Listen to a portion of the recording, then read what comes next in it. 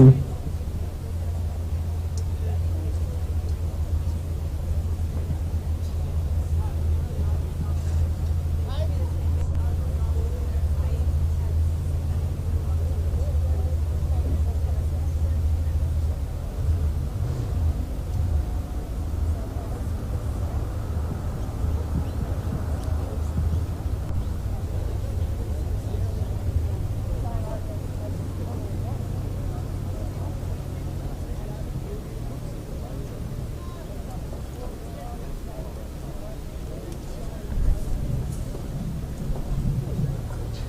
Thank you.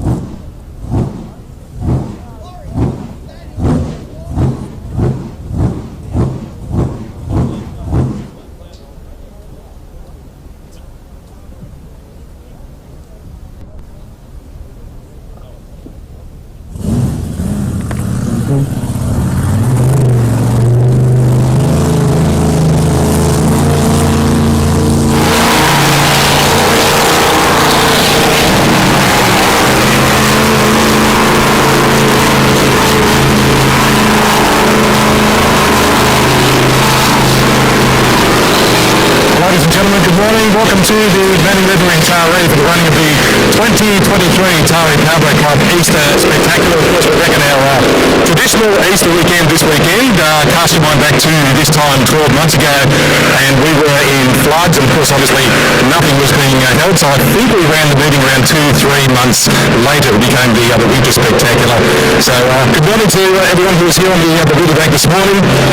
Good morning to everyone who is watching at home this morning as well on the live stream. Big thank you to Shane and Joe from working on the productions here all weekend. They were at Mulwala last weekend filming the Formula 1 Powerboat Grand Prix, so they did get around. They do a fantastic job as well, so a big thank you to Shane, Joe and all the crew from working on the productions.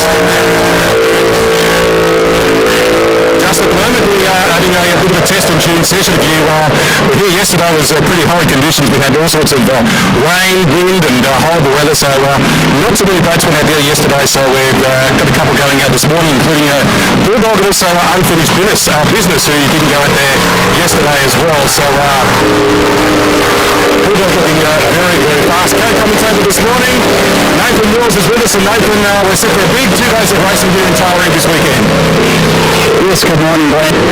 It's great to be here. Obviously, a little bit breezy already this morning. That's going to keep everyone on their toes, but fantastic to be back in on the banks of the Manning River in Taree on the Easter weekend. Yeah, sadly, numbers are a little bit down this weekend. 2 weeks' time, one of the major races in Australasia is the EC Griffiths Cup. That has pretty much seen most of the Victorian drivers stay home, looking after their equipment for what is one of the big races, and that includes, of course, a lot of the Hydros, GP1, and the Holly Boys HBO Racing, who are normally attendees here at Taree. They're not racing this weekend, but we've still got a quality field, some fantastic blind boats, and we will be seeing some fantastic racing here over the next 2 days. Yes, it's we're probably down on entry numbers a little bit this year, but we're certainly not quality. As you mentioned, a lot of the big unlimited boats here this weekend, almost using it not quite as a glorified test session, but certainly making sure that everything's all in one piece and going as best as it can be. Probably in preparation for the EC Griffith Cup, but obviously a couple of big trophies on up for the taking this weekend as well. Yeah, today it is all about the Liberty Cup. We'll be having a heat of the unlimited outboards, the 6 metres, and also there's 2 or 3 heats, I think, of the unlimited displacements. And the feature race today is, of course, the Liberty Cup won last year by Nathan Barry in the Real Cup. That was a fantastic win from he had a fantastic year last year as well. And Bulldog is here this weekend. Also, it's great to see this guy here from Victoria, Johnny Backer, in rival. That is an absolute weapon. So first time in Taree, so it's going to be fantastic to see Johnny Backer in rival out on this river this weekend. Most definitely. As we mentioned, quite a few of the unlimited displacement displacements, and let's not forget Warlord, the big GP Hydro. One of the most spectacular sights on the river you'll ever see will be a Grand Prix hydroplane on the Manning River. Out for a test run yesterday, I believe, but no doubt getting ready to turn the wick up for proper racing today and tomorrow. And he will be one of the favourites too for the EC Griffiths Cup in a couple of weeks' time as well. But we've got a couple of other 6-litre or 5-litre hydros here as well, which you know well about, Nathan. Yes, yeah, unfortunately only 2 of them, but fantastic that these 2 guys could make the effort. Hurricane down from Queensland, so done a few Ks to get here this weekend, and a massive effort. A few hardware bits and pieces being refreshed and checked and renewed on that boat, and the boat all back together now, and again ready to run it in angle, I guess you almost might want to call it, on the Manning River this weekend, and then the boat wrapped and impatient. So that boat actually recently having a bit of a refit or refresh. For those that know the boat used to be red and white and blue, and it's been repainted, as well as some upgrades to the cockpit and a few other bits and pieces. So they took the opportunity to convert it back to what sort of you could call the traditional wrapped racing colours, being white with a few blue stripes and names and graphics and things like that. So a traditional sort of colour scheme for that, the Sherry family and wrapped racing. Yeah, we look forward to seeing the 5.2-litre hydros and also Warlord out on the river a little bit later on this afternoon. Warlord, of course, driven by Troy Marlin, who has Sick Puppy as well, one of the entries for the Liberty Cup here this weekend or today, and Sick Puppy about to hit the water as well for a bit of a test and tune. I think he was here running yesterday, I'm not too sure, but we're about to see Troy Marlin in Sick Puppy, and also last year's Liberty Cup winner in Nathan Barry, of course, in the Real Culprit. He's about to head out as well, so a bit of a test and tune session. We'll have the juniors back out as well very soon, and then we get racing underway very soon with the first heats of the Liberty Cup for 2023.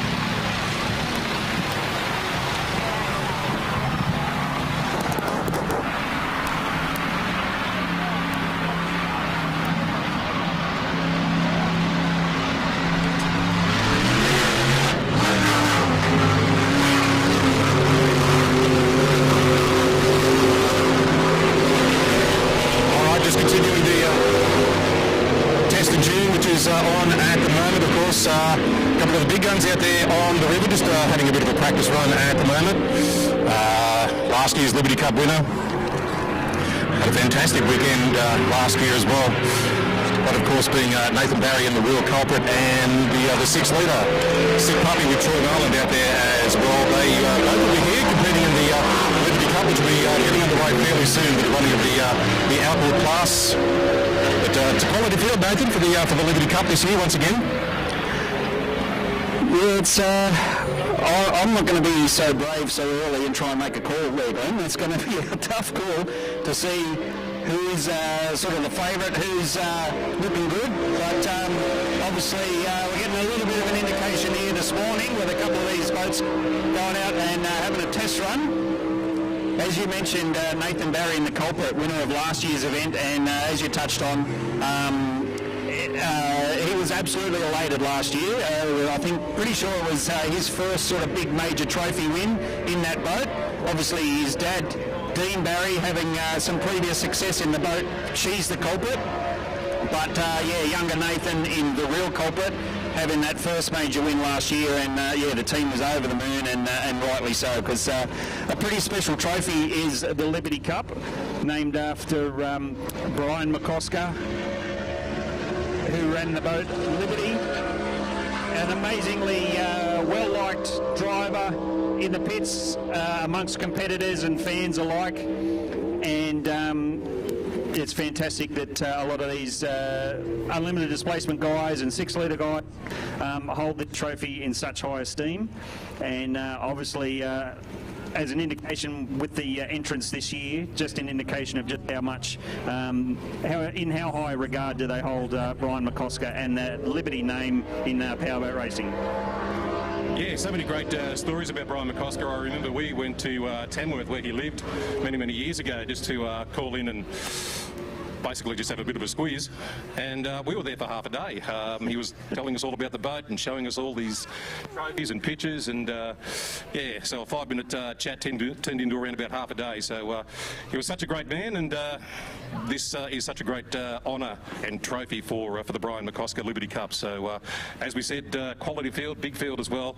And Nathan, the river conditions, it's expected to be fairly windy here today. How would you sort of describe it? Looks okay at the moment, so how would you, you're a racer, so how would you describe the conditions out there so far? It's pretty good. There's obviously a little bit of a ripple.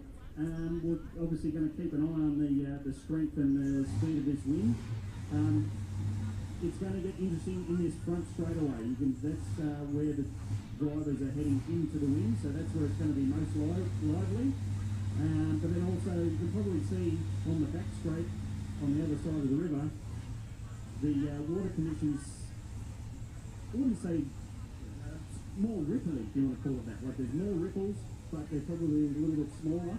So with the drivers heading with the wind on the back straight, they're probably going to be able to push a little bit harder and run a bit faster. But then the good old checkered flags on the front straight, that's where they're going to be gunning it the hardest. So it's going to be interesting to see, and we'll like every Easter weekend here at Taree, we're going to have to keep an eye on the weather, because although I don't think it's forecast, it's almost not an Easter weekend at Taree if a rain shower or two doesn't blow through throughout the weekend. Well, hopefully we had the all-blue rain shower yesterday. Yes, fingers crossed. That lasted about 2 or 3, 4 hours there yesterday, that sort of thunderstorm that came on through, and right on kick-off time for practice, it is more or less right on 4 o'clock, that's when it sort of started to hammer down. But thankfully the forecast is for a fine weekend, fairly warm but fairly windy, but right on the riverbank, still fairly warm, so switch off slack, grab some shade, of course. To watching the working off life from the home, or enjoy that country couch.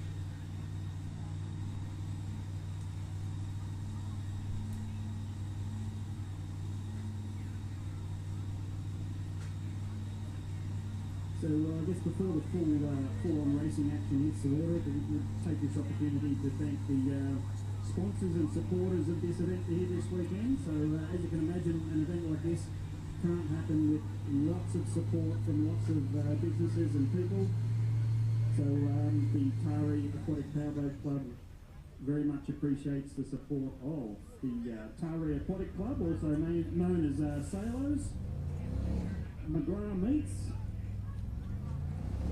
Taree Auto Electrical, Minette and Wright Removals, Jack & Co, Lear and Smith, Ruckley's Custom Panel and Paint, Maven Trucks, Stone's Oysters, and Rod Osborne Transports. They're just some of the supporters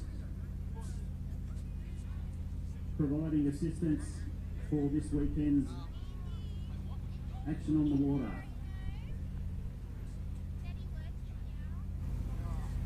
And a quick shout out to the host club, the Taree Aquatic Powerboat Club. They're the guys and girls that are putting in all the hard work to make this weekend happen.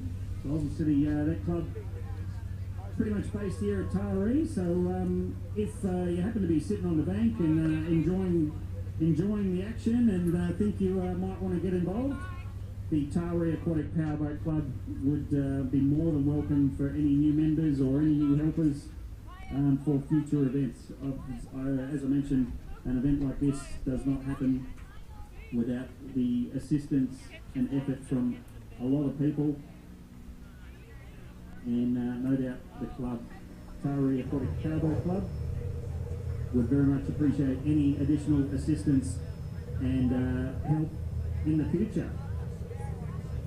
Nathan, it's really sad to see this bloke on the riverbank and the boat undercover. We're talking of Chris Hearn in Explicit. Chris, unfortunately, the boat was going fantastic yesterday, but just not working this morning. It's off me yesterday, but also we found the limitation of a relatively cheap piece, but one that's put us out of action for the weekend. It's the traditional 20-cent piece, they always say. Yeah, well, it's a little bit more than that, but not so bad.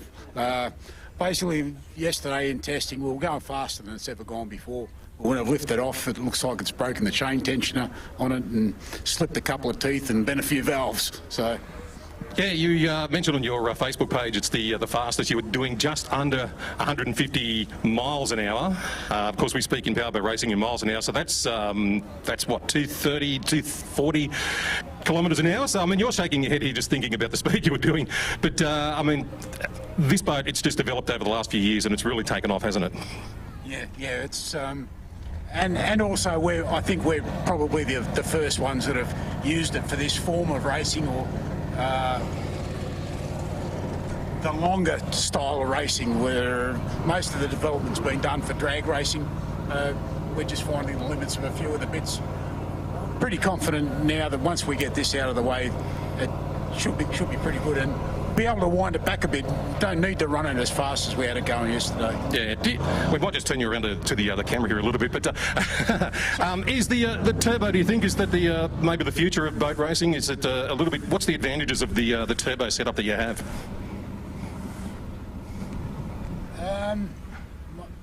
Mainly the controllability of it. There's a lot of work goes into getting the setup right.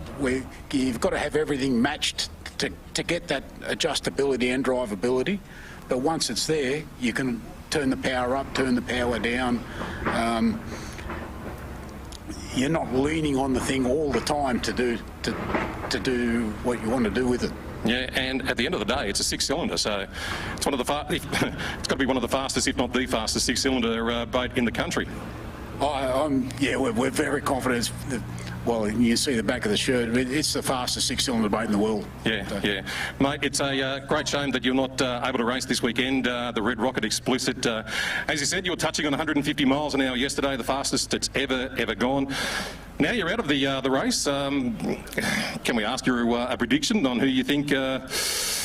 early days, I know, but can we ask a prediction maybe who you think might be in the running? I think from what I've seen there this morning, Bulldog was going quite quick, and I think young Nathan, he surprised everybody last year, and I think he could be a man to watch today as well. Yeah, all right. It's a shame to see you on the riverbank and not racing this weekend, because you were one of the favourites for this race. While you got the mic, a chance for you to thank a few sponsors and so on, if you like. Oh, no, I'd really like to thank Spool Imports. They've really helped us out with a lot of the development work on the engine, and Pat Bassell. And the one thing that everybody forgets is the the boat we've got. It's the only one like it. It's the full carbon fibre one, and that was done by Mal Everingham, the last one he ever did. So, got to thank him. What's next for Chris Hearn at Explicit? What's coming up? I think hopefully we'll get this sorted out, and next race should be down at Dargle. All right, for the Dargle Winter Spectacular. Shame to see you on the riverbank, Chris, because as I said, you were one of the favourites. Touched on 150 miles an hour yesterday, the fastest it's ever gone. So it would have been fantastic to see you running in the Liberty Cup heats and also the final later on this afternoon. But onwards and upwards, and enjoy watching the racing this weekend. Thanks very much. There we go, ladies and gents. Chris Hearn, driver of Explicit, and unfortunately out for this weekend. He will be A spectator, but unfortunately onwards and upwards.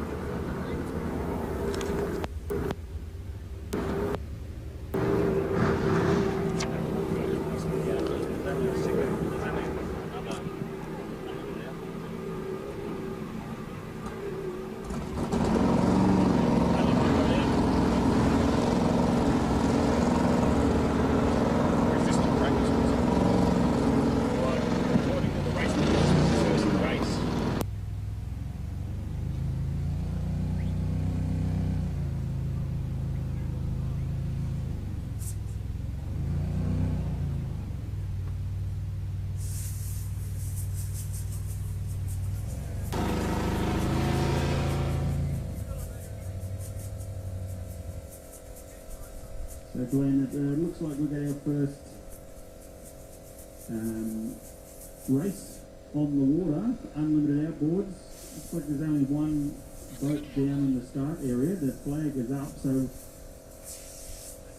I'm not exactly sure of the situation. There is a second unlimited outboard here in the pits today, so fingers crossed they can get whatever problem they've got sorted so we can get some competitive action out on the water.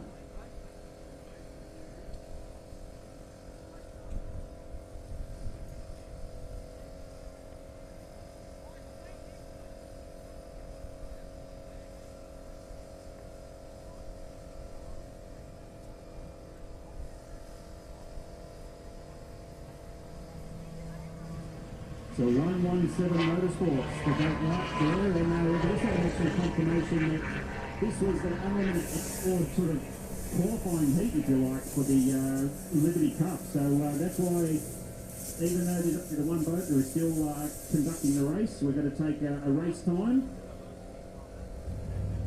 Whatever race time Kai registered for this heat goes into the mix for the Liberty final. But these unlimited outboards, these are the guys that are going to have to be very, very careful coming into the wind in this front straight. Obviously these boats being air assisted, air goes down under the tunnel in between the two sponsons in the middle of the boat to help lift the boat up. And essentially skim across the top of the water. And as you can imagine, very sensitive to air pressure and things like that. So these guys are going to be the ones that are going to have to be very careful heading into this headwind down the front straight. Exactly right, and of course the Liberty Cup, it's run on time, so even though Kai is the only one out there at the moment, or only one out there for this race, he won't be holding back because it is done on times. The 6 fastest qualifiers go through to the next stage of the Liberty Cup, so and we'll see that through the course of all the heats as well. If a boat gets a long way out in front, they'll be pushing right to the very end because they want the fastest times to get them through to the final, which will be held a little bit later on this afternoon. And it's probably a bit of an advantage for Kai being out there on his own. He doesn't have to worry about any traffic, doesn't have to worry about trying to match it with any of the other boats. So he's out there literally just cutting a few hot laps and giving himself the best chance possible to get into the mix for the Liberty Cup final. Yeah, there was one other entry, or 2 other entries for the outboards. Crazy Duck with Peter Barlow, not too sure what's happened with him. He's here this weekend, but also Fortree Lawyers, Kane Cassett, I believe. He raced in the Formula 1 Grand Prix for the powerboats at Mulwala last weekend, so maybe something happened with him last weekend, but he was entered for this weekend, but not able to make it to Taree for today and tomorrow. But checkered flag at the ready for Kai Cornell in the 117 Motorsport. So he's the winner, first across the line, second, third, fourth and fifth as well. But we'll see what his time is, and as we said, Nathan, all done on times for the running and the finals for the Liberty Cup a little bit later on this afternoon. Yeah, no doubt we'll manage to get a copy of the official times and pole draws and things like that for the Liberty Cup, so we'll bring that to you when we find out. But first one down only, plenty to come, and lots more action on the water.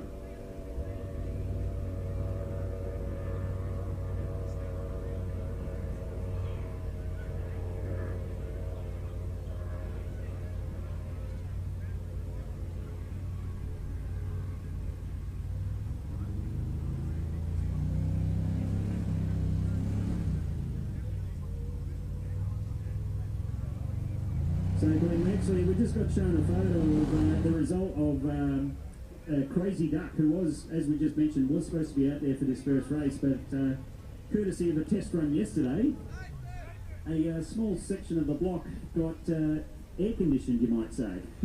So very unfortunate. I know the team is still in the pits here. I believe they've been swapping power heads over on that outboard.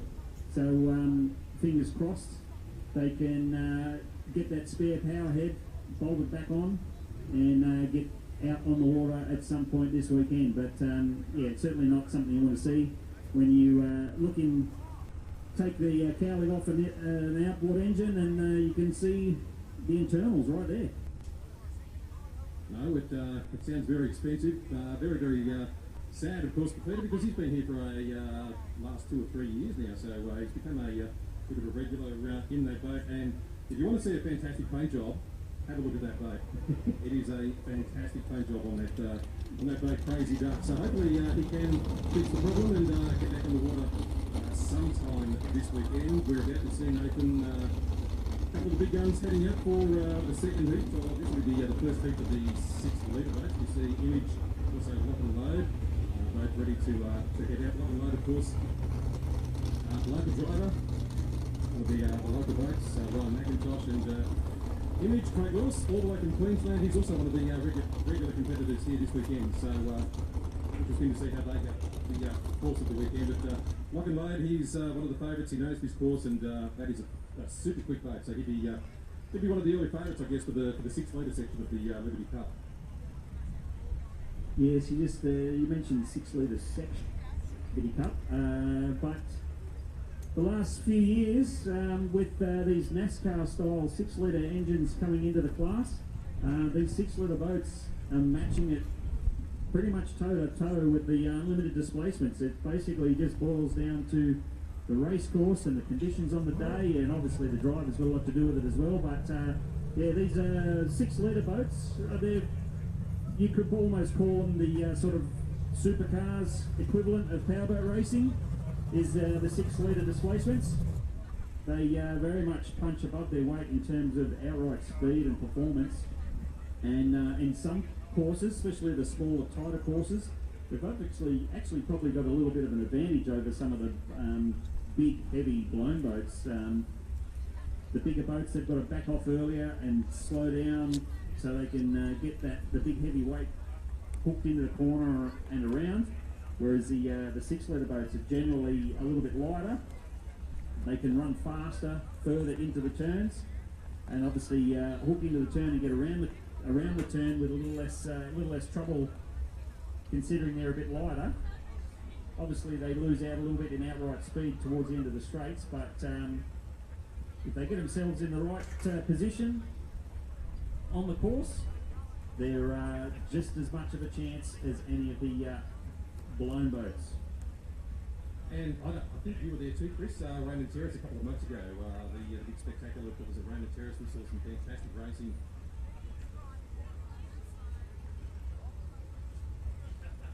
Six-litre class. And Sit Puppy and also Lock and Load, they were fantastic. They were side by side for a lot of their races. And in fact, down there at Raymond Terrace a couple of months ago, Lock and Load got the better of Troy Marland in Sit Puppy. So interesting to see how they fare on this course over this weekend.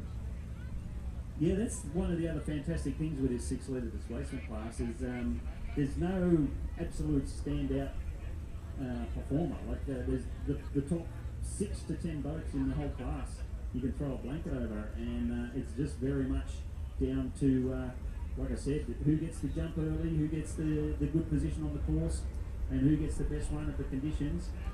And you could almost have just as much luck trying to pick a winner by rolling the dice, actually. So it's going to be very interesting to see, especially with this first round of heats this weekend, to see who happens to have their setup right, have the boat set up for these conditions. You probably see the breeze picking up a little bit again. So all these guys are going to have to be on the ball to make sure they can keep the boat nice and safe and fast. Indeed, and we had I believe there are 4 boats heading out for this one. I can see Rastus, Steve Rarity is there, and also Psycho, who's all the way from Bundaberg, so that's a very good drive for Joshua Davies, I think it is, driving Psycho.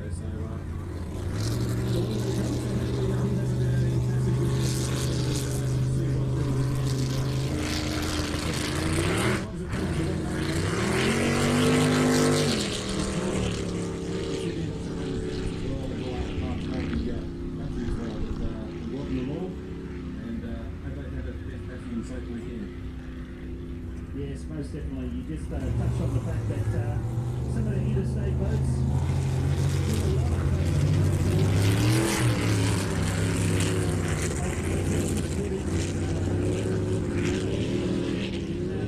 get around to a number of the major events throughout the country.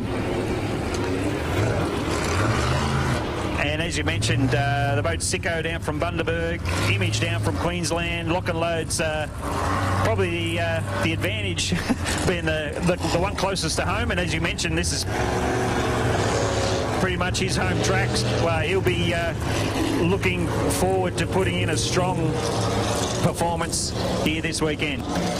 Yeah, and I think Lock and Load, he'd be the favourite for this one, but you can't discount Image, because he this guy travels everywhere, doesn't he? He's from Queensland. He was at Raymond Terrace a few months ago. He'll be heading off to the EC Griffiths Cup here in Taree this weekend. He travels all over the country to race. He's a veteran racer. He knows how to handle the boat, knows how to pilot the boat, and he's very, very quick. So he'll be really throwing down the challenge to Lock and Load in this one, and also as well. And we'll see how Psycho goes, as we said, all the way from Bundaberg. So we hope he has a fantastic weekend of racing as well. Yes, that's driver Josh Davies in the boat. Sicko or Psycho, we'll have to double check on exactly how it's pronounced, but S-Y-C-K-O. Unfortunately, Josh last year only lasted one race for the Easter Classic, and then unfortunately I think he snapped off a flywheel or something like that off the 6-litre motor, and unfortunately had his weekend cut short last year, so no doubt he's aiming for a much better show this year. And probably also looking to show some of the, dare I say, the more elder statesmen, if you like, in the class, exactly what this boat and this driver can do. It's going to have a bit of know-how. There you go.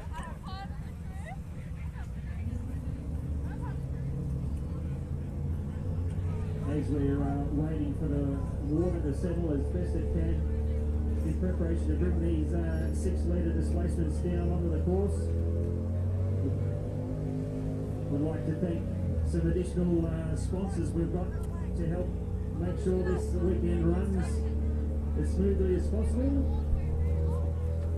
So we've got Randbill, Brisbane Marine, Manning Valley Automotive, Prix Fisherman's Co-op, Petrie's Hardware or Petrie's Hardware, Curry Brothers Engine Reconditioning, Thompson Bodyworks, J.R. Richards and Sons, Todd McFarlane, and Graham Tisdale. So no doubt the Tari Aquatic Power very much appreciates their assistance in getting this event underway. A slight delay at the moment, folks. You can see down the bridge end turn, the leading buoy obviously unfortunately caught in a little bit of that wind and just blew it out of position, so course boats quickly onto that, pull it back into the right place, potentially put a little bit of extra weight on the bottom of that to make sure it stays, and we can get the action back underway.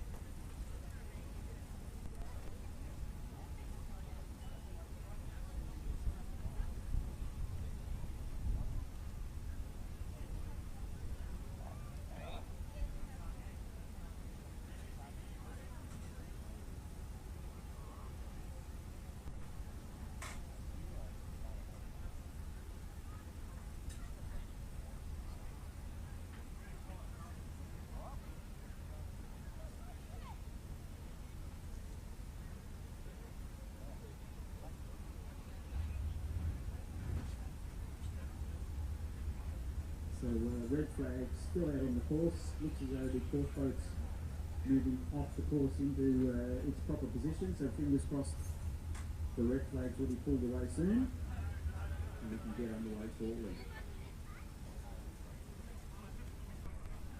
So we'll grab another opportunity to thank some more of the sponsors and supporters.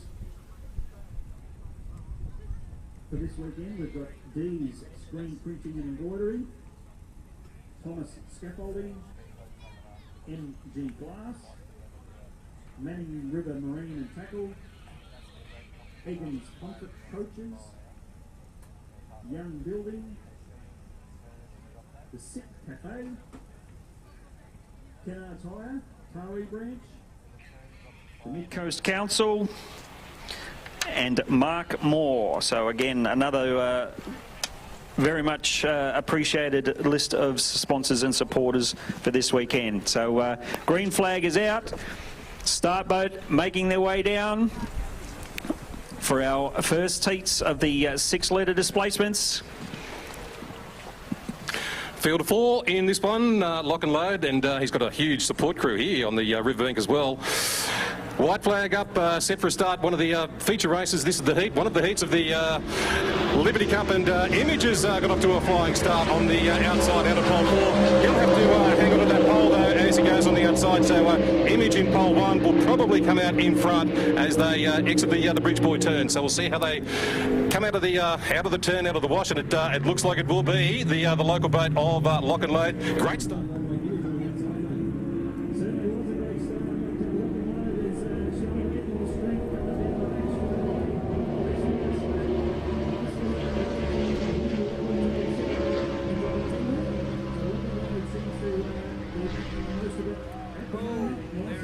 Very tight on the turn, boys.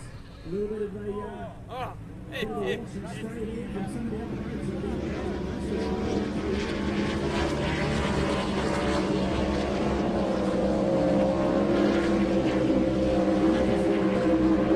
As they head down, 2 laps still to go in this one. It's the heat one of the heats for the Liberty Cup, and it still continues to be the local Lock and Load. But this is a fantastic race, as you said there, Nathan. You can throw a blanket over the 6 litres. This has got to be one of the best drives we've ever seen from Image at the moment. In fact, he has taken the lead down the back straightaway. Problems for Lock and Load as he has just broken down on the back straightaway. That is a great shame.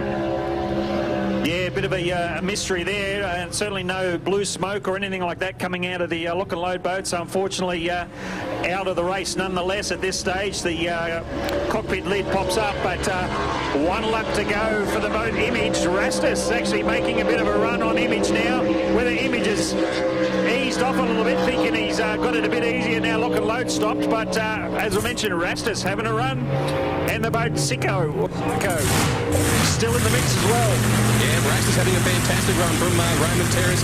Great to see Sicko in at the back of the field, still going around from Bundaberg, of course, but Image continues to lead this one.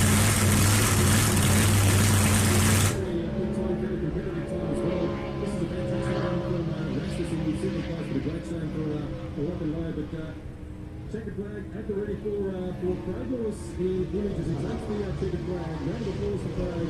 Second across the line.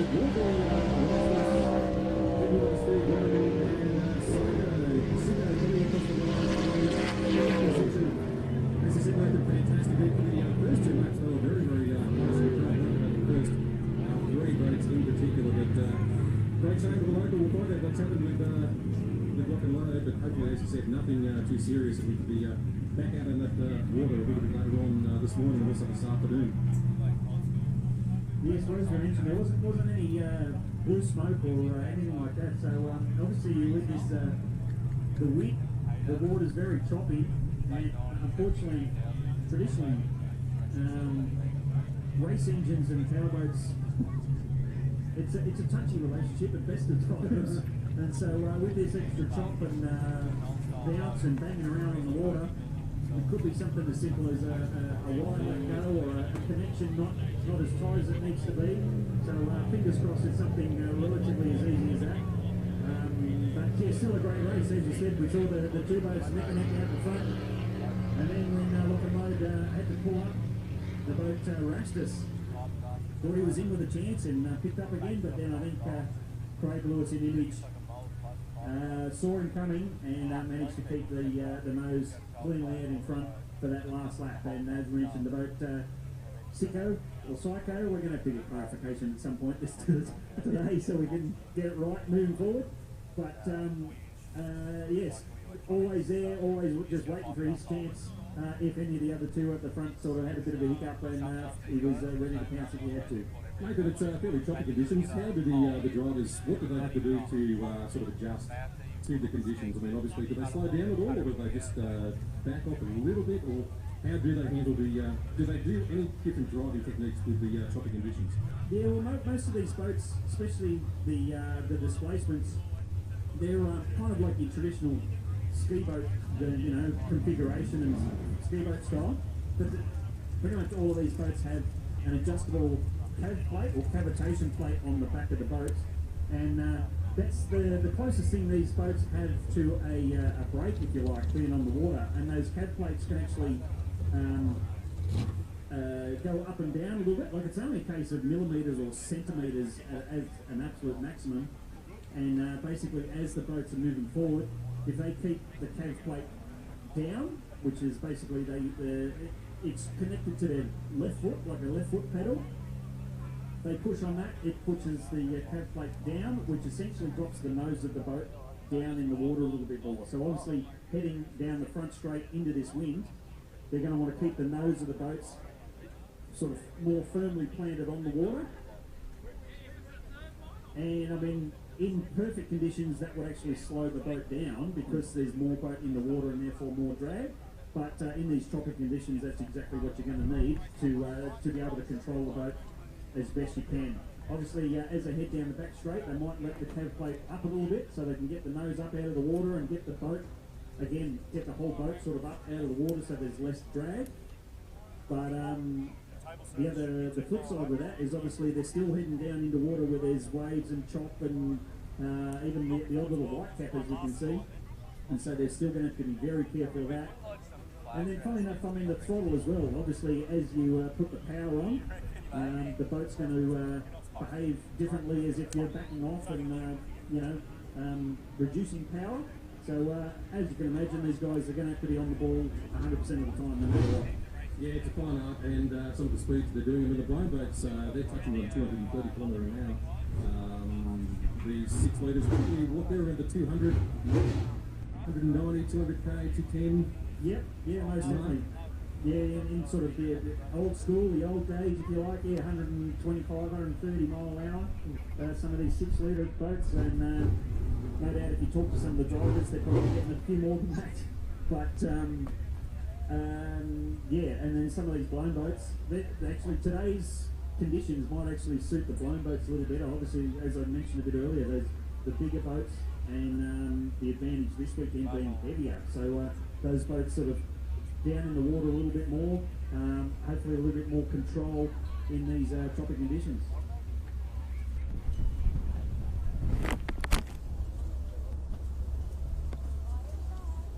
Just some good news, Crazy Duck, who we mentioned earlier. He was he blew the engine yesterday, or something happened, fell off, or whatever it was yesterday.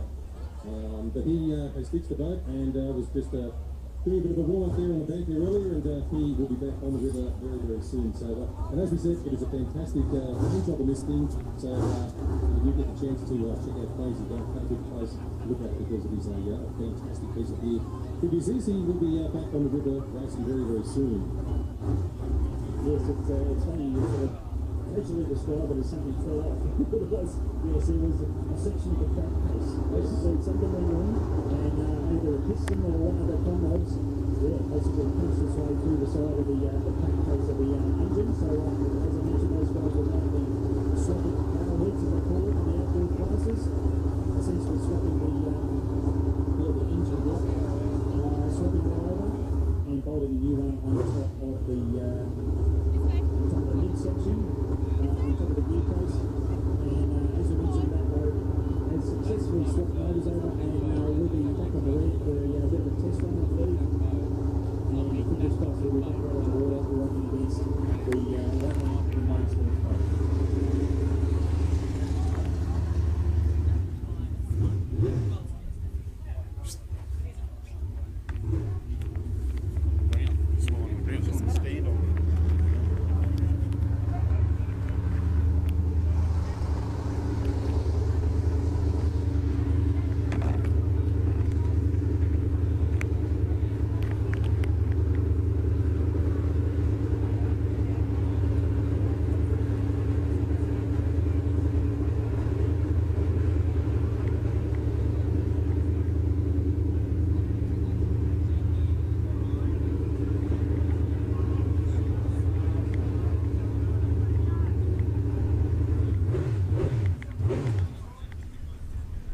just had a request. The driver of the car, I believe it's a Subaru BIR 979. You're apparently not 7N. You're apparently blocking a driveway and a car can't get out. So if you're the owner of the car, it's registration number BIR 97N.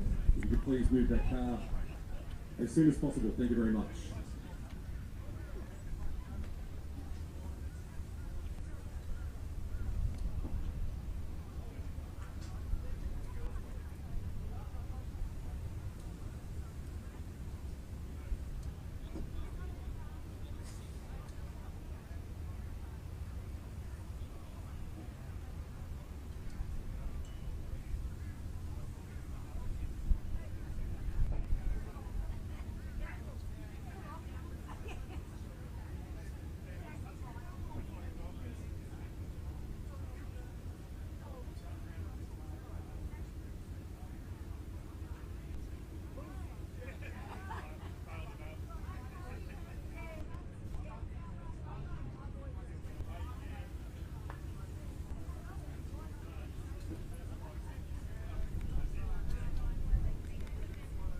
So just as we prepare the boats for the next race class to hit the water, quickly take the opportunity to thank some more sponsors for this event, being Stacks Finance, Taree Tidy Cars, Harvey Norman Taree,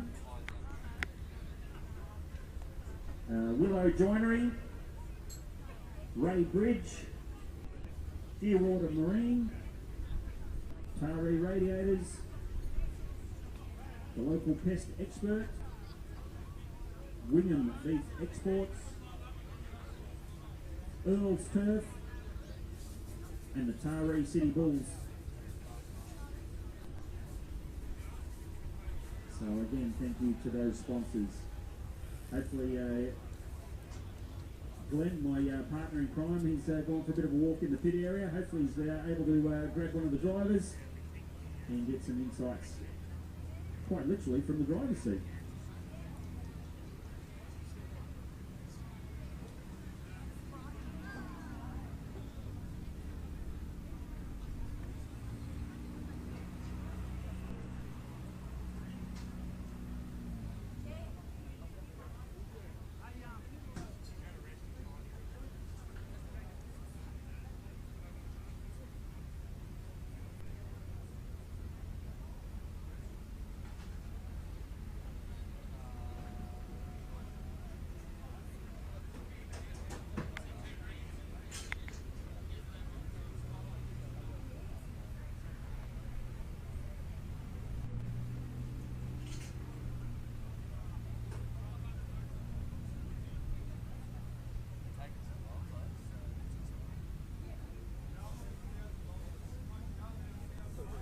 So the good news, folks, is that the next race on the water will actually be unlimited displacements.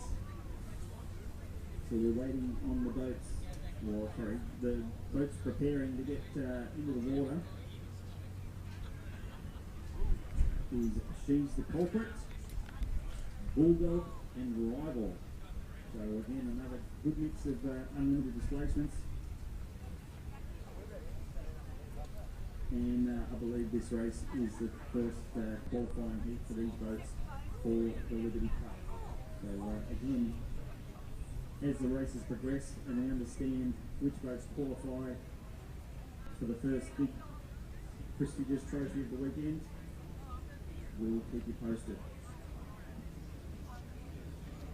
But again, thanks to this breeze, which probably died off just a little bit at the moment, but that will certainly help the drivers in the next race being the unlimited displacements. One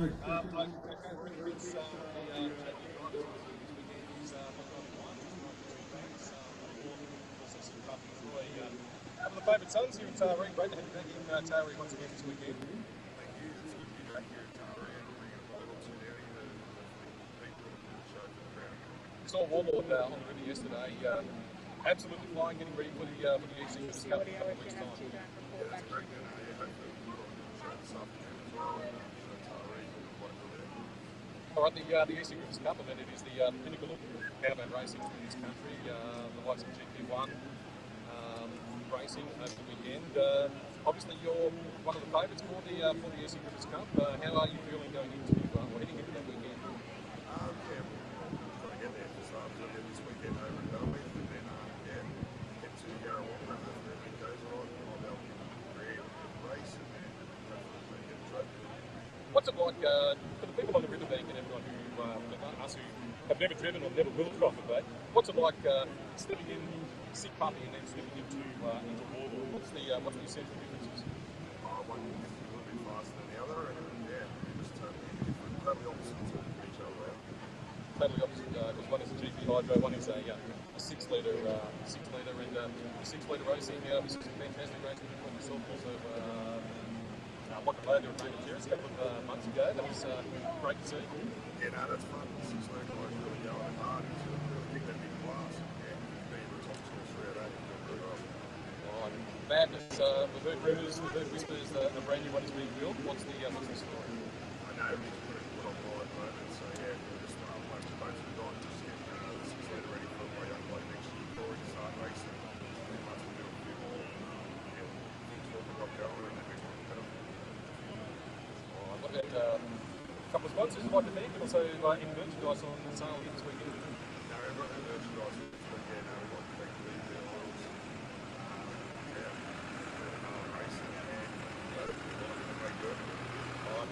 One of the big guns this weekend, driver Sick Puppy, 6 litre. Also, you're doing some fantastic displays of the GP Hydro wallboards when they'll enjoy good luck and good luck in the Easter Groups Cup a couple of years time. All right, thank you. Troy Marland, see you this weekend.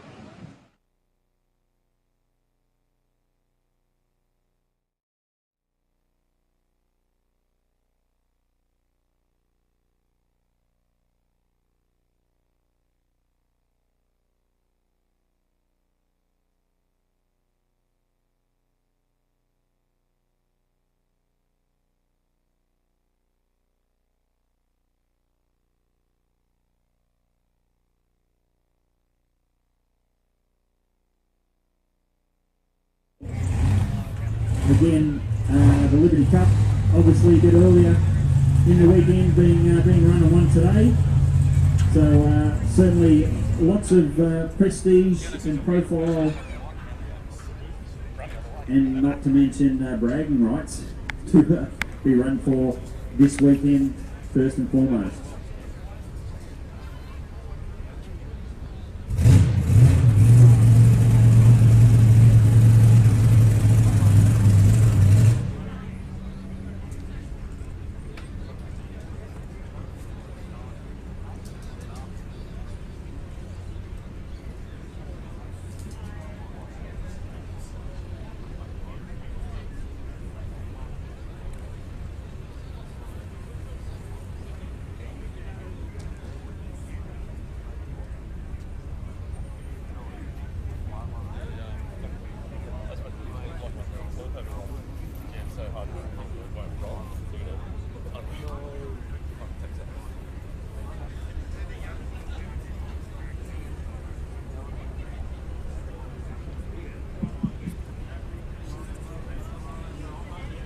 The couple of the big guns coming out, Nathan. She's the culprit. Also, Bulldog. Bulldog was a very successful racer here last year. And this guy we've been really looking forward to seeing in Taree. He's never been here before. Johnny Backer in driver. That is a awesome bit of machinery. Certainly an awesome looking bit of gear, as you mentioned, all the way out from Victoria here this weekend. I think we touched on his first weekend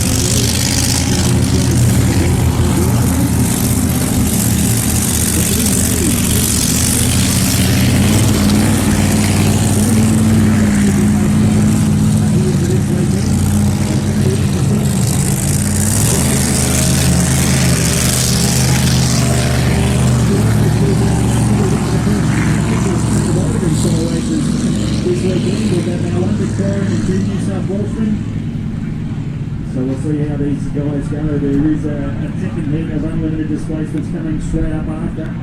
As we mentioned, these boats running for qualifying times for the Liberty Cup. Yeah, we've touched on Raymond Terrace that was on a couple of months ago. Rival was there with Chris in exclusive. If you haven't seen that, do yourself a favour, jump on YouTube, look up the Raymond Terrace Spectacular.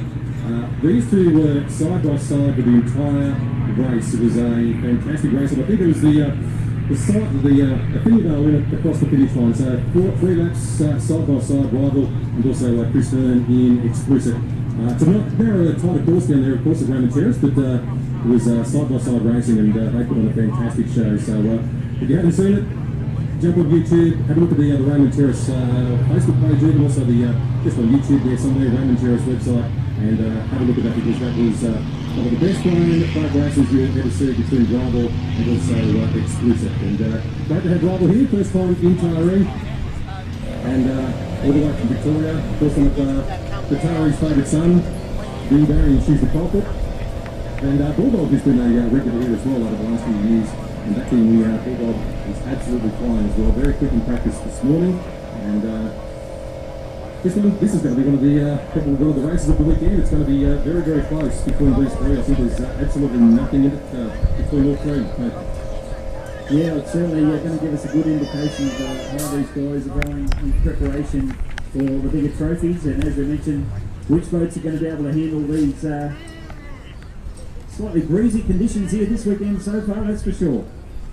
Yeah, choppy conditions, but as you said, these big boats, the bigger boats, will probably handle the choppier conditions a little bit better than the smaller 6-litre boats. So we'll see how they go. But this is one of the pinnacle big races, the blind boats. It's what gets the crowds in.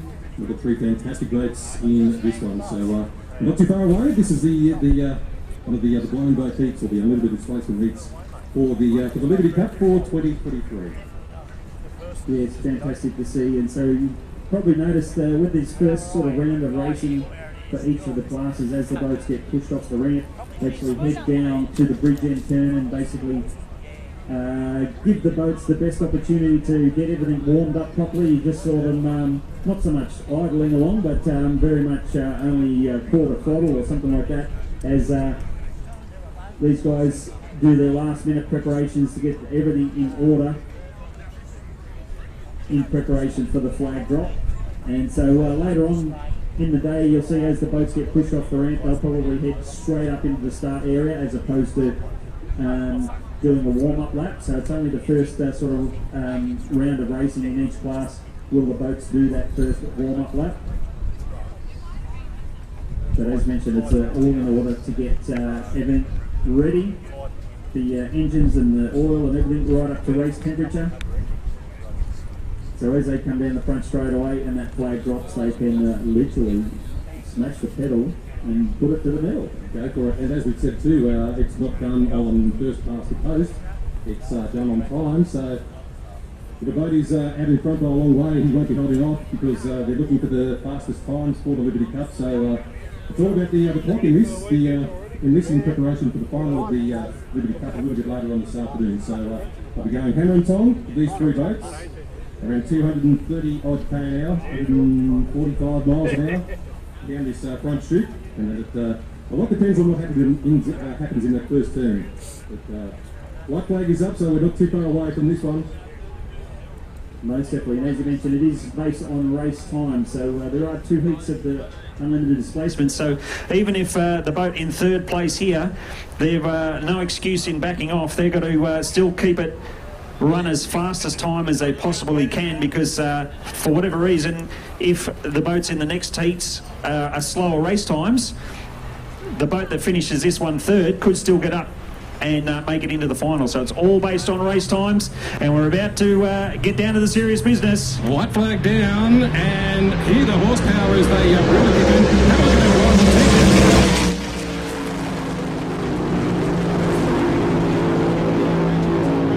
Just between himself and also Bulldog and Dean Barry in. She's the culprit. Dean Barry having that inside line, so he will actually come out in first, but nothing between all four.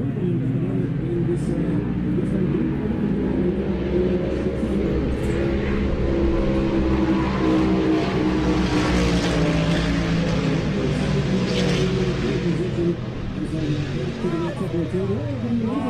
Sitting in that corner was being buried in She's the Culprit. What a great shame because he was looking fantastic, but he'll continue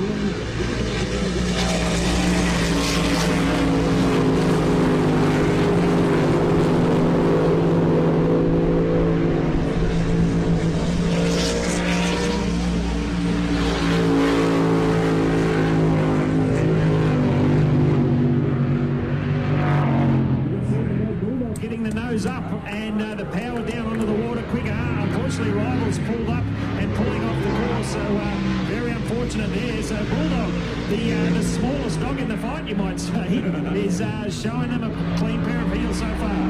Great to see Dean Barry back up and running again as well, because as we've said quite a few times, it's all done on times, but no doubt about the winner, the little dog in the field, as you said. Check your flag.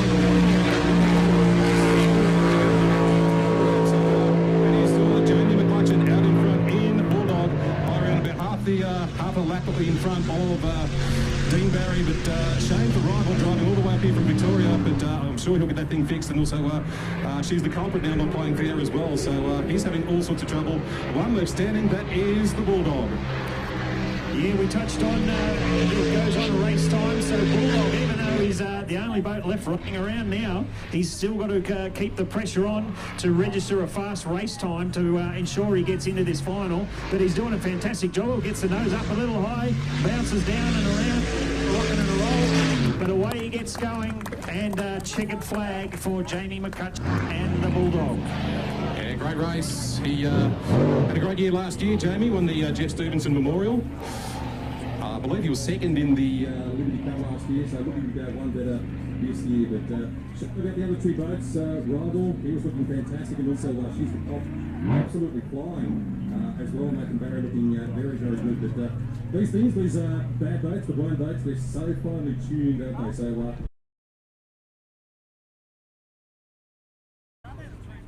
yes, most definitely, unfortunately, but again, no big puff of smoke, or they didn't stop in a big hurry, so hopefully something was just maybe a little bit out of the ordinary, and the drivers have taken, since we're still early in this race meeting, they've taken the safer option in switching it off.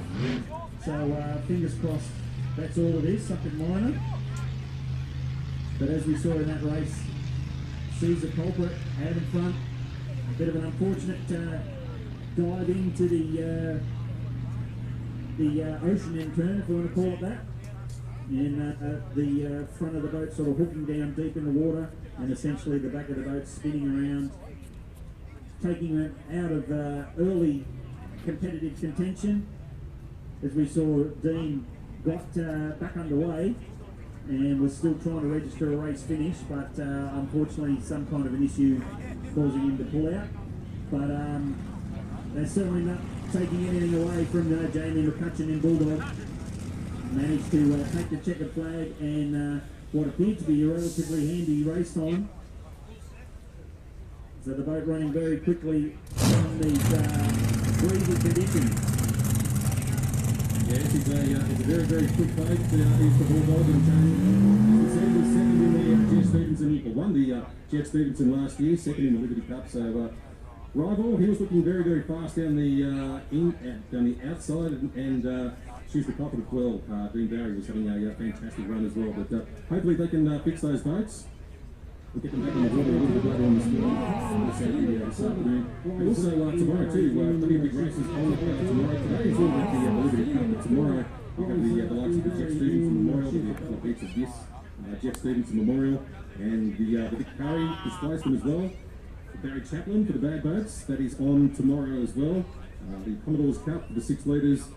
And the traditional race, we rounded out, of course, with the King of the River, the 6 or maybe 8 fastest boats, which are still left standing at the end of the weekend. That is the traditional final race on the program. So big day of racing today with the Liberty Cup. Big day tomorrow as well. Plenty of great racing right through the weekend this weekend at the 2023 Tari Cowboy Club Easter Spectacular.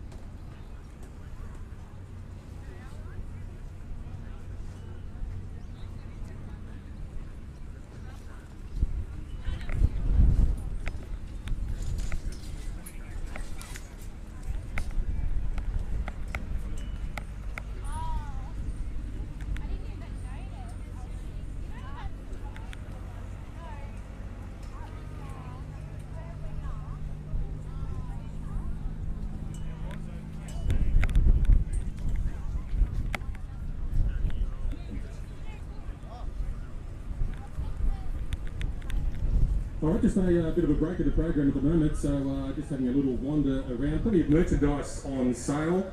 A lot of the teams have some merchandise available, and Blown Away Models are here this weekend as well. We've got Dave from Blown Away Models. Dave, great to see you. Blown Away Models, we started in about 2002. The boats were all designed to run on a slot track, which you can buy them as a display mod. So we've got just about every boat that you could imagine. There's about 120 odd here on display today, of different models. So come on down, we're near the pits area. Have a look and see what you can find. Tell me about the models. I mean, a lot of detail in these models. How long does it take you to make one particular model? Usually takes about 4 hours to make a model and an hour or two to put the deck on. And the probably takes about another hour. So we're looking at 6 hours or 6 hours, and really it's some fantastic models here. I mean, we've got all sorts of boats like the rival and over the displacement. You can see Formula Ones, the GP Hydros as well. Tell us about the slot set as well. You can race these on a slot track. Yeah, they run on a 120 bit scale, like an old scale electric track. So we just put a tag in underneath and you can race side by side in a full track race. It's about 1.8 metres to 2 metres length, each length. So yeah, come and have a look. They're $130 and you get your choice of any two boats that are on the table. Fantastic deal. So $130 for the two boats. Got some brand new product coming as well, I believe. Yeah, we've got jewellery as well, which is jewellery for the women and everything, and also leather wallets as well, just to have your team names and everything on them.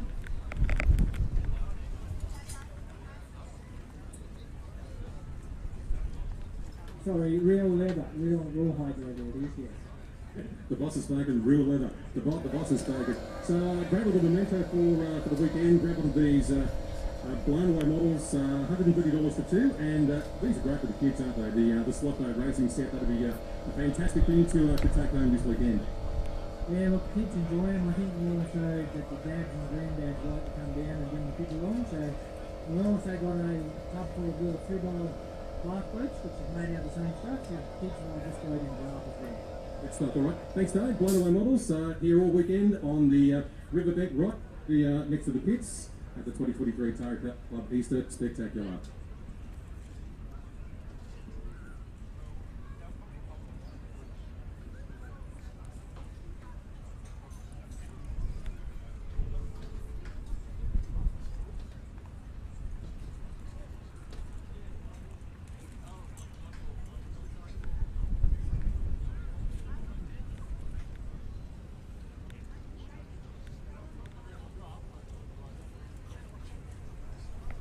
So the good news is, Glenn, we've got the next heat of the unlimited displacements getting ready to hit the water.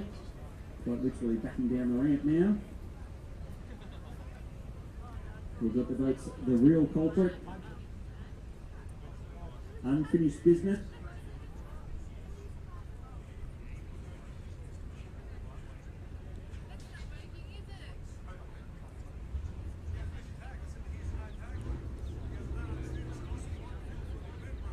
And the third boat being Bad Influence.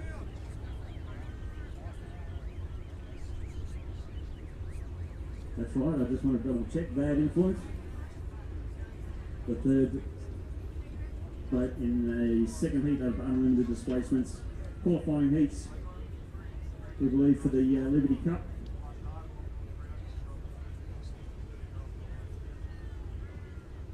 So unfinished business, one of the newer boats back out on the circuit, being driven this weekend by Chris Pugsley.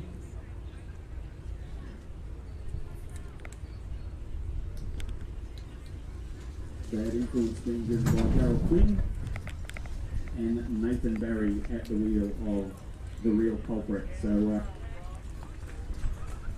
if you're not aware,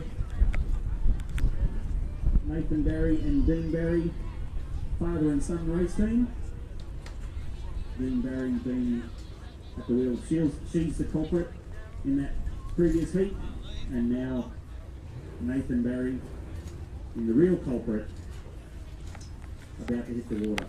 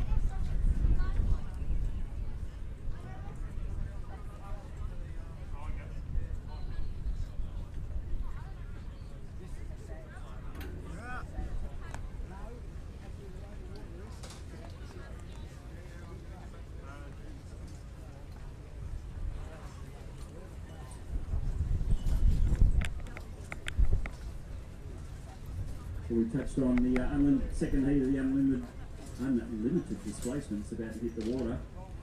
But coming up after that, hydroplanes. We've got 2 5 litres being Raptor Impatient and Hurricane. They'll be out running on the water with the GP Hydro Warlord. So the boat Warlord easily outguns the other two in terms of engine capacity, being a supercharged big block Grand Prix hydroplane, and the boats Hurricane and Raptor Impatient 5 litre boats. So they're literally 5.2 litre engine capacity, so 5,200 cc's. And even though they're down on engine capacity compared to Warlord, you'll see there's certainly plenty of race pace in terms of outright speed. But all of the air-assisted boats here this weekend, being hydroplanes and unlimited outboards, are going to have to be on the ball, on their game, especially coming down the front straight away into the breeze. And they should be able to stretch the legs a little bit longer on the back straight away. So, but the good news is, looks as though the breeze is dropping down a little bit, still a little bit gusty here and there, but the water conditions looking pretty favourable. A few small rollers and plenty of wind ripple on top. But the next action on the water will be the next heat of the big bangers, the unlimited displacements. As you mentioned, unfinished business, the real culprit, and bad influence about to hit the water. Yeah, 3 fantastic boats, unfinished business. It's a relatively new deal, unfinished business. People are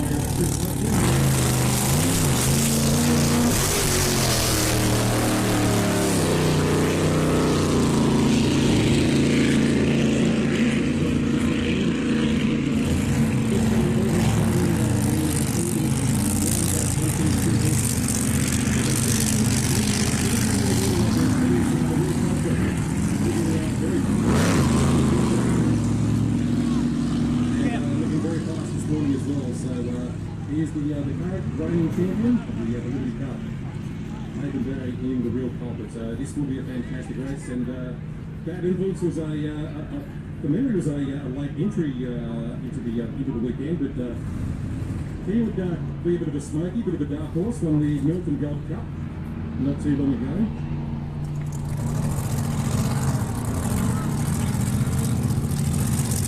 Not the forces, but much harder course in the power he is, and responsible for the run, but ended up winning the whole thing. The Milton Gold Cup, so he's certainly been back well in this one.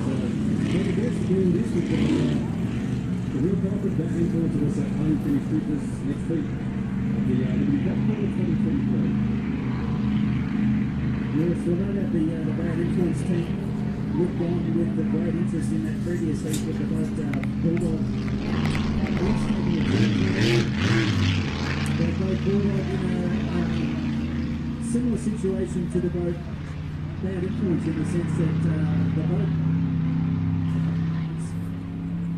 it was originally built for the 6-litre class and has now basically stepped up into the unlimited. So essentially, I must admit, I don't know the full details or engine spec of the engine itself, but there's no getting away from the fact that there's a big supercharger bolted on top of it. So running in the unlimited patients now, but we touched on earlier the different styles of boats, different types of driving techniques, and being able to tune and drive the boats to the conditions. So the boat Bad Influence probably physically smallest boat, physically the smallest hull in this heat, up against the bigger head boats. Being Unfinished Business, and Unfinished Business probably the biggest one, I think is about 22 foot long, that boat itself. So slightly longer than sort of your traditional sort of 21 foot. A regular Qatari as well, Chris Pugsley, driving Unfinished Business. As I said, normally we see him in that silver bullet, the 6-litre Shenanigans, but Shenanigans not here this weekend, which is a shame, but he's looking forward to driving Unfinished Business, which, as we said, it's a fairly new sort of deal. It's been around probably 12 months or so. Regular visitor to Tahran Club Days, in some testing, and it is a very, very fast piece of gear. As you said, Nate, probably the biggest pole out there. Bad Influence would be the smallest, but as we saw in the first heat with the wind, didn't matter really what the size of the hull was with Bulldog winning that first heat. So still fairly windy conditions, or breezy at least, and choppy conditions as well as the tide runs out. That'll be pretty much with us for the entire day as well, these conditions, and the forecast for tomorrow too, much the same as today. It'll be fairly breezy tomorrow, so testing conditions, really putting these gun drivers with this weekend to the test. But white flag is up. This will be an absolute cracker. Most definitely. So we're both starting to line up, one boat off the back a little bit, now getting up into line, being in pole 1. We've got Unfinished Business. I think it's Unfinished Business in pole 1, the Real Culprit pole 2, and Bad Influence in 3 on the outside. And as we've said too, it's all done on time, so they are going to go all the way to the checkered flag. White flag is down. Have a look at that Bad Influence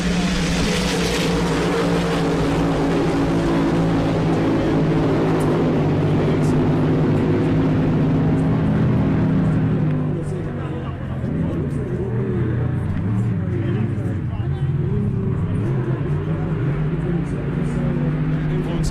Very quick little boat there, the Bad Influence, and dropping off the back.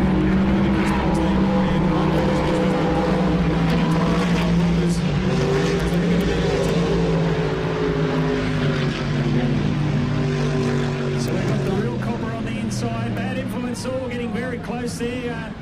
Bad Influence keeping into his pole position in pole lane.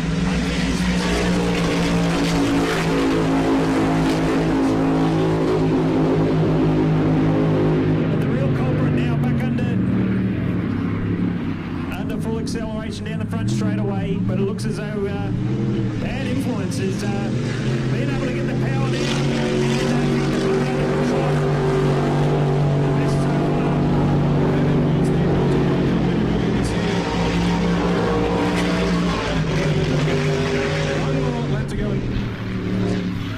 Time, so going all the way the foot, just had a bit of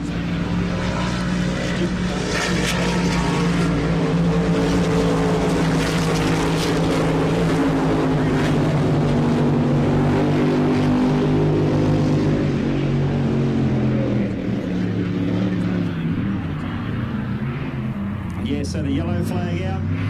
The boat Unfinished Business still yet to take the yellow flag, so some issues in that unable to run at full race pace. Looks as though Prix is pulling to the inside of the course, trying to switch it off.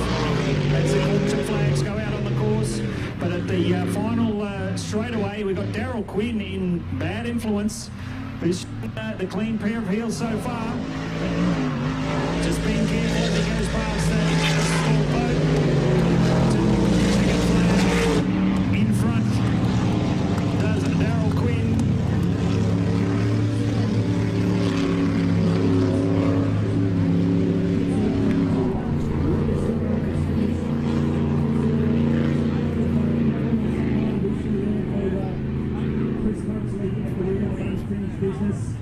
But the good images is that he followed up and got across the line under its own power. So hopefully not too much of a drama. Hopefully it's just something they've got to fine tune with the setup, as I touched on before, the cavitation plate, or the way maybe get the power on a bit smoother or something like that. I'm not too sure. No doubt the team will get into the details and get that fixed for the next time they're out on the water. Indeed, but bad influence, he's in the business. just bringing Nathan Bills on the steering. Bad influence, second, the Bengal Liberty Cup champion, Nathan Barry, and hopefully Unfinished Business can rectify a little bit of the problem he had that steamed there earlier on lap 2, but that is very, very quick boat as well. So, got some very quick times. He's got to have a little freaking boats in on the ramp. See him in Japan.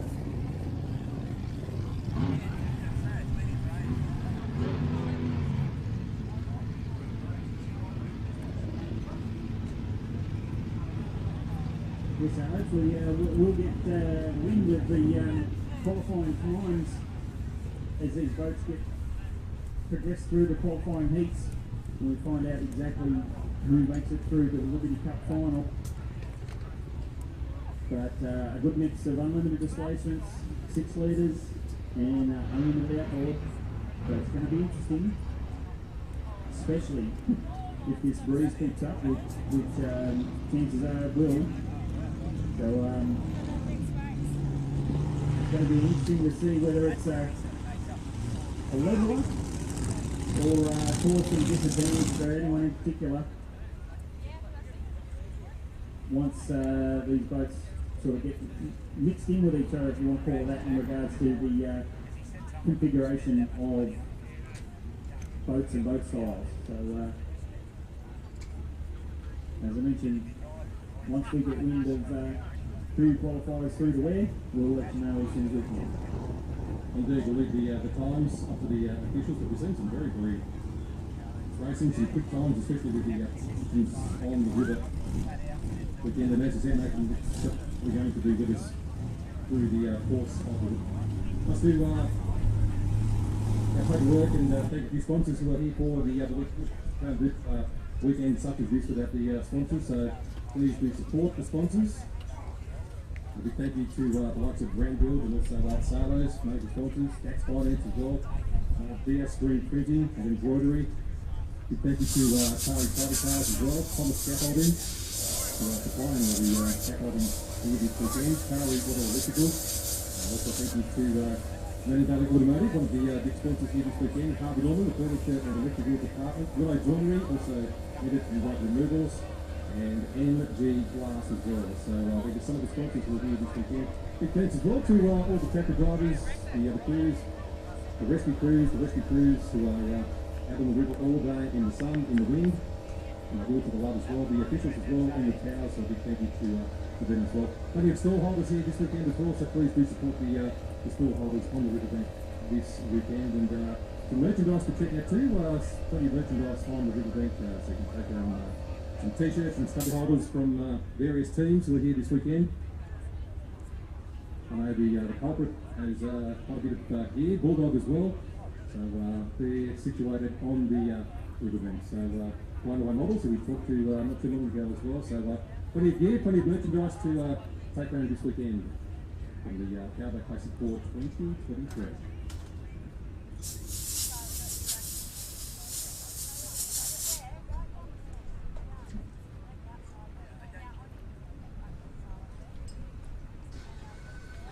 And it's not all about the Liberty Cup today, even though, as we mentioned, it is probably the biggest profile trophy being run today anyway. But a number of other classes. We've got the 105 mile an hour class yet to come. So this class is essentially, even though the class is open to hydroplanes and outboards as well, it's primarily displacements here this weekend, but they are sort of capped, if you like, at 105 miles an hour, affectionately known as the 105 class. So some interesting, or a good mix of engine configurations and boat configurations, some bigger engine capacities, some higher tuned, smaller capacity engines and smaller boats, but essentially you can run whatever you want as long as it's nat-rated, so no turbos, no superchargers, that. You can run, like I said, pretty much anything as long as you keep it under 105 miles an hour. So those boats actually do run with a GPS unit mounted in the boat, and so it's a maximum of 105 miles an hour. So the trick is keep it under 105 in the straightaway, but then keep it as close to 105 as you can around the corner. So try and get the best average, the highest average sort of speed, as long as you keep it under 105 miles an hour. And 105 miles an hour, that's still very quick, that's over 160 kilometres an hour too, so let's bear that in mind. And one of the entries that's, I'm hoping is here this weekend is Matt Ferris in Tattoo. Now Matt Ferris is driven just about everything, the likes of the KT, he had that fantastic KT, and he's done a blown deal there as well. Bit of a change of pace for him, I guess, but he's back racing once again in the 105 miles an hour class in Tattoo, so great to see Matt Ferris back on the water. It certainly is. He's been off the water for a couple of years, but he recently purchased a what sort of affectionately known as a flatty or a flat bottom. Some of the boats were built here in Australia, but they're traditionally an American sort of based hull design, and they're quite literally flat across the bottom. Some of these other boats, these displacement boats, are what you would call a clinker style, which when you see them up close, you can kind of see the sort of where the history of these boats came from, where the timber planks used to overlap and they create that sort of clinker style. If you think of some weatherboard siding, some weatherboard panels down the side of your house, and you see how the panels overlap, that's essentially what a clinker style is for boat hull design. But the boat Tattoo, being campaigned by Matt Ferris, is a flatty or a flat bottom, but I believe unfortunately today, but unfortunately I had enough of an issue to cause the boat not to come back into the pits today, so quite unfortunate there. I believe it's a mechanically fuel injected big block running in that boat. But again, unfortunate that the boat unable to make it back into the pits today.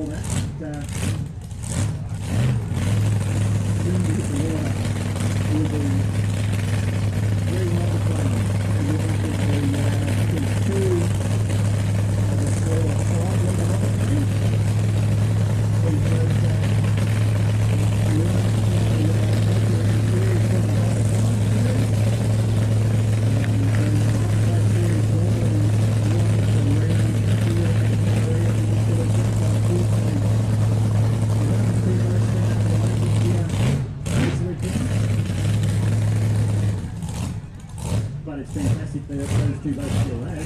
There's still plenty of action, plenty of racing for those two boats to happen on the water.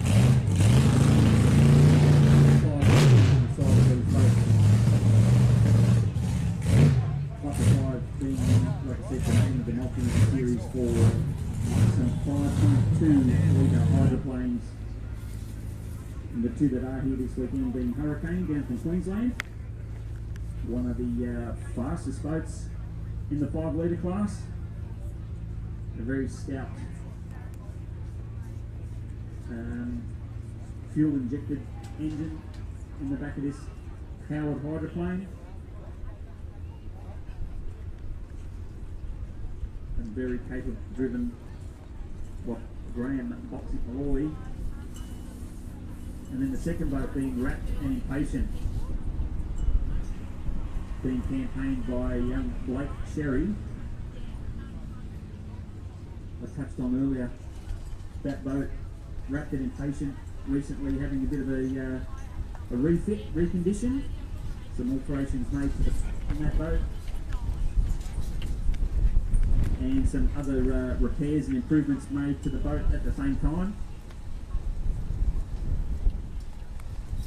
The boat only back together in one piece, essentially earlier this week. The Sherry team, the Wrapped racing team, pulling out all stops to make sure the boat was back in one piece.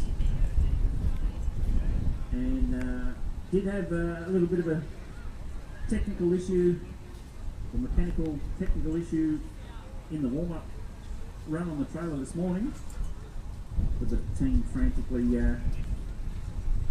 managing to get that sorted out by the looks of it, as young Blake Sherry starts to gear up and get ready for the boat to be craned into the pits. You see the boat Hurricane on the sling, as they call it, hung out over the water at the moment, getting dropped down into the Manning River. Pretty spectacular sight when you sit these hydroplanes quite a few feet in the air, and they're even more spectacular when they're down on the water and under power, that's for sure.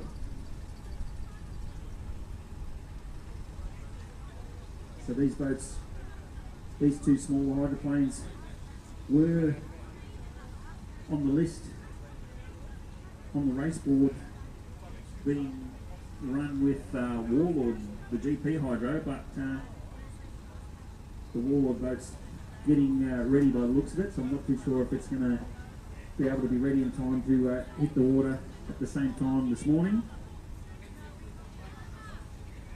But when the GP Hydro Warlord does hit the water, you'll know about it, that's for sure. A very spectacular sight indeed.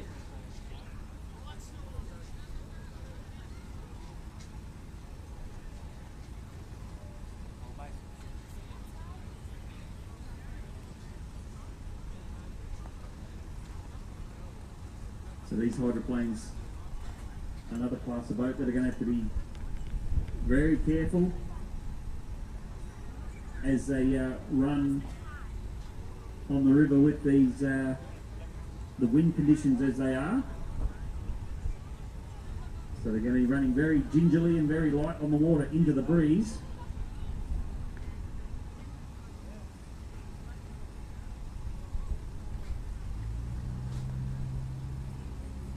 It looks as though the wind is swinging around a little bit, so it's not full on square or running straight down the course where it was a little bit earlier. It's starting to go across the course a little bit.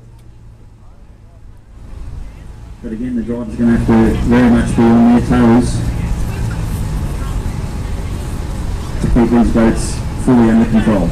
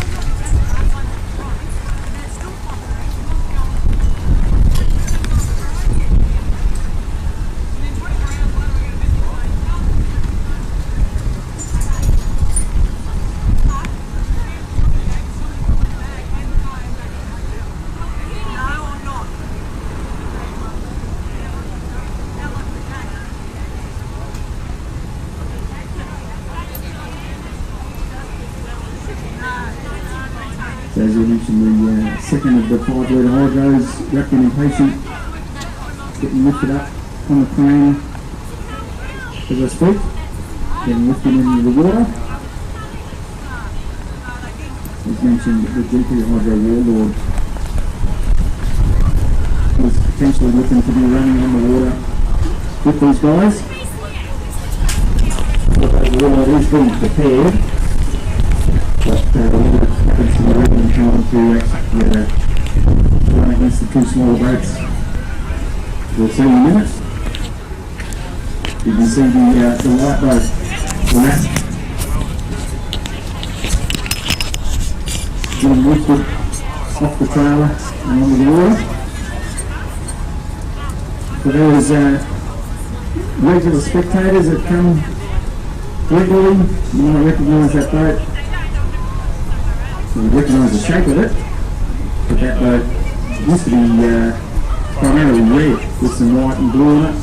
As I mentioned, with some recent refurbishment work being done to that boat, we've taken the opportunity and given a bit of a refresh in terms of the colours and the graphics. As I mentioned, sort of now the more traditional, dare I say, colours of the wrapped racing team. That wrapped racing team, multi-generational team, started by Brian Cherry in a KT boat called Wrapped. And Brian's two sons, Hayden and Blake, have grown up,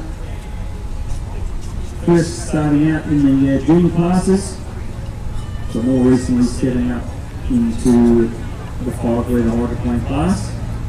So the boat now that hit the water used to be originally known as Impatient and was campaigned by a bloke called Paul Vella. And Paul Vella stepped up to a more modern style boat, a newer boat, built admittedly a few years ago now. I think it's been on the water probably 10 years or so. And this older boat being stepped not as much hand down, but a couple other racers campaigning it. Actually was run under a guy called Andrew Petty, based out of Sydney, for a few years. And as I mentioned, currently run by the Sherry family under the Rat Racing team, and now sporting some new colours here this weekend. So after the hydros, we've got the 105 class, as I mentioned,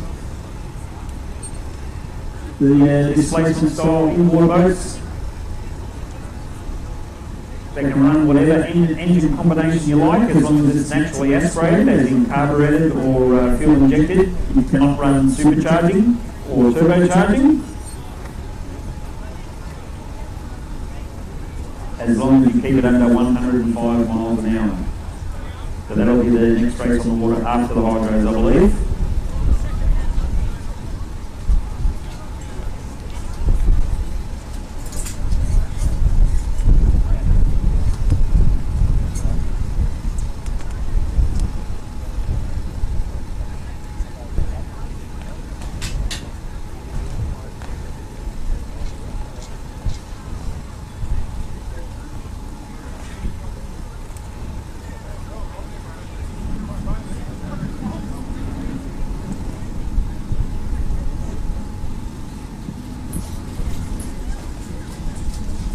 We go.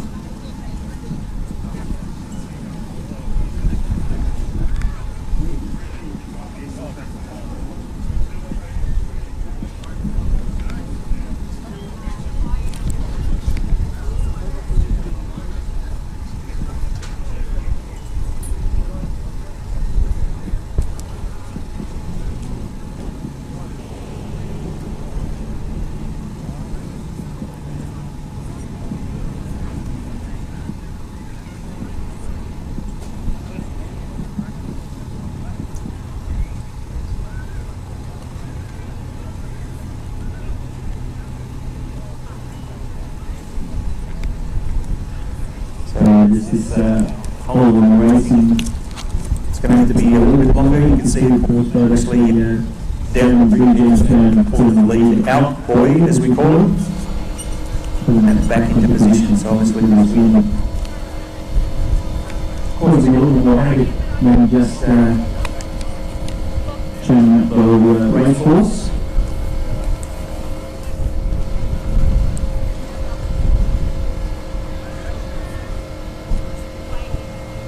So we apologise for the delay, but it's all in aid of making everything right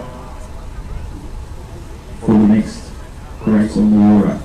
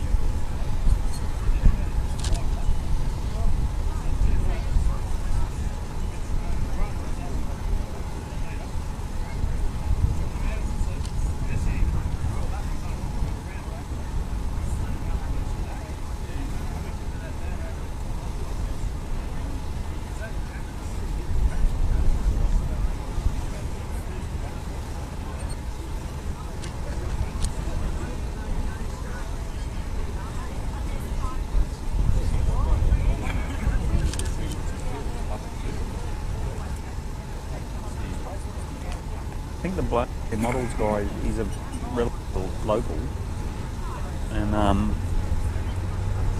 obviously, I don't know whether the club hit him up for sponsorship or what, I don't know, and didn't go for it.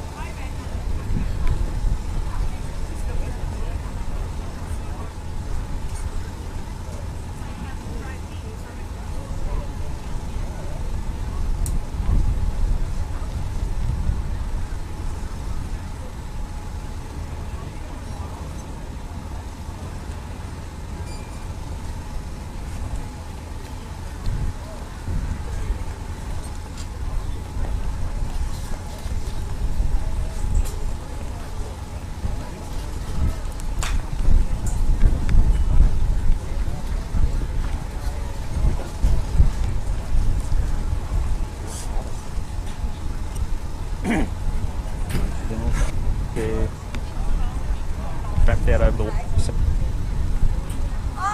right. Warlord's supposed to be. He's on to run with these. They're going to run on the water with him. Yeah.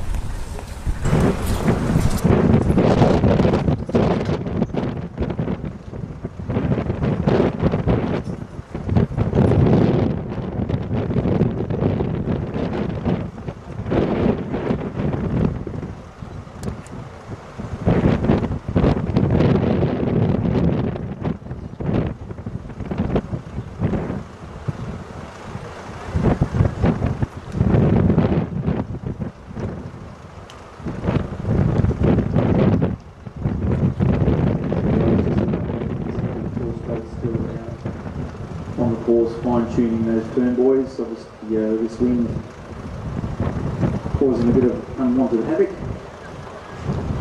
So I think we've got the 5 litre hydros on the water next. 105 displacements. 5 litre displacements will be on after that. 5 litre displacements. And the title sort of describes 5 litre engine capacity. Defines the class. You can have either carburetted or fuel injection. Again, as long as there's no supercharge and turbocharge.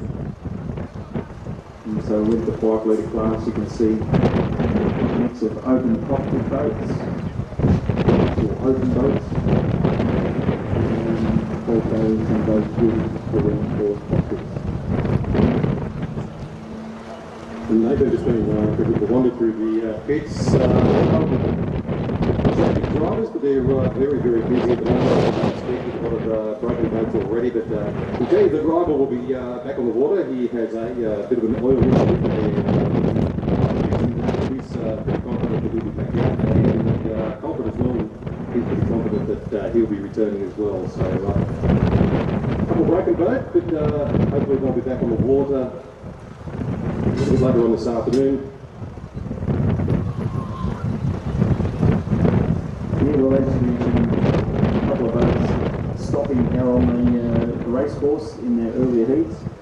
No doubt those teams are frantic trying to get those problems sorted, but even the guys who did finish and did run well, chances are they're also head down, bum up in the boats, just fine-tuning and making some changes and getting the boat set up and prepared a bit better for these conditions, based on their first run earlier in the day, all in the aid of making them faster and more stable for when it gets a bit more serious for these big trophies a little bit later today. Exactly right, and as we've mentioned quite a few times, these are finely tuned racing engines, so a lot can and does go wrong with them, so hopefully they'll fix all the problems they've had through the morning. Some of these lone displacements, the unlimiteds, and hopefully they'll be back out on the river a little bit later on this afternoon. Of course, we've still got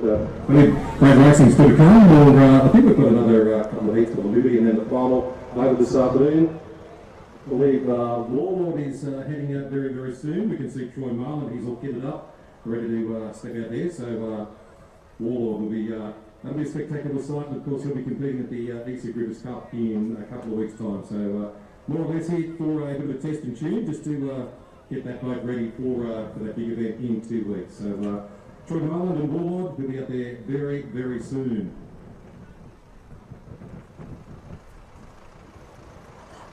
So we can see the green flag now out on the control tower. So the next race on the water will be pushing off from the bank very shortly. It looks as though it might be the 105 class. So on the original order we did have the 5 litre hydros with Warlord. It looks as though the 105s will be the next race out on the water. So the Haymaker.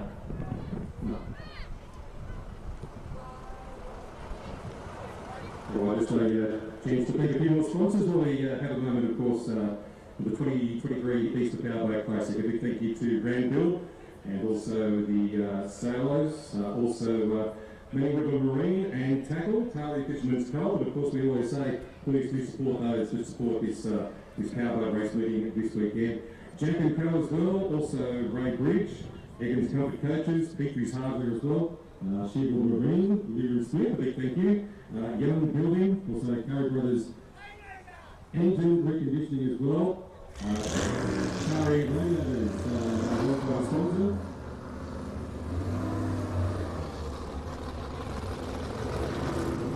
Bradley's Custom Panel Paint as well. So there's a few other sponsors. My big list of sponsors, so we say a big thank you to all our sponsors and supporters here this weekend. As we always say, please do support the sponsors that support this event.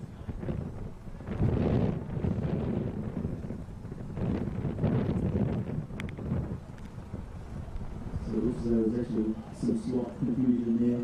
Looks as though the hydros will actually be heading out on the water first. One of the hydros, well, he got the green flag and got pushed out, but headed back into the ramp because it's the 2 5-litre hydros will be out on the water. We'll just aim to see whether the water will be out at the same time. I suspect not. This is only 2 5-litre hydros, Hurricane and Rep Racing. To get on the water, just the 2 of them. Which is probably the smart choice, especially given the conditions. These guys are going to be have to be very alert, especially get out this front straight heading into the breeze. These air assisted boats, as you can imagine, being affected quite a lot by this breeze. Nathan, you're a 5-litre hydro racer. Normally we have quite a few boats here this weekend, but just the 2. You're all over the Hydroplane series and so on. So what's the latest with the Hydroplanes, and where is that you with your boat as well? Yeah, thanks for putting me in the deep there for the story from my own boat. It's an ongoing project, as a lot of people can appreciate, but getting towards the end, obviously just other things happening in life, delaying the race boat project, so hopefully a little bit later this calendar year, I'll have my new boat, the Phoenix, on the water, and some of the other 5-litre boats. We've had a couple of boats sell and change hands. One New South Wales boat go to Victoria, and then another boat on the water, off the water, which is currently for sale. So there are actually a few boats available in this 5-litre hydroplane class. The boat wrapped looks as though it's not going to be able to successfully run out on the course. He's turned the boat around into the breeze and possibly looking to stay off the race course to allow Hurricane to have its best run. So this boat wrapped, the white one, right here at the just off the ramp. As I mentioned, they only just got back together earlier this week after a bit of a refit and a reconfiguration. So it looks as though everything not 100% right with the boat. You can probably hear that engine not 100% right. Young Blake Sherry pulling back into the wharf. Again, just to stay off the course for the boat Hurricane, which is out there.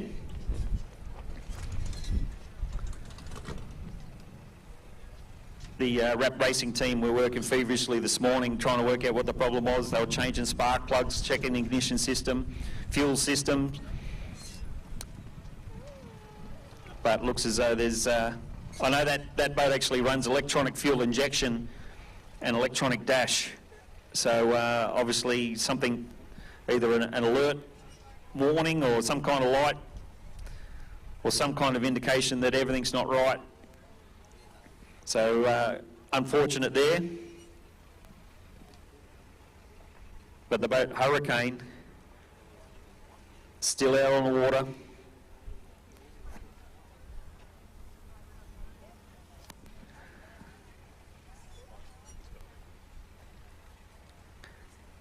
But that boat Hurricane turns around, heads back down to the milling area. So no doubt driver Boxy Malloy having a good look at the race course, especially heading up into this breeze. So they will still run Hurricane racing out on the water.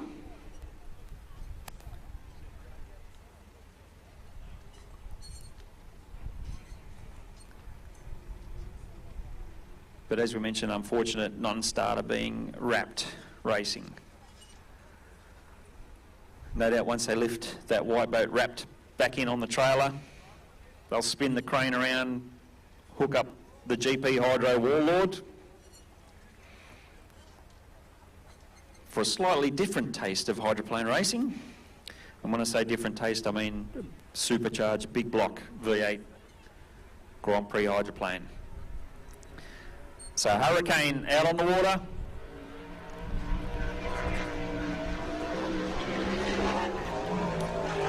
Sounds very nice, but as you can imagine, treating this front straightaway for the first trip into the breeze, very ginger.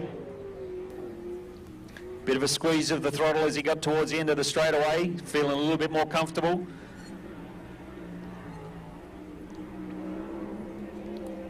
Gets the opportunity to treat this race as a glorified test. As he heads down with the breeze, you can probably see able to run a little faster, but still very gingerly because of the water conditions.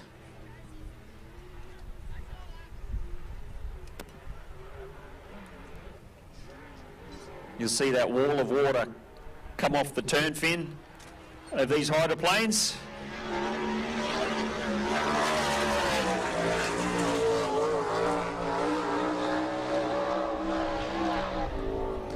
For those speedway fans out there, you might be familiar with that sound, because this engine's essentially a sprint car motor, but a little bit down in capacity, down to 5.2 litre. But that sound is pretty familiar to speedway fans, sprint car fans, because everything that's sort of bolted onto this engine is very similar to a sprint car engine. So essentially the same injection style, similar exhaust setup, and the result is a pretty spectacular thing out on the water. Running very light into the breeze. You just see those sponsons tiptoeing on the water. But driver Boxy Malloy treating this racecourse with the respect it needs.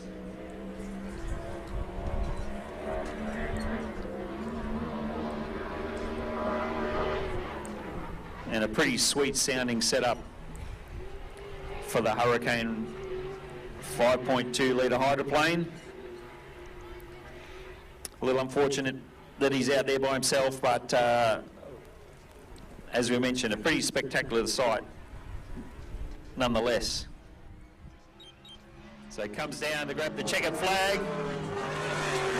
Hopefully the Rap Racing boys manage to get whatever gremlin they've got sorted out, so next time these hydroplanes are out on the water, they'll be able to go side by side for a competitive race.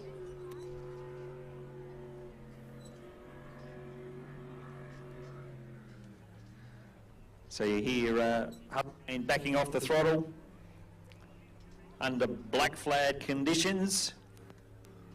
So the black flag flying from the tower essentially indicates to the drivers to return to the bank or return to the pits.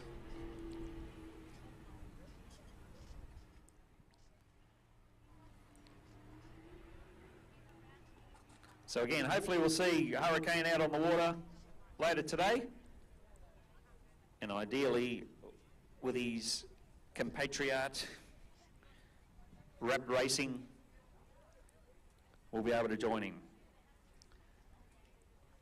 But next on the water, it's either going to be Warlord, the GP Hydro, or the 105 displacements.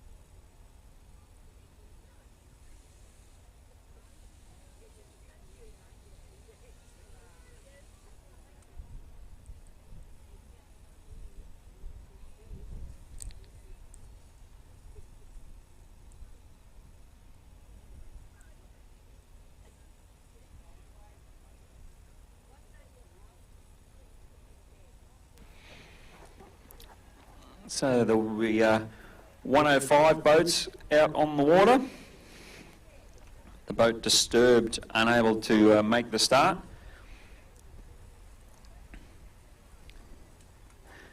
It's very unfortunate for that boat because with these it's actually the biggest boat in terms of overall sort of physical size, so probably had a slight advantage in these conditions,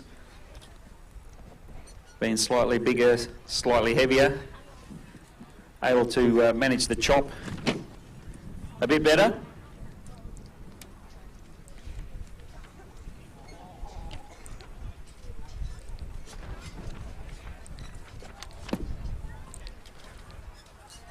But the rest of the class, Eliminator, Juggernaut, Haymaker, and Buddha, I believe, down in the start area. The white flag is up. So 4 starters. As we mentioned, was supposed to be 5, but unfortunately only 4. The boat disturbed, unable to make the start. And as we heard earlier too, Tattoo, we can put a line through him, Matt Ferris. We've seen him many years driving the KT and also the blown boat. He was stepping back down to the 105 class, but something went wrong in practice yesterday, so he is unfortunately not here this weekend. But we do have the 105. We've got the 4 boats in the field. So the boats, pole 1, Juggernaut, Buddha, Haymaker and Eliminator on the outside. 105 mile an hour boats on the course at the moment. The boat Buddha probably having the nose just in front at the moment. Juggernaut not letting him get too far ahead. Probably goes into the turn first, and he certainly does. Haymaker in third and Anthony Nibbs in Eliminator, rounding out the 4 competitors. But it's Juggernaut out in front. As we have the 2 orange boats, Juggernaut, Ian Irvin, who won this class last year and very successful meeting last year. He's out in front at the moment. Buddha not too far behind, and then Haymaker, who's been a regular visitor here for many years, rounding up the field in third. Not too sure where we've had one down on the Eliminator Glenn, yeah, the boat Eliminator Haymaker down towards Juggernaut, just on the back straightaway. Stop in the back straightaway.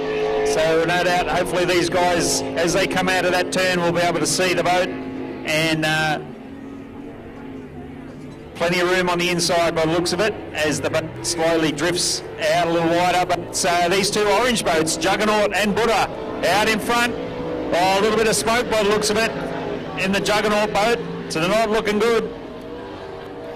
Doing a fantastic job. It is Juggernaut out in front. Now something's gone wrong with Buddha as we speak. So Buddha is now looking like a DNF. So that puts Haymaker up into second, and now looks like Juggernaut is out as well. So it's a case of last man standing in this one. So Haymaker by default looks like he take this one if he finishes. That's all he has to do. He gets the yellow flag. We've had the 3, pretty unusual really for 3 boats in the 105 to break down, but that's what's happened here. So Haymaker continues to run with Eliminator, also Juggernaut and Buddha all breaking down DNFs in this one, the 105 class, although looks like, I think that's Juggernaut got back up and going again, but still a fair way behind. So Haymaker, he looks like with half a lap to go, we'll take this one.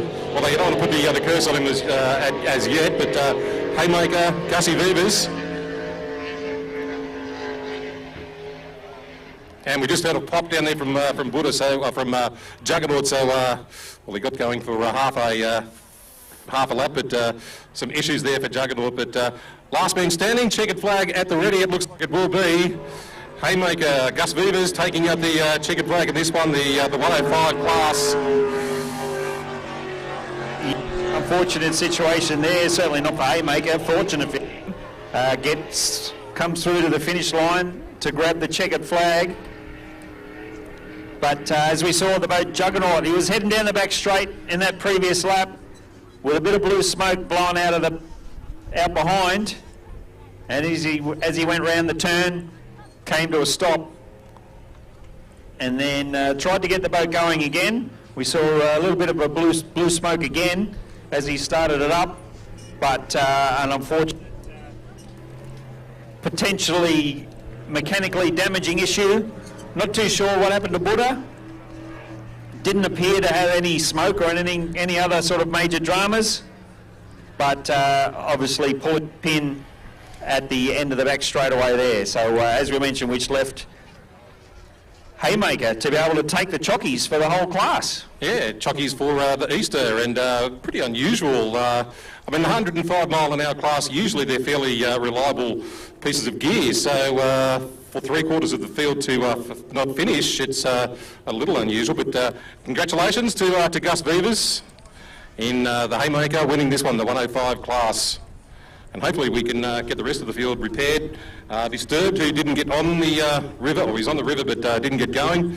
For whatever reason, he had an issue, so hopefully we'll get him back on the river. Also Eliminator, Anthony Nibbs, he's been a long-time competitor, not only in Taree but all over the country. He travels a long way and travels to a lot of places as well. So hopefully he can get that Eliminator back on the river and repairs done. And also Buddha and Juggernaut having a great year last year, but this year or this one, some sort of mechanical issues. So fingers crossed that we get those 4 boats back on the river again later this afternoon.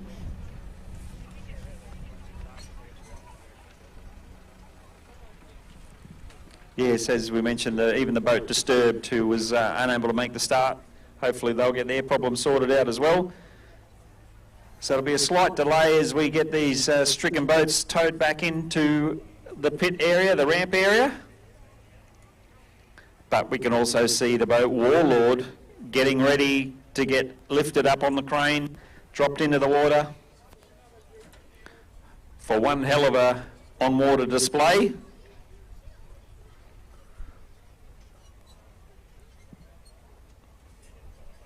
I believe the boat did have a test run in the water yesterday, but obviously coming back to get that boat prepared as well as possible for the King of the River, which is one of the most prestigious trophies being run here at the Taree Easter Classic each year.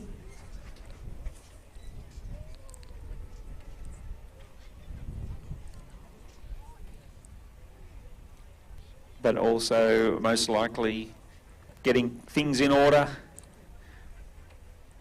to run in the EC Griffith Cup event in a couple of weeks' time down at Yarrawonga, which is right on the border between New South Wales and Victoria.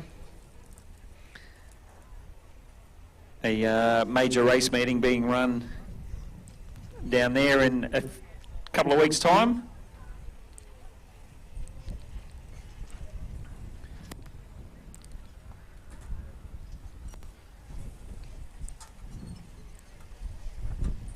But a few boats got a bit of work to do in the pit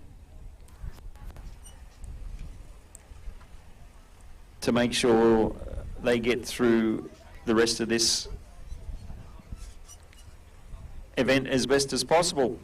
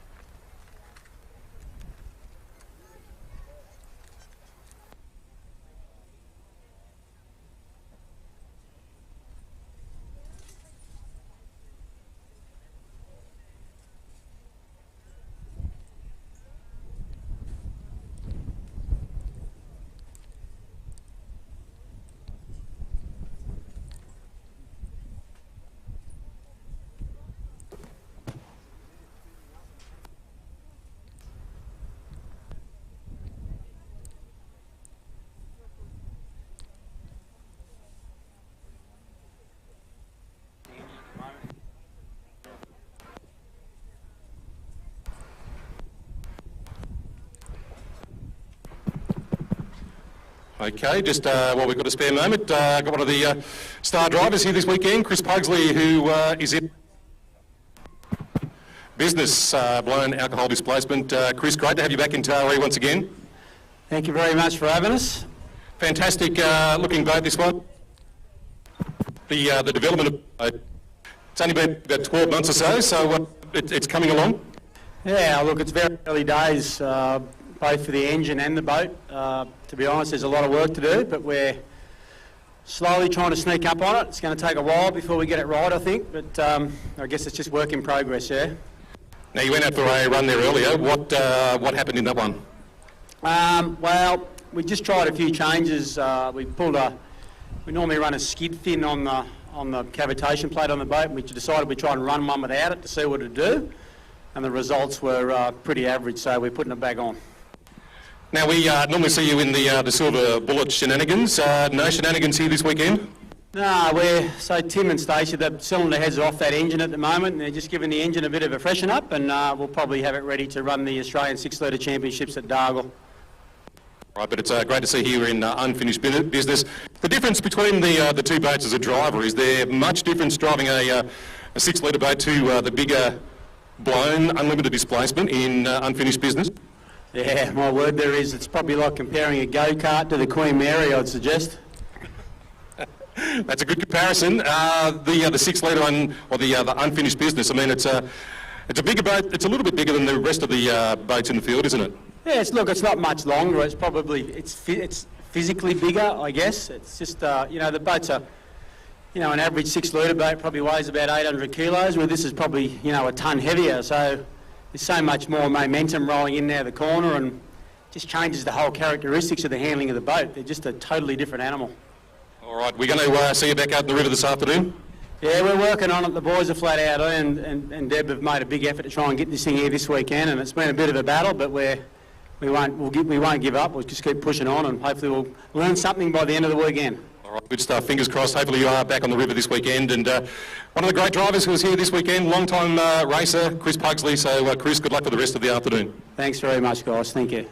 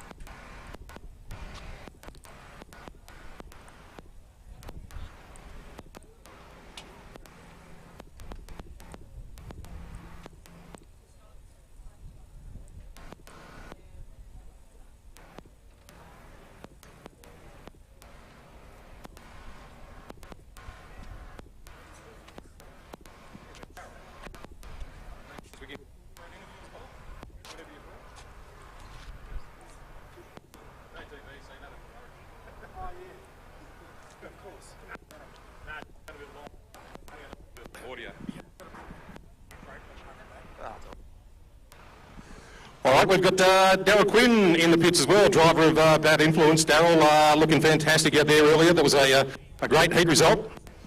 Yeah, look, we've made a few changes since Melton. Obviously his first run on the water is always cautious. So, but, it surprised myself a little bit, the way it did go, given, we're always looking for a tune and we work our way towards the optimum tune. So we've just taken a little bit of fuel out of it for the next run, but it felt strong. It felt good in the water, even though it's only a little 18-foot boat. The water was a bit choppy, but I must admit it was pretty tough driving. Yeah, I was about to say, tough conditions. The conditions in the smaller boat, is it a lot harder to drive than, say, the bigger boat of, say, unfinished business? Yeah, look, I don't run my boat high. I run it pretty flat in the water for a couple of reasons, and obviously that suited that water conditions there and then. And, we could run a bit high if we wanted to, but, work on the principle of just get the boat going, accelerate, de-accelerate, come out of the corner, accelerate, and then worry about the rest after that. The Melton Gold Cup, because I saw the live stream, the Melton Gold Cup, and you said that you were basically just flying under the radar, just a bit of a test or whatever the case may be, but then you came out and won the whole thing. So that was a fantastic effort. Did it surprise you that you actually did so well down there? Well, look, we probably fluked it in the end. It come together for the last run, and that's what the important part is. You know, we had dramas all weekend.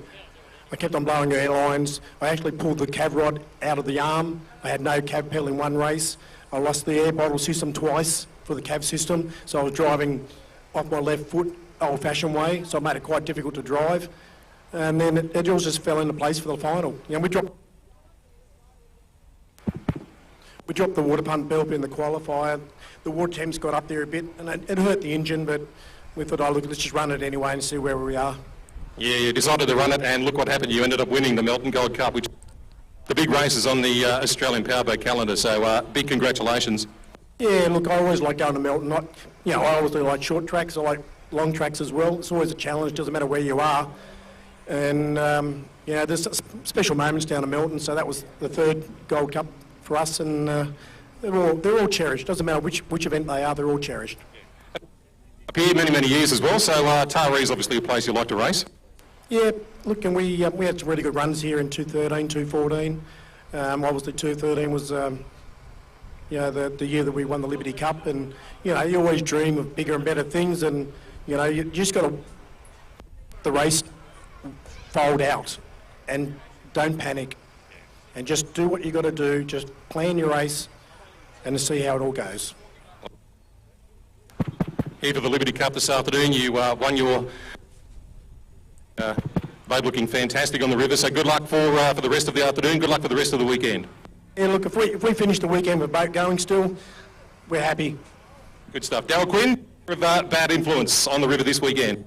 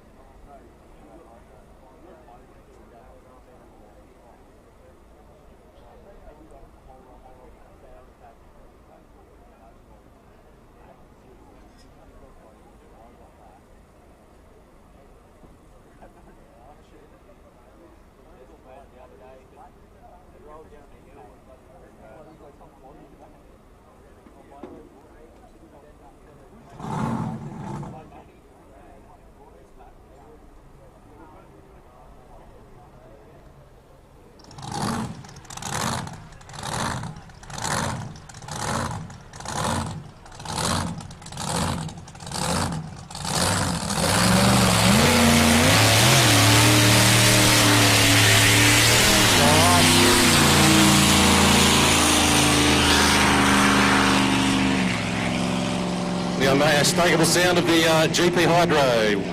Troy Marland in Warlord going out to do some, basically it'll be just demo laps, but he won't be holding back. Troy, of course, jumping from the big GP Hydro to the 6-litre Sick Puppy.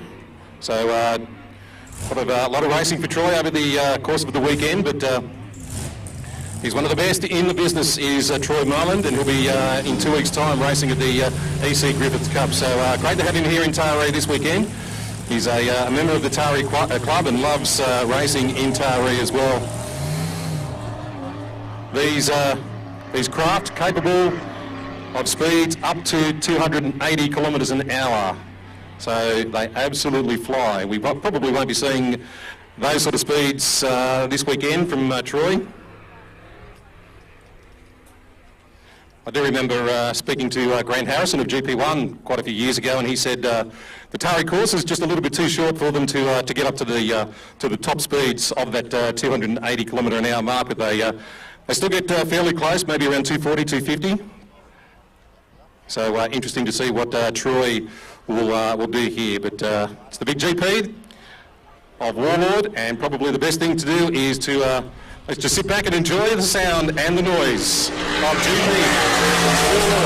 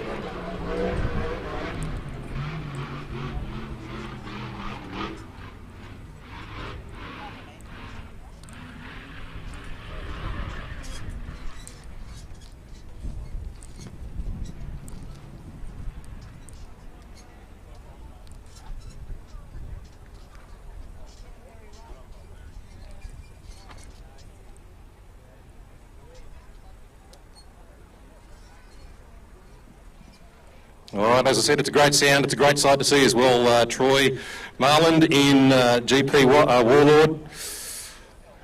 These boats capable of speeds up to 280 kilometres an hour, so probably wasn't doing those sort of speeds there on the river in that run, but Troy Marland, he'll be one of the favourites for the EC Griffiths Cup, which is held at Yarrawonga in a couple of weeks' time, up against the likes of Grant Harrison in GP1, who is normally one of the competitors here over the weekend. But Grant obviously saving the boat for that week, that major race, the biggest race in Australasian powerboat racing. That is the EC Griffiths Cup. But Troy, he'll be right up there. He'll be one of the front runners along with GP1.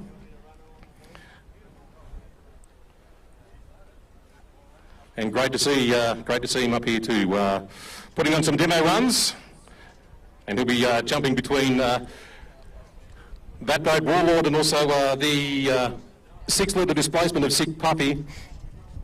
which is one of the competitors in the Liberty Cup. We have 3 heats of the Liberty Cup coming up very, very soon, and the final will be run later on this afternoon. So stand by, plenty of good racing still on the way. This is day number 1 of the Taree Powerboat Club Easter Spectacular for 2023.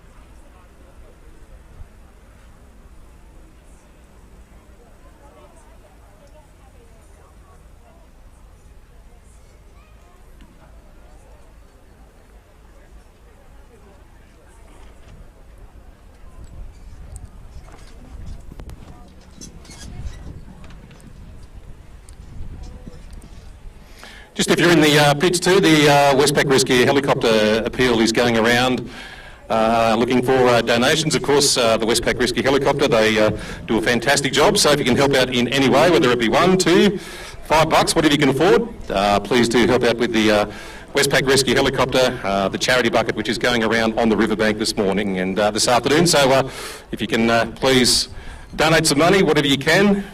Times are tough obviously, but if you can donate $1, $2, $5, $10, $20, whatever the case may be for the Westpac Rescue Helicopter appeal, which is walking its way around the riverbank. So please donate if you can.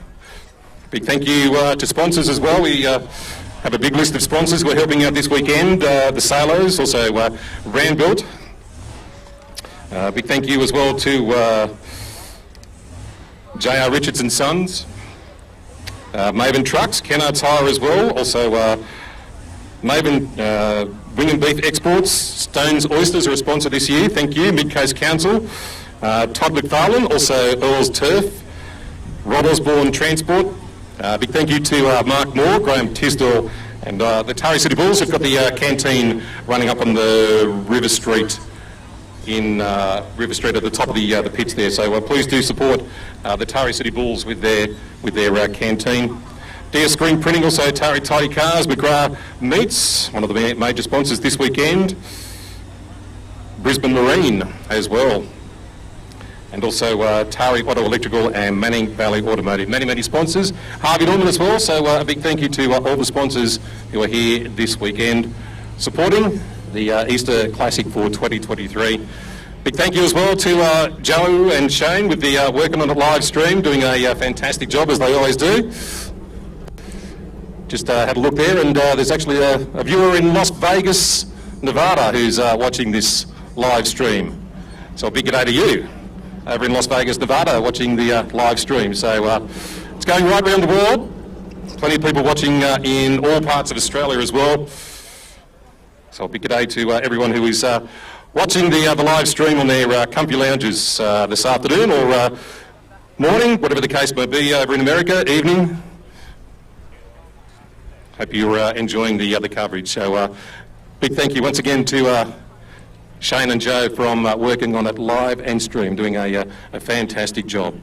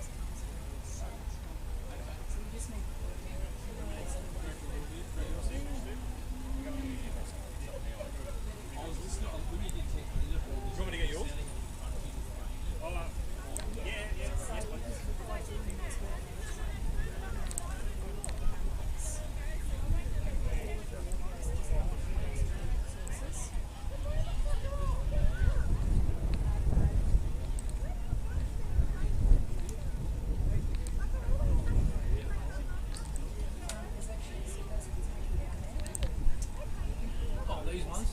That's it, is it? Is that just your ambient thing though, or? That's both. That's both.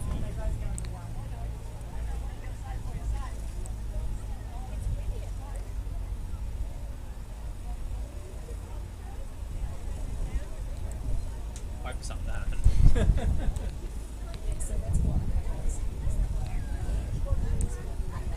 Yeah.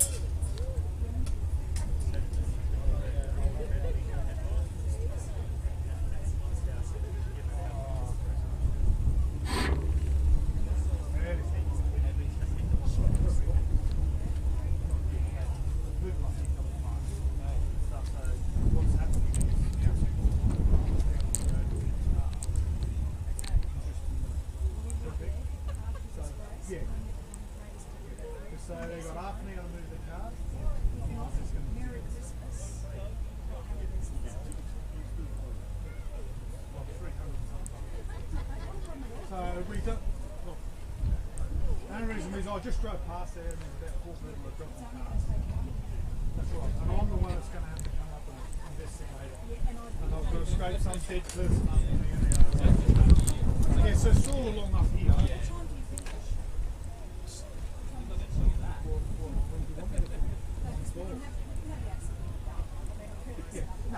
No, I finish at 4, but like, no, I won't be because I'm not on call tonight, but my mate is. But it's just more of a danger thing. Someone's going to be little kids running in. All right, no worries. Cheers, have a good weekend. Someone's in the job, bud. It's luck. I'm in forensics. I just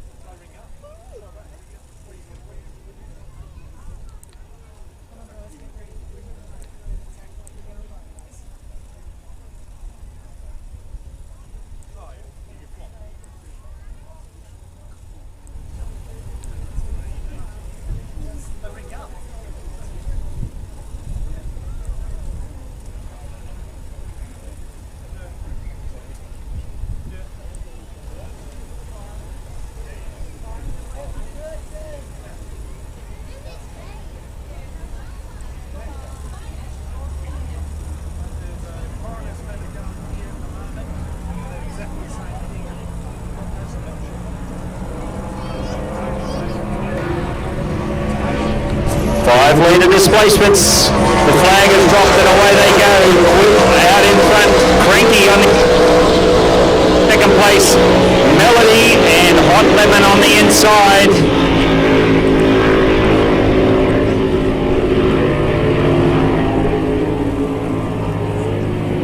The boat Quiver clearly out in front now. Very spectacularly presented boat, this one. Only been back on the water probably 6 months or so. This team stepping up from an older open cockpit boat, but now getting themselves sorted with this beautifully presented outfit. The boat Cranky, also another boat that's been off the water for a while, just been fitted out with a reinforced cockpit. And now back on the water in the 5-litre class. Melody, been out on the water for a few years now in this setup. Currently only running what they call their club racing motor here this weekend. The big race motor getting in the middle of a bit of a freshen up, but fantastic. They've been able to still take part in the Easter Classic here at Taree. And then Rhonda Wadovich at the wheel of Hot Lemon. Again, this is also just their B engine or backup engine. The little carbureted 5-litre Holden motor. But Quiver gets the yellow last lap flag. Clearly out in front of Cranky. The boat Melody, driven by Brian Kilpatrick. Whoa, having a bit of a challenging time heading into the wind down this front straightaway. But Rhonda Wadovich in Hot Lemon rounding out the field, grabs the yellow last lap flag. Justin Frankham at the wheel of Quiver down the front straightaway. to take the checker flag in our first 5-litre displacement races here this weekend. So we mentioned 5-litre displacement. These engines are capped to 5,200 cc, so 5.2 litre.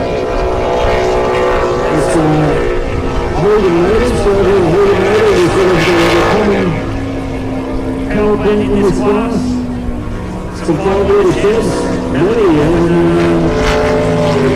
some interesting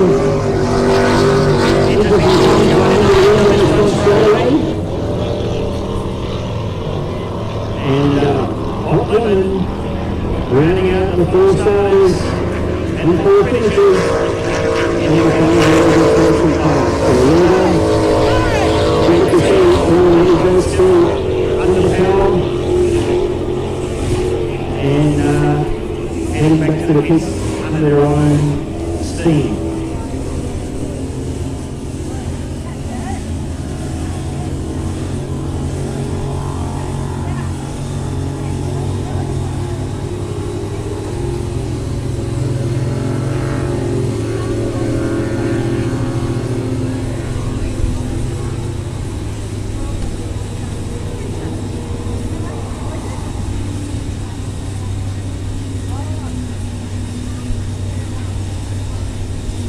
So as the 5-litre boats head back to the pit area, back to the ramp, we just request for a bit of a community notice.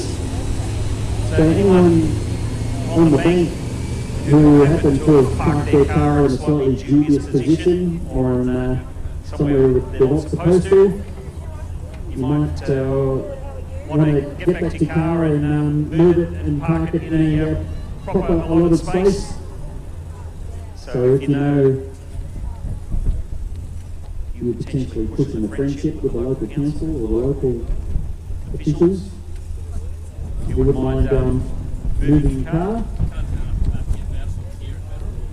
that would assist the local powerboat club knowing.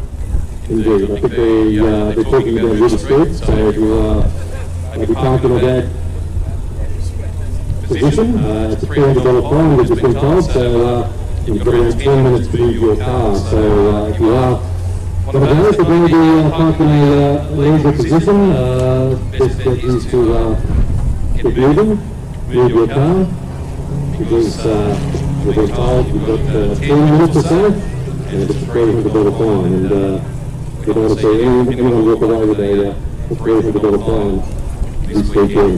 Just a reminder too, the West Rescue Helicopter, they're walking around the pits with their charity appeals, so along with their charity bucket, they do a big year and they do a fantastic job as well, so you can spare a $1 or $2 or $5, whatever the case may be, please throw whatever you can in that bucket with the West Rescue Helicopter. They do a fantastic job up here, and when we need them, they're always there. So if you can help out in any way, please donate as much or even as little as you can. But please do help out with the West Rescue Helicopter up here, walking around the pits.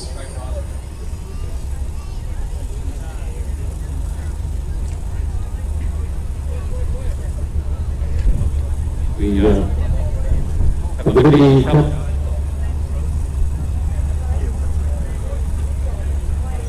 Pace, thanks for the qualifying there earlier this morning. So we've got 3 heats coming up. We believe this is the field so far. Heat number 1 will be 117 outboard. The local driver, Kai Cornell. It's a Fountain Horse. Rasmus, Border also Crazy Duck will be making an appearance. So Crazy Duck is in the first heat. Heat number 2 will be the World Corporate, defending Liberty Cup champion. Image, She's the Corporate, and Sick Puppy will be in heat number 2.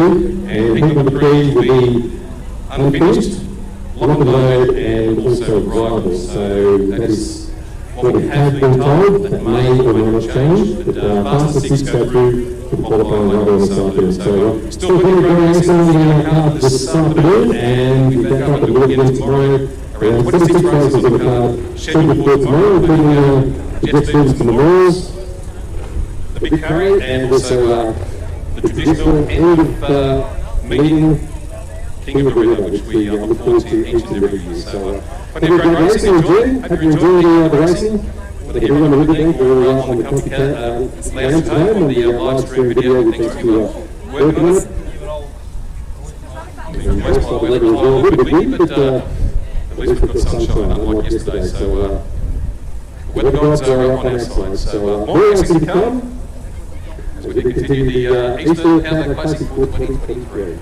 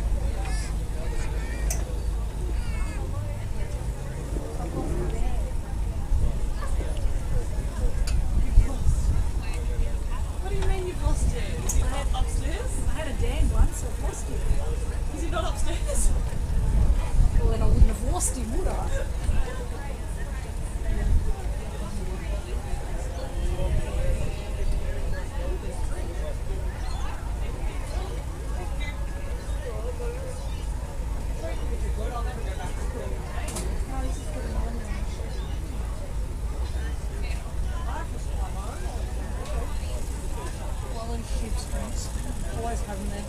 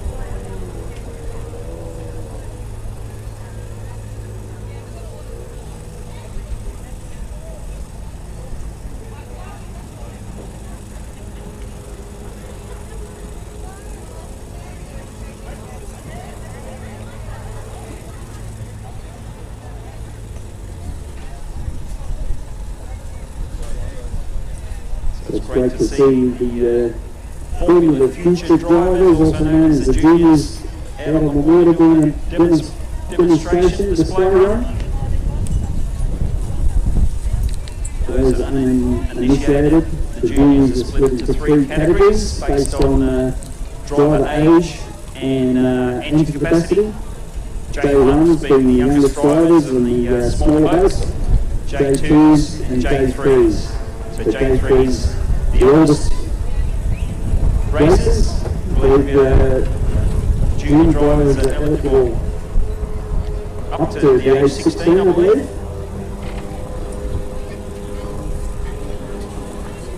And beginning a few years younger than that. And sure enough, it's a bit of a demonstration run here this weekend. All 3 categories sort of grouped in together. But these classes do have their own state championships and even national championships. And they're all based on handicap style racing.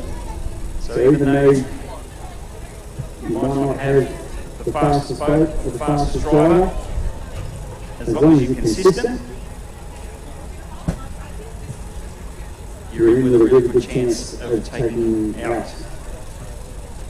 a title or a championship. So it's fantastic for these junior riders to be able to get out on the water in front of the big crowds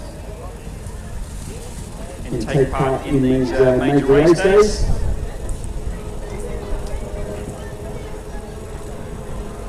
And showcase this class of racing. So anyone on the bank is liking what they see, and if you're interested in getting involved, don't hesitate to contact the local Taree Aquatic Powerboat Club, or even just hang around until after racing today or tomorrow. And chances are you'll be able to get into the pit area and have a chat to one of the drivers, or like I said, worst case scenario, talk to one of the Taree Aquatic Powerboat Club officials.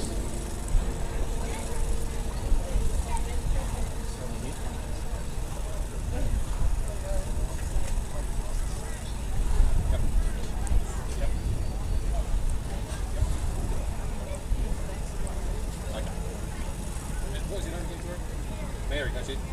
Yep, no problem.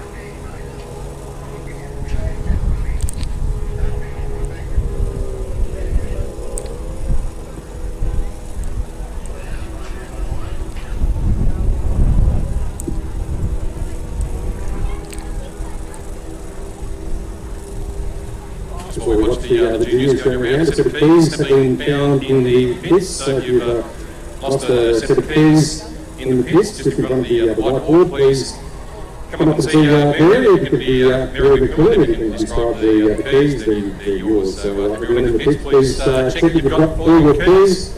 If you've lost a set of keys, they've been found, and they're in the hands of Mary McCullen, just in front of the white pit board. Thank you.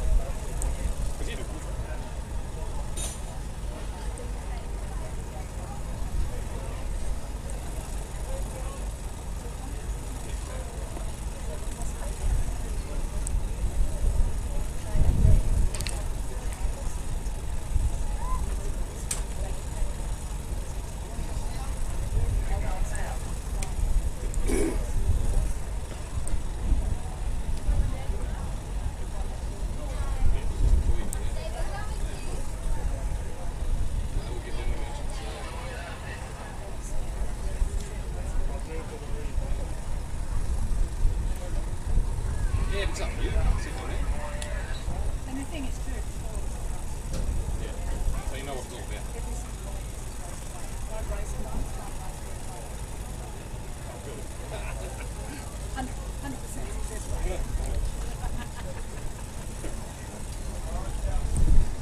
You're still racing, aren't you? Yeah. You got one? You got a rig? One, haha.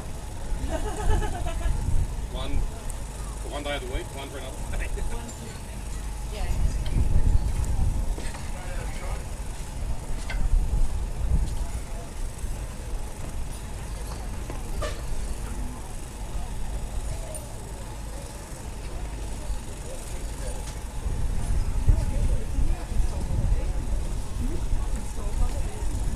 So folks, the next racing on the water will be the qualifying heats for the Liberty Cup. But just before then we've got one unfortunate stricken junior boat or Formula Future being towed back to the ramp. As I mentioned, these junior classes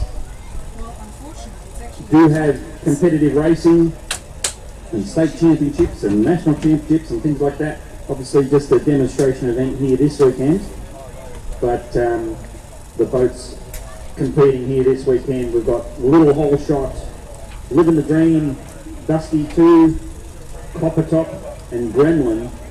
So these young drivers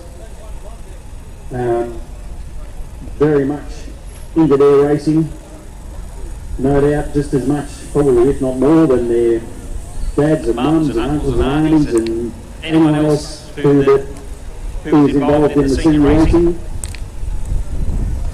I mean, that's probably the key way that most people get into junior boats. But again, like I said, the junior classes,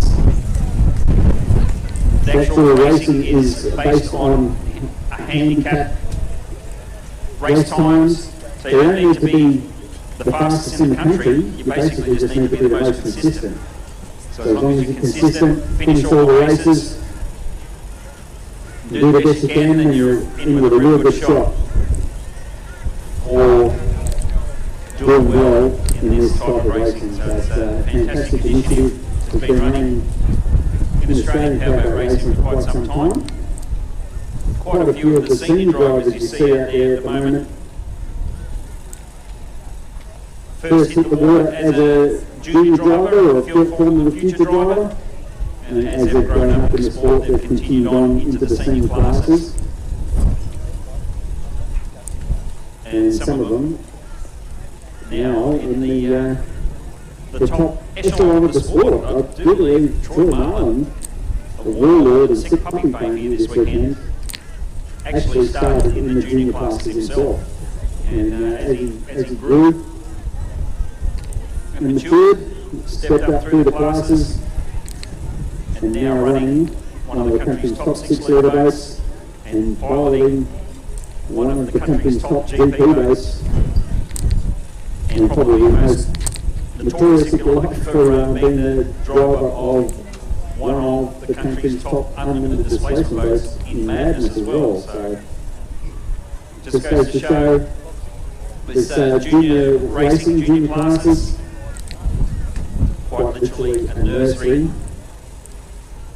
for the superstar drivers of the future.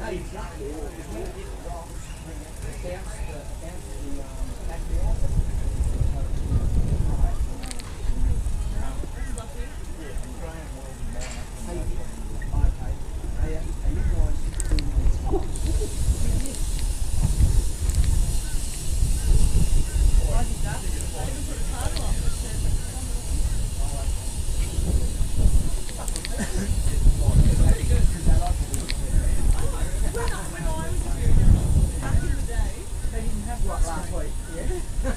Yeah, they didn't have more trees up there. No, no, they didn't.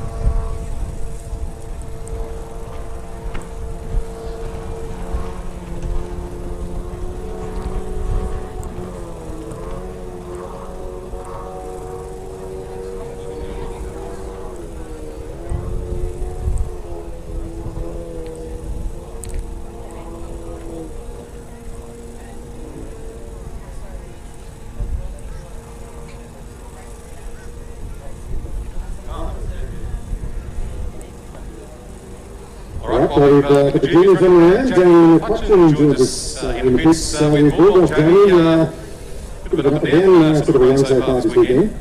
Yeah, it has been a bit up and down. You know, the boat felt good in that last race. Just that last lap, just feel something was pretty far off and went off a little bit.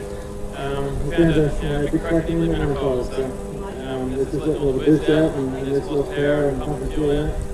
So we're just trying to do a backyard repair just to try and get back out there for the next period of leading. So yeah, I'll give it a go in the first trip and see how she goes, and if I feel it going off, I'll just play it. So. Yeah, because I mean, when these things go, they're very expensive, aren't they? So you don't want to push it if it's not going to survive the race. Definitely, a lot of money to put in, so we don't want to do anything more than what we're already doing. So. Especially if it's something sensible players. We'll see how she goes. Worst case scenario, we might be able to, if it doesn't hold up today, we might be able to repair it tomorrow, and then get back out for tomorrow. So. How did it run so far in this debate? I think Mary Melton was a pretty good lead for you.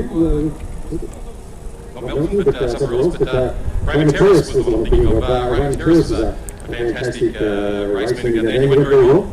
Yeah, we had a good time up there. It was our first time up at Raymond Terrace there. That was actually a different motor up there, but yeah, it went really well. We're really happy how it's going, how we're progressing forward. We've got a different motor in it this weekend, and we had to kind of sneak up in the tune a bit. So just got a little bit more left in there, but at the minute we're just got to look after this manifold and try and keep that seal. So let's see where we go. So there you go. You go back 12 months to this meeting last year. It was held in winter, but it was a very successful time. You, I think you were second in the meeting, you won the jet season as well, so got some fun memories of this race course at Taree. Yeah, we always have a good time here at Taree. Last year was pretty good. My mate Nathan had a couple of good runs there, and I managed to get him one, and then I couldn't repeat it in the River, but we'll try and get a red hot day this weekend. We'll see how you go. Good luck with the backyard repairs, as you called it, but good luck for the afternoon, good luck for the rest of the weekend. Thanks, mate, thank you. Jamie McCutts in Bulldog, and we wish you well for the afternoon.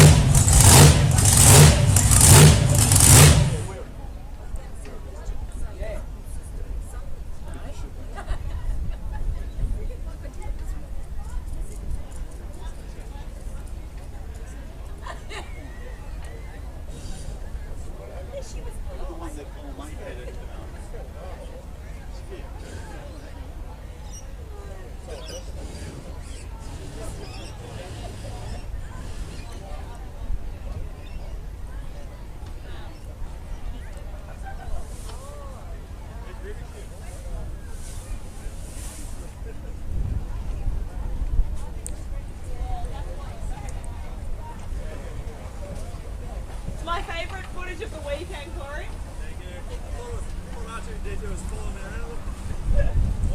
You bombed it. And I was like, what's happening?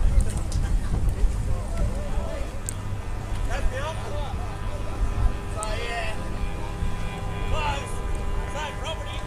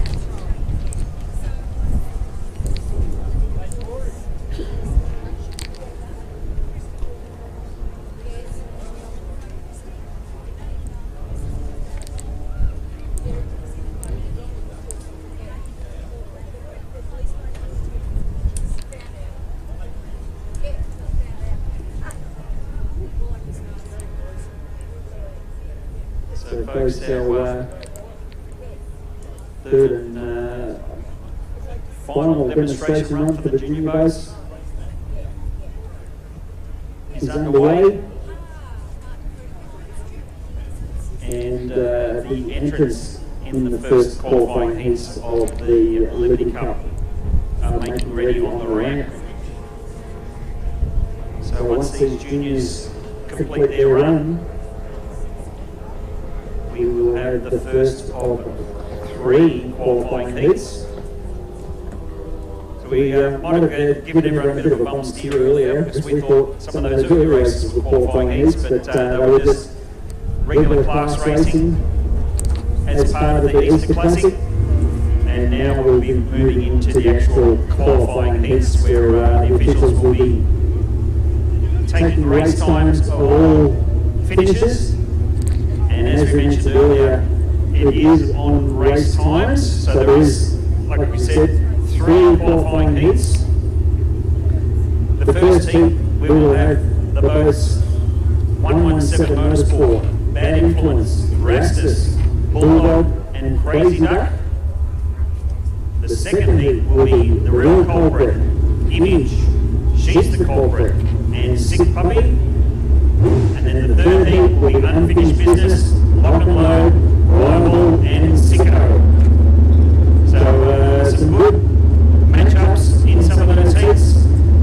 Mix of boats, inboards, outboards, 6 litres, blown boats.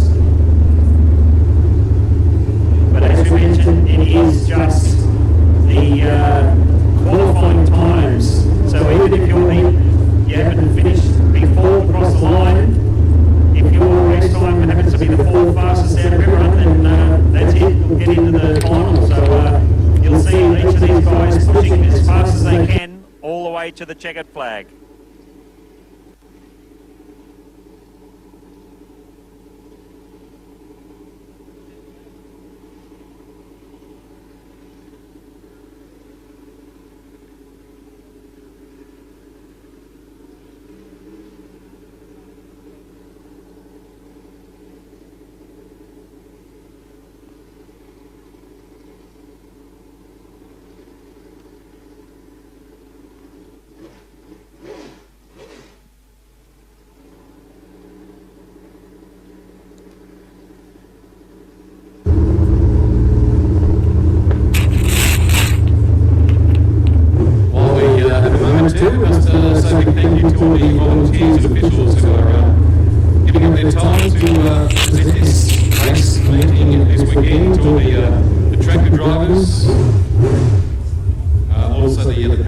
The guys and the girls in the crash boats as well, out in the sun. They're there all day long in the dive boats. All the officials in the tower as well. Without the volunteers and the officials, this meeting obviously cannot go ahead. So a big thank you to them. Must thank once again to working on it, who are doing the live coverage of the weekend, the live stream, Shane and Joe, but also part of the team, Belinda, Dan and Victoria. They're the ones who are actually on the cameras, and they do a fantastic job as well. They've been here for many, many years, Shane and Joe, but they brought a team of 5 with them this year. So Shane, Joe, Belinda, Dan and also Victoria. A big thank you to them, and we're getting a lot of great comments of who are watching all over Australia, all over, we've had reports or comments from WA, New Zealand, even Las Vegas, Nevada in fact has giving us a bit of a plug as well, because it's on the internet, so it's going all over the world. So big g'day to everyone who is watching at home on their comfy lounges, and hopefully everyone here on the riverbank is having a fantastic time as well. Please do make the most of the food and drink facilities available. The Tari City Balls, they've got the canteen happening up on River Street, and a few other local vendors as well. So please support the businesses that do support the Tari Tailboat Club Easter Spectacular. As we get ready for the final, or the heat, sorry, of the Liberty Cup.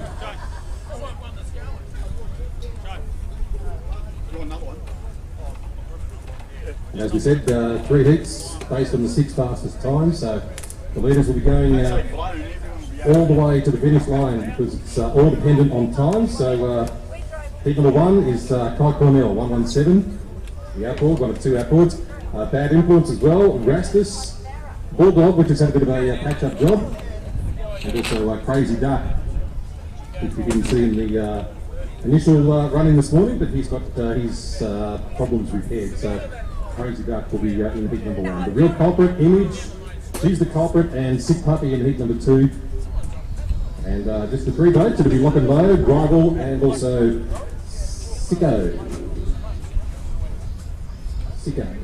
in heat, in heat number 3. Sicko. All the way from Bundaberg, so let's hope he has a good run too. So racing not too far away for the afternoon part of the program, so get nice and comfy because all the big races are coming up very soon.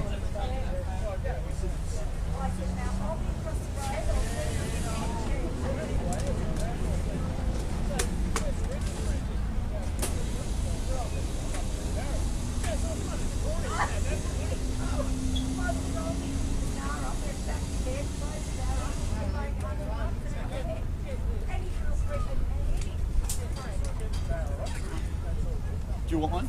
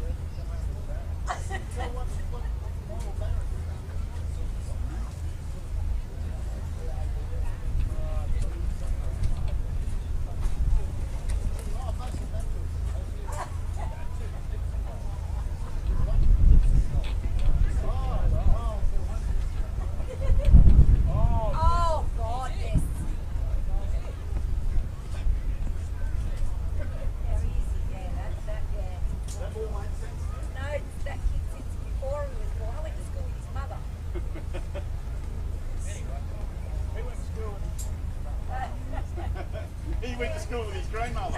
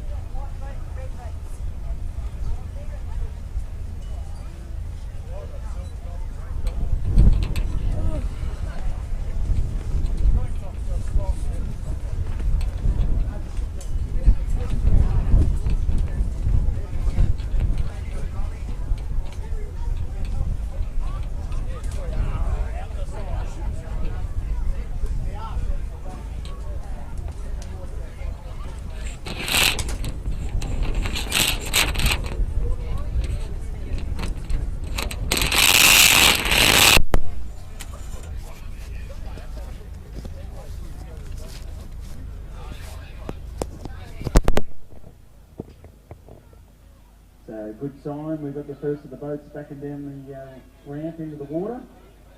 The boat Rastus, the lone 6 litre boat in this heat. So we've got 1 6 litre, 2 unlimited outboards, 2 unlimited displacements. So a good mix of boats. And the main reason for that is, as I mentioned, this is for the Liberty Cup, named in honour of Brian McCosker. And Brian loved racing against the outboards. Brian was primarily a blown boat driver. Earlier on he was 6 litre himself, but then he stepped up to blown boats. But he loved racing against the outboards, which is why they're sort of eligible to run this trophy race. A boat on display in the pits as well, Liberty, the restored boat. To bring it up every year, and it's on display in the pits once again. So it's a great piece of gear, the way they restored it. So do yourself a favour and have a look. Normally having a look, it was a champion boat, champion driver. It's on display in the pits, just up at the just past the control tower there. So do yourself a favour and have a look at the restored Liberty, which they bring back each and every year. And of course, this is the First heat for the Liberty Cup.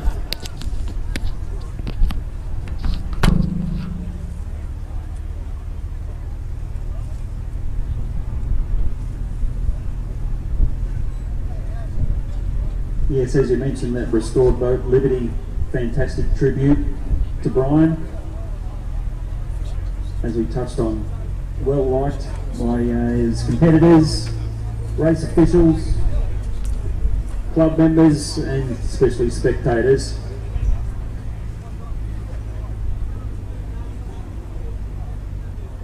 And so every one of these entrants would no doubt be pretty proud to be taking part in this trophy.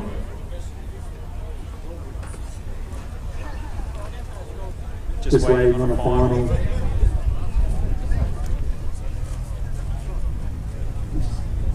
Just waiting on the final course boats to get back into position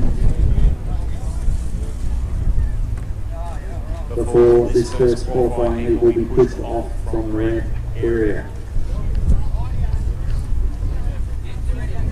Just been advised to Bulldog not win this heat, open the man himself, Jamie. They've been moved back to the corner there.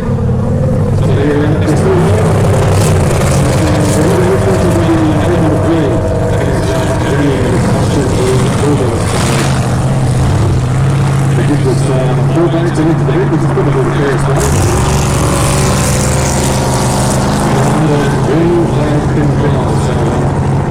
It's been the course. 6 metres also the bad boat with bad impulse. People will be Liberty Cup, this will be a tackle. I'd imagine bad influence will be the favourite going into this one.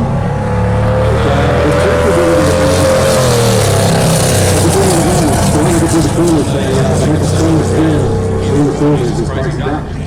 Makes his way onto the course. But 2 horsepower to favour the brown boat of bad influence. Yeah, sure enough down on our horsepower, but obviously different configuration boats, these outboard tunnel boats. They don't need all that horsepower, especially if you listen to those guys. The age-old challenge and discussion and arguments, dare I say, of inboards versus outboards and displacements versus hydros and tunnels versus wires. It's obviously one of the exciting things of this sport is everyone's got their own favourite, everyone's got their thoughts on what goes faster, and it's certainly part of the overall show, especially when it comes down to races like this where you've got a couple of different classes, a couple of different configuration boats all in together. And I know that it's great timing, but looks like the rip conditions probably the best we've seen all day, so wind is dropped, just in time to get east of the Liberty Cup, so the river conditions pretty much spot on, so we're going to see some fantastic racing with these 3 heats. Fastest 6 through to the final, which will be the final race of the afternoon. Scheduled to be race number 18 of the Liberty Cup. Yes, you're right, the Prix has probably dropped a little bit compared to how strong it was earlier, but it's still running straight down the river, straight down the course, so these guys, especially the tunnel boats, they're going to be certainly on their toes, keeping their fingers close to the trim down button.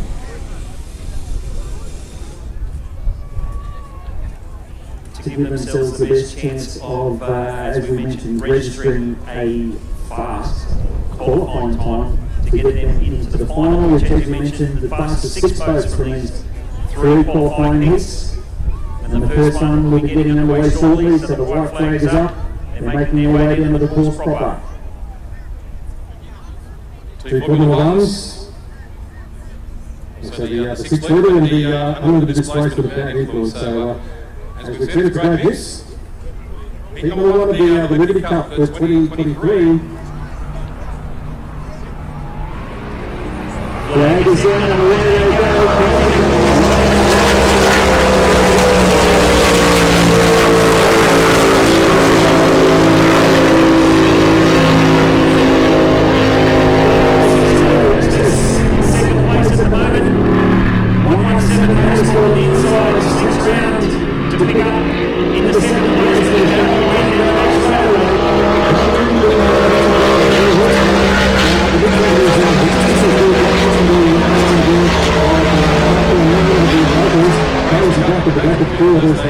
Junior, heat number 1 of the Liberty Cup, and Bad Influence Milton. Gold Cup winner earlier this year. And the winner, of course, of Milton,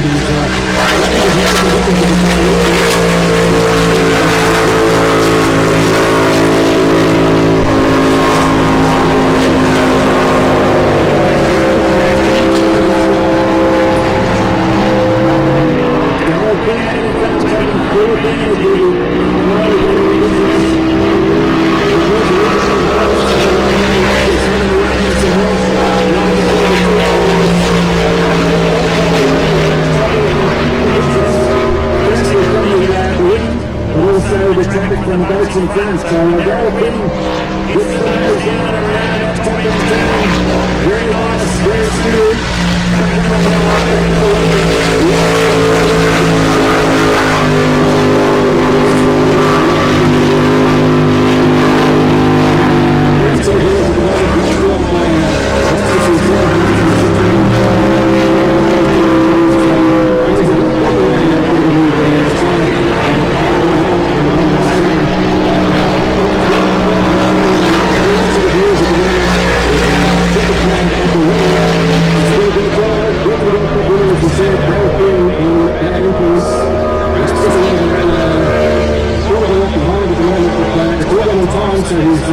Continues right to be a ticket flag, continues and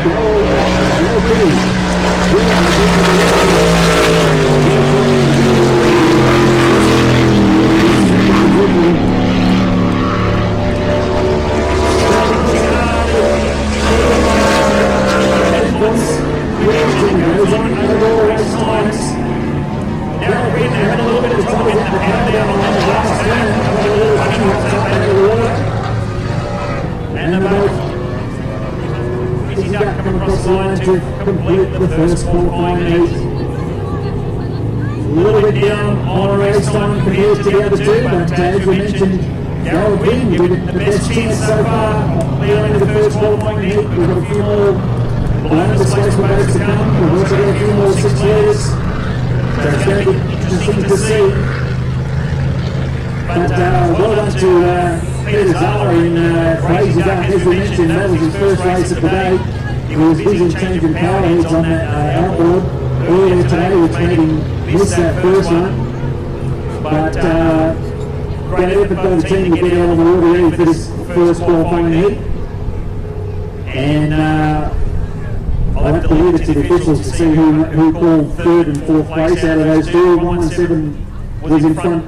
I think 117 then Crazy Duck, but Darryl Quinn is throwing a challenge out to the rest of them.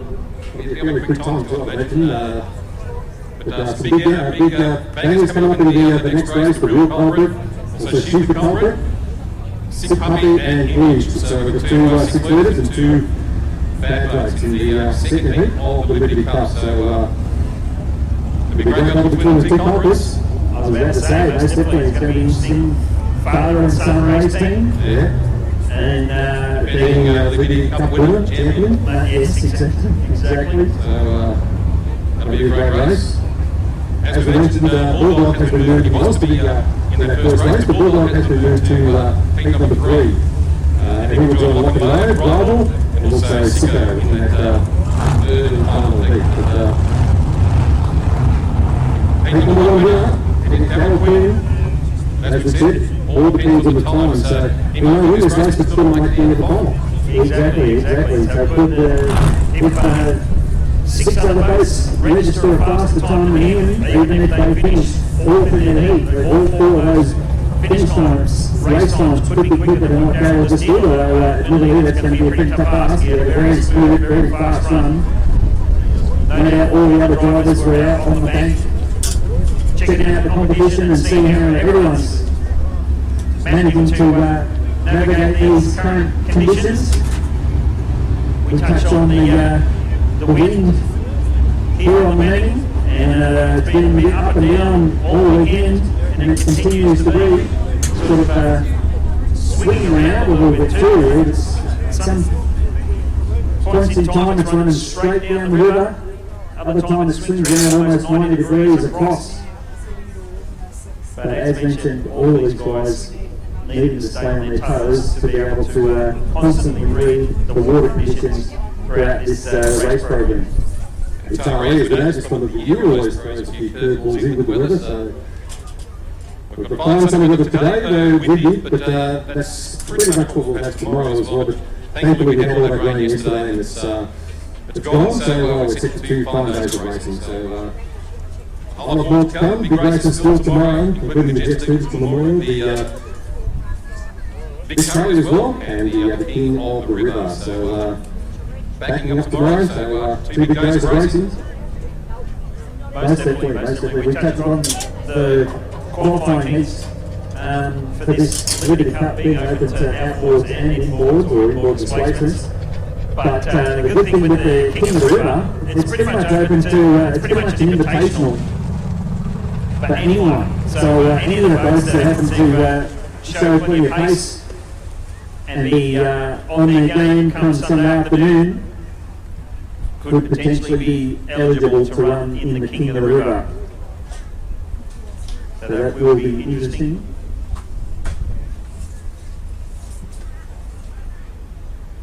Especially now as we get ready for the next qualifying heat of the Liberty Cup.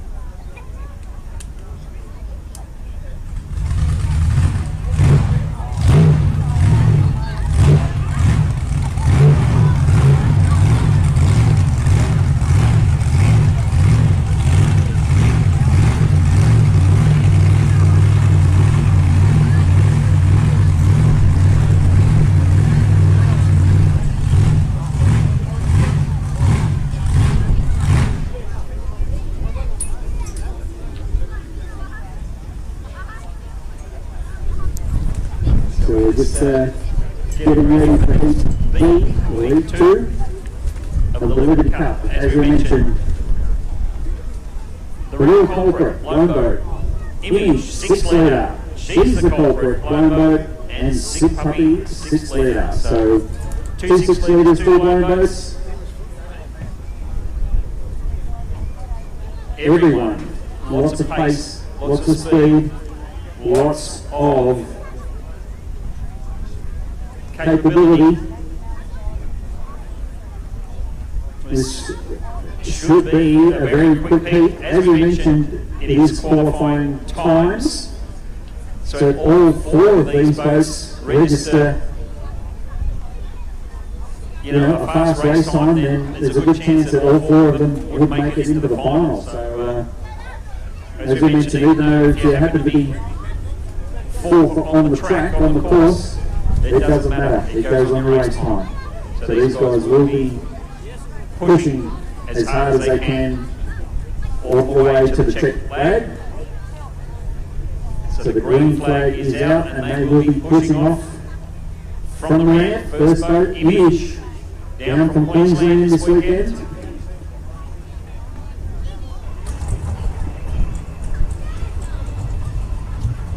The 2 culprit boats up from Sydney.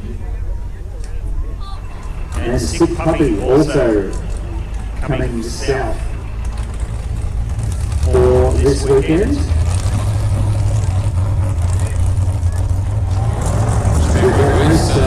About 12 months, or 10 months whatever it was, because we raced in June or July from Millington last year, and it was a very proud moment for the Barry family and when Nathan won the Liberty Cup, and huge smile on Dean's face. Very proud moment.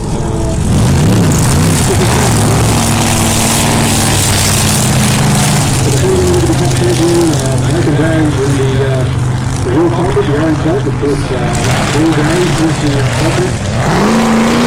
We're going to turn up the defensive leaders as well. Troy Harlan being Sick Puppy, and Craig Lewis and Image. This will be a cracking race. As we said many times, it's not first past the post, but it's all done on time. So they'll be going right through to the finish, whether they're first, second, third or fourth.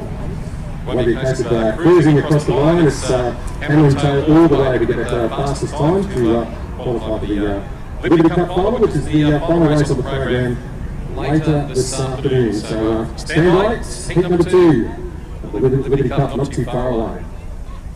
Yes, as we touched on, very good potential for this to be a very fast heat for all 4 boats.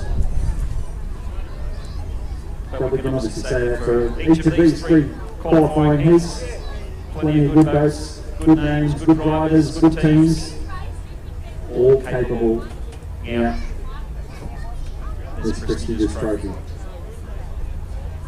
Pretty much best of the best in unlimited displacements here this weekend, which is great to see. Normally, of course, we do get quite a few from Victoria, but not here this weekend. No doubt they're home looking on the live screen, seeing what they're missing out on.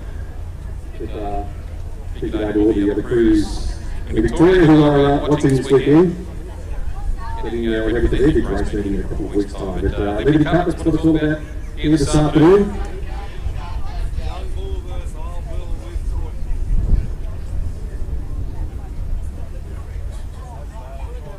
And don't forget, we've still got a 3rd qualifying here coming up after this too. So a couple of blind boats. You mentioned the boat Bulldog was supposed to be running in the first heat, but had to get shuffled back for to this 3rd qualifying heat. So the 3rd heat's got 2 blind boats and 2 6-litre boats as well. Unfortunately, Toxic was here over the weekend, but Toxic something that we missed the evening in practice yesterday. So unable to repair the boat, which is a shame because it's been a few years since Toxic has been racing here. That fantastic lone green boat, but he's out for the weekend, or he's out for today at least. So, but stand by, heat number 2 for the Liberty Cup. White flag at the ready. Looks as though we've got Image in 1. She's a culprit 2. Sick Puppy 3. The real culprit on the other side.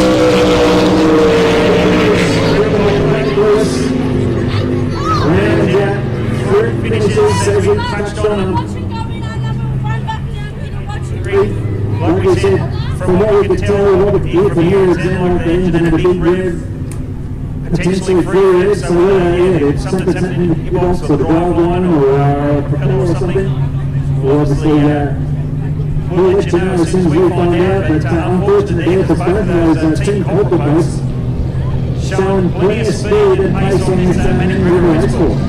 Yes, indeed, and they really love this race here for the year, and all the years have been travelling on here, so we'll like to have his name in the Liberty Cup, but great story for Nathan, the defending champion, so he will be not through to the final, but we're still aware that this will more than likely be in the final there, so no doubt the Barry will be one of the fastest six, so the two six leaders, they did a very good job as well, Sick Puppy and also Hinge, keeping the big blowouts on their toes, so there's a fair chance that they may make the final a little bit later on this afternoon as well. So, as we said, it's the fastest six to make the final. It's got the one more heat to go.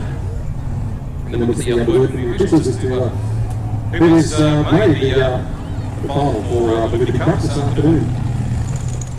Yeah, well, as we saw, pretty hotly contested those two 6-litre boats there. Image was out in front for the majority of the race as he entered the two 6-litres, but then Sick Puppy stayed on the whole race, the whole 3 laps, and at the end of the 3 laps managed to get out in front, get the power down on the water a bit smoother, and managed to grab second place, but a pretty good chance of a real good qualifying time. As we mentioned, we will let you know the results of all of these qualifying positions and whether we get the times or not, I'm not too sure, but traditionally the starting pole positions of the final at least give the indication of the order of race times. So we'll see how we go. But as mentioned, unfortunate non-finish there for Nathan Barry and Caesar Culprit. It will be devastated, I reckon. Actually, no doubt he would have been very keen to have a really good chance of backing up from taking this trophy out last year. And no doubt, yeah, he won't be happy. He'll be very disappointed, but if Dean can win it, he'll be very, very happy. But still four good races to come in the next heat, which is the final heat of the Liberty Cup. We've got Lockalow, Brian McIntosh, also Rival, who had a bit of trouble, both boats had a bit of trouble earlier this morning, so hopefully they're prepared for their heat. Also Bulldog, who was talking to Jamie. It's a bit of a catch-up job with the gym. They had a bit of drama as well. So I took him earlier this morning, and Sicko is the fourth boat in this one. Yes, the 6 litre boat Sicko, as we mentioned, down from Bundaberg. So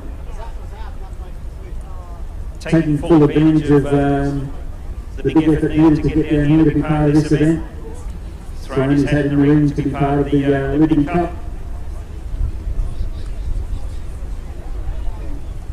So as we mentioned, the qualifying heat just run.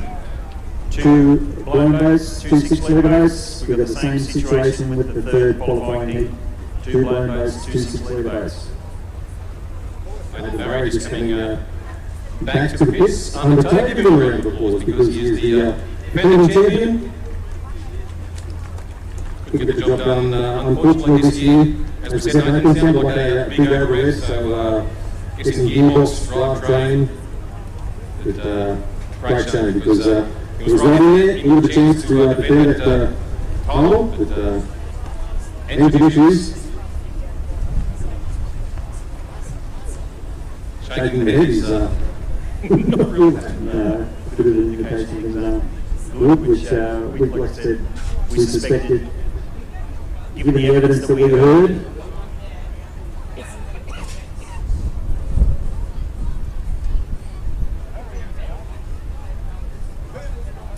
So we'll get these boats out of the water.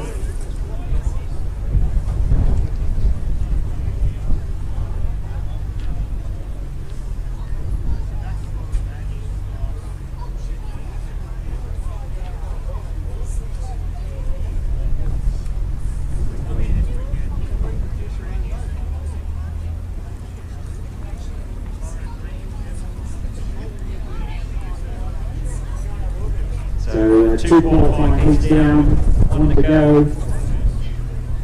Still plenty of action, that's for sure.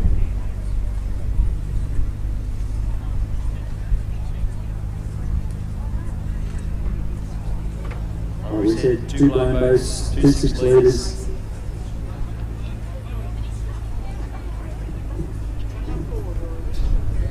All one for one hell of a final. Yeah, to defend that final is to who makes it, of course, as we said, the fastest is. So 2 heats down, 1 more to go.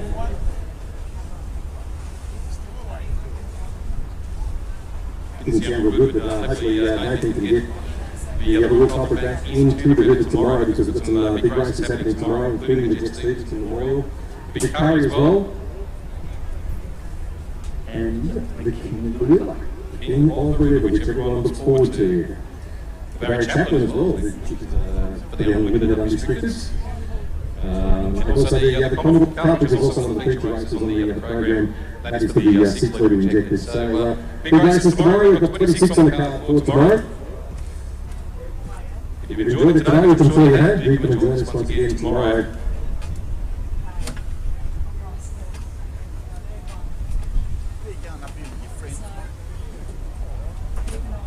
And once we have this third qualifying heat for the Liberty Cup, now we'll have a few of the other classes back on the water again. 105 class, the hydros will be back out on the water. 5 litre displacements as well.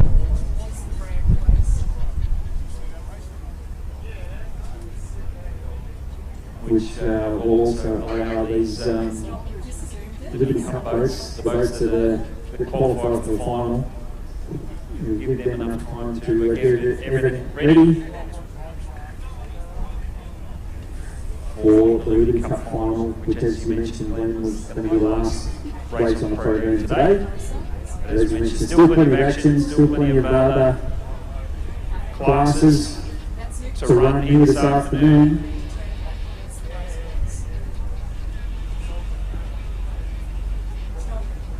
There's no excuse or no need to go anywhere else just yet.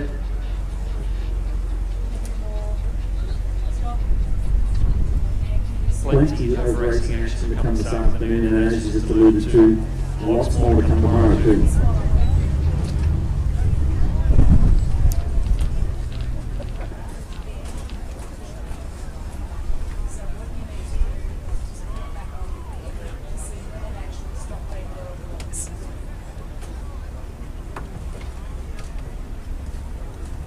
And when you want to do it, just press play, the play button, and it's at 50% now, so it's easier to see.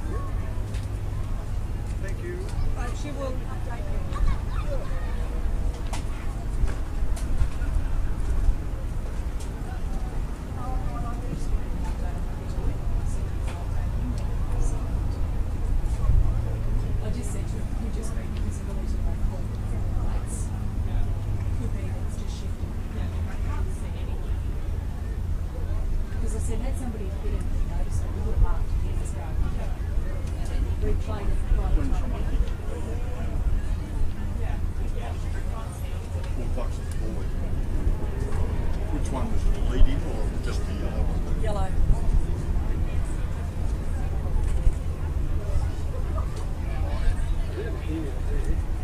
Which boat do they think hit it?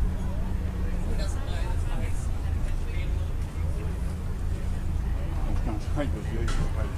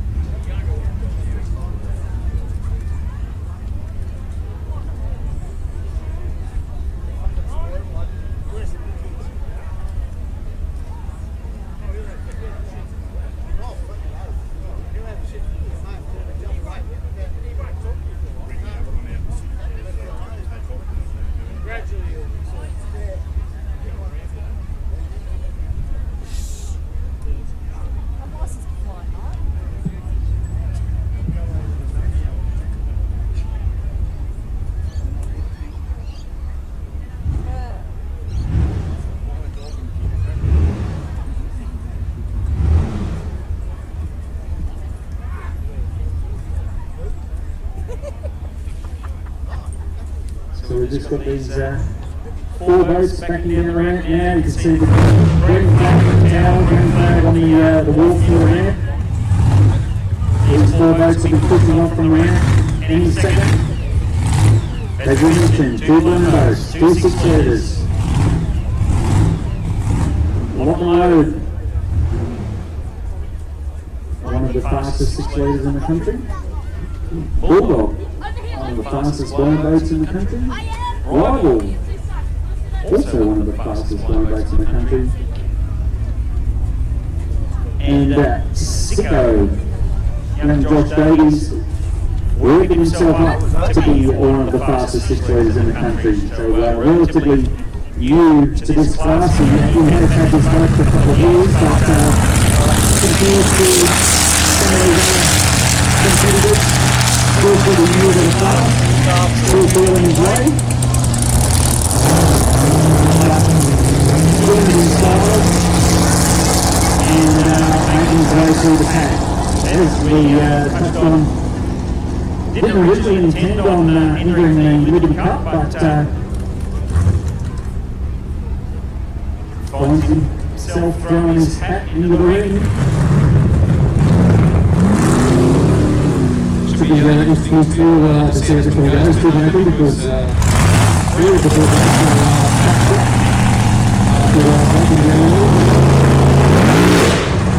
packed up after a bit of a mechanical issue. Lock and load didn't finish the first race earlier this morning. Also, Rivals had a bit of a catch-up job as well. So we wish them well.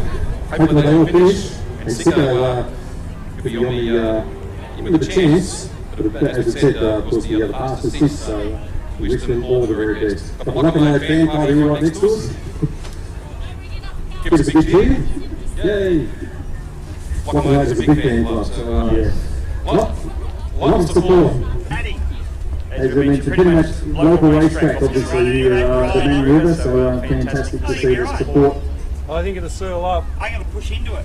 That'll be it. For that team, and I guess same could be said for pretty much every race team. It's awesome to see when you go for a bit of a walk around the pitch, you see all the team shirts, the whole family get involved. I guess that's one of the big things with powerboat racing.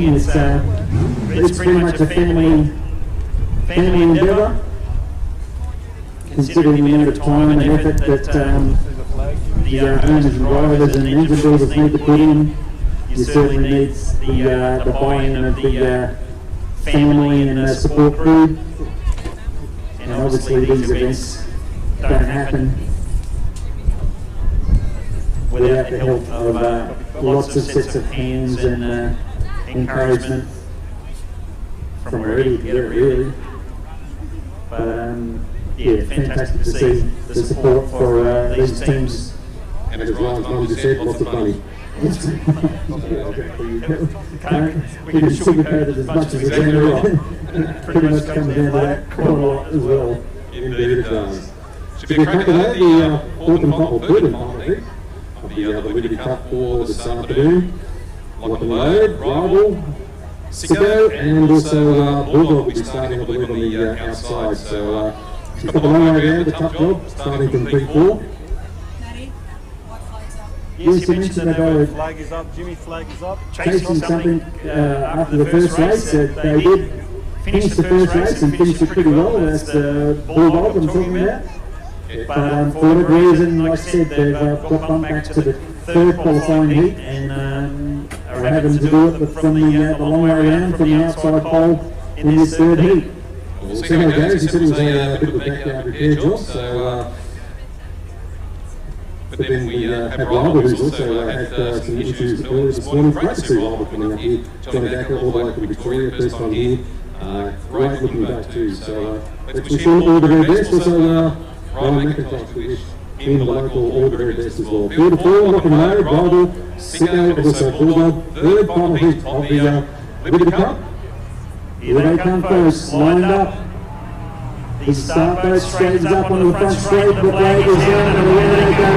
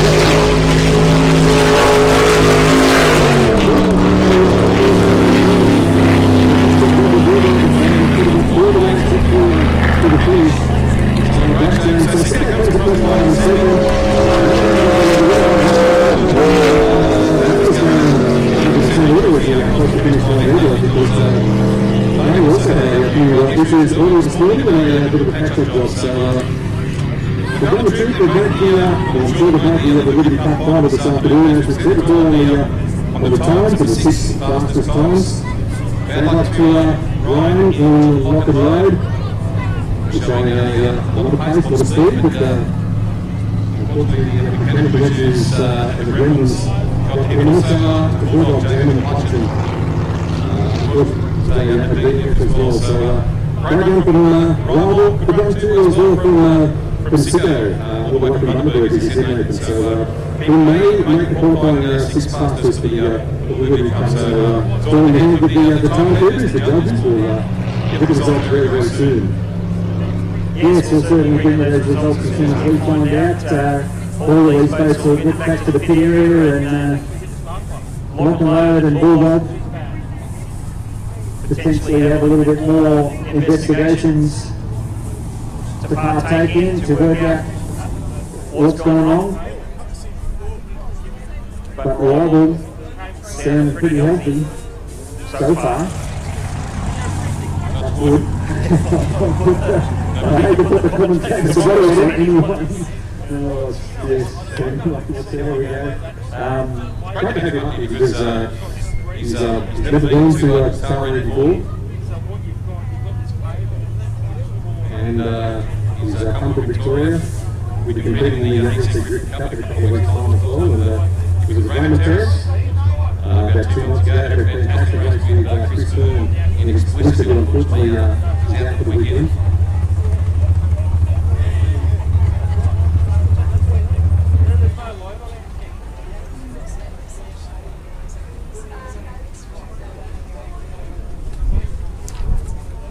Everyone in the pits who lost a set of keys, they have been found, so Mary McMillan has the keys, so you can identify them. They were lost earlier this morning. Check your pockets, check your wallets. If you've lost a set of keys, then Mary McMillan in the pits chase her down because she has the lost keys for you.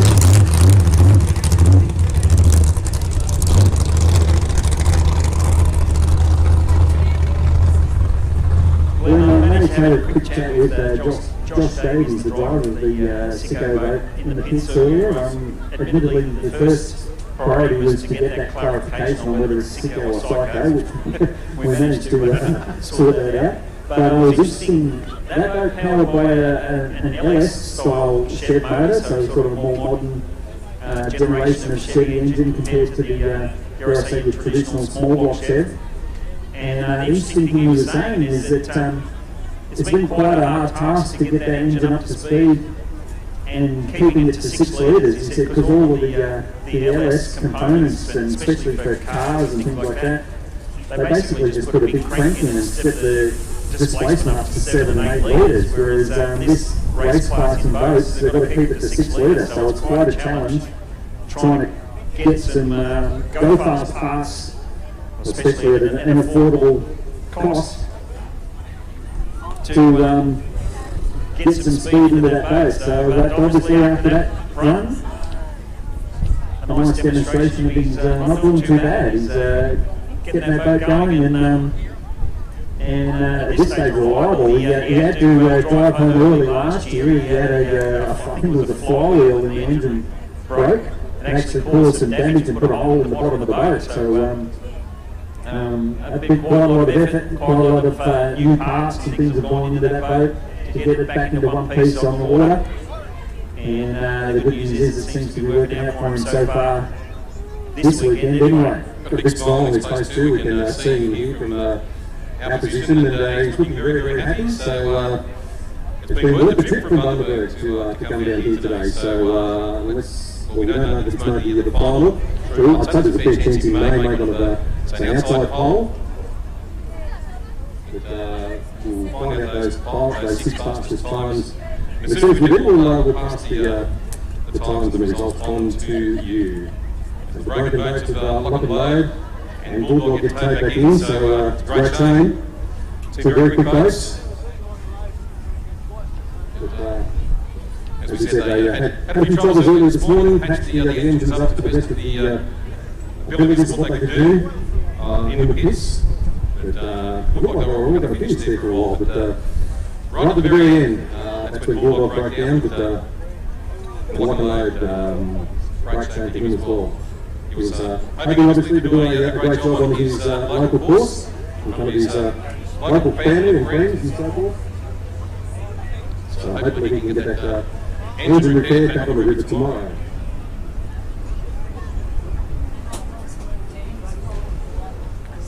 Yeah, so we've got a few other race classes coming up before the Liberty Cup final. Looks as though the hydroplanes, whether they're actually next on the water or a couple of races away, you can start to see them get ready, and the Queen getting ready to hook one of them up. As we mentioned, we've got the 105 mile an hour boats, 5 litre displacements as well. So we've got a few boats, a few races, a few classes to run before we run the Liberty Cup final for the end of today's race program. And then we come back tomorrow and do it all again for some other high profile trophies and races. So there will be plenty of action on the water tomorrow. And we encourage you to come on back tomorrow to watch the action on the Manning River.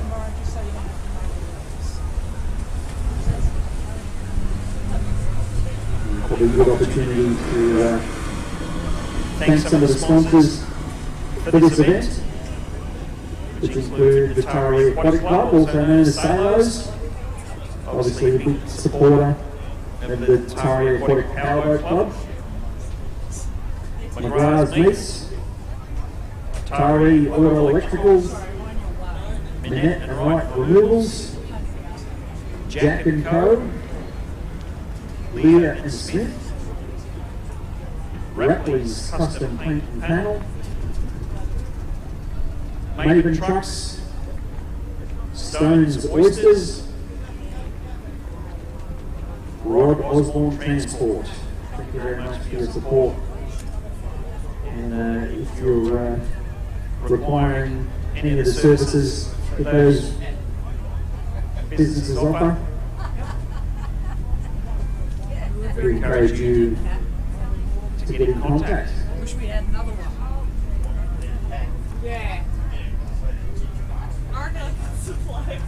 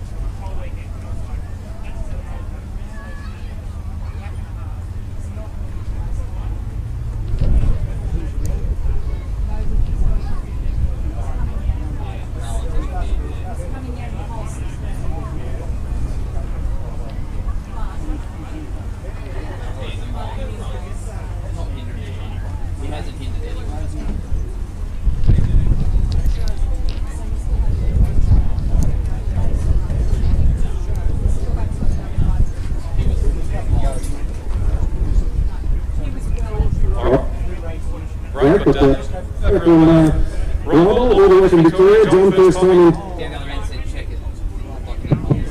time in Taree, John. First time here in the Manor River. Your thoughts on the course? Courses, mate. Really suits my boat. Long straight and good start. Good rate, good, quick start. So yeah, it's really enjoying it actually. It's been a bit. Prix, so it's great to have you here and here for the Liberty Cup. So the heat there, you managed to win, but is it 100% going across the line? No, we had a lot of issues recovering all back. So yeah, got a low level come on again, and so last lap and a half I was just watching all three gauge hoping that it wouldn't drop to nothing, which stayed up, but just to get us across the line. So it's an issue we've got, and I've been trying to sort it out. The other engine doesn't do it, but this one does. So we'll just have to keep the team full and hopefully get through the final. We'll get to the minute. Apart from that, mate, no, it's all going really well. I'm really happy with it. Hey, I saw you down at Raymond Terrace a couple of months ago with that side-by-side race with Chris Hearn in Explicit. If anyone hasn't seen that race, do yourself a favour, jump on the Raymond Terrace website, have a look at that. That was a fantastic race. It was side-by-side the entire time. I think it was like a fingernail in the finish. What was that last two to be part of? That was awesome. That one's going to stay to bring it down for a long time. Actually, was having the same sort of issue up there, the oil and that, but you're able to get in front of him, and the next thing was just getting out sort of thing. It was a lot of fun. Alright, tell us about Rob. I believe it's like 2,000 horsepower, and what sort of speed are you getting out of this engine? Look, we did Rhino years ago, back in 2006. The Rhino placed with the 2,000 horsepower, and we had trouble with it holding it, but it was more the fact that it was 4.5 horsepower, so you really don't have a 4 horsepower does, mate. 565 cube, PSI D-series bone. It does the job pretty good. I mostly struggle down low with a bit of a lay-down torque in it. That seems like a bigger course, obviously.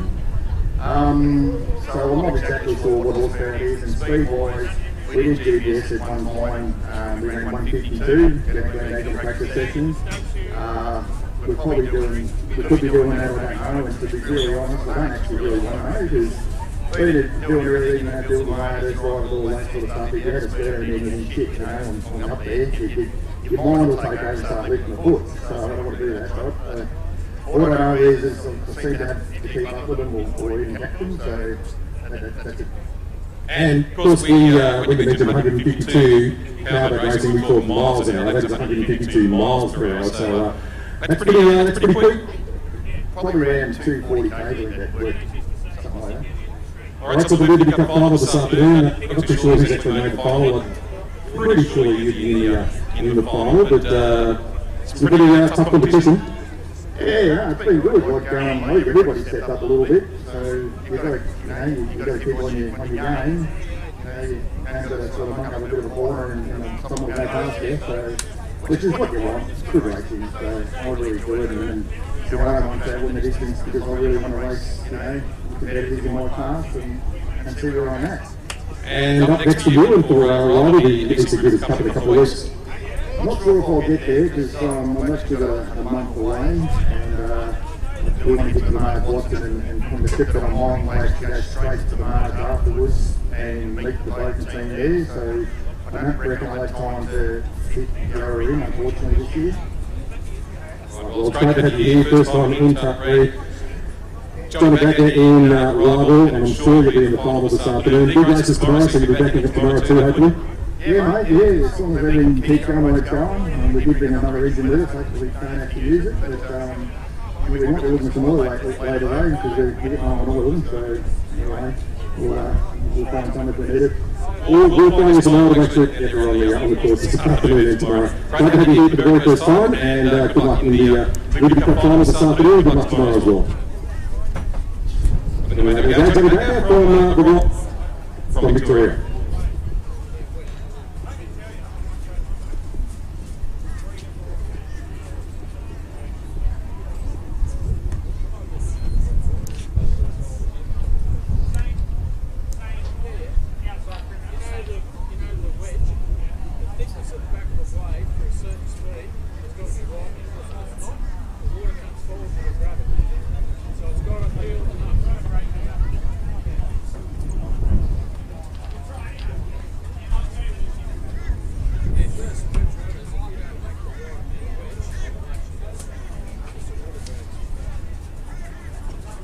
thanks for that chat with one of the drivers there, Glenn. Hopefully you get a chance to grab one of the other drivers as well. But next race on the water will be the 105-mile-an-hour boats. Just getting pushed off the ramp as we speak. Green flag is out, so I'll be heading down to the start area very soon.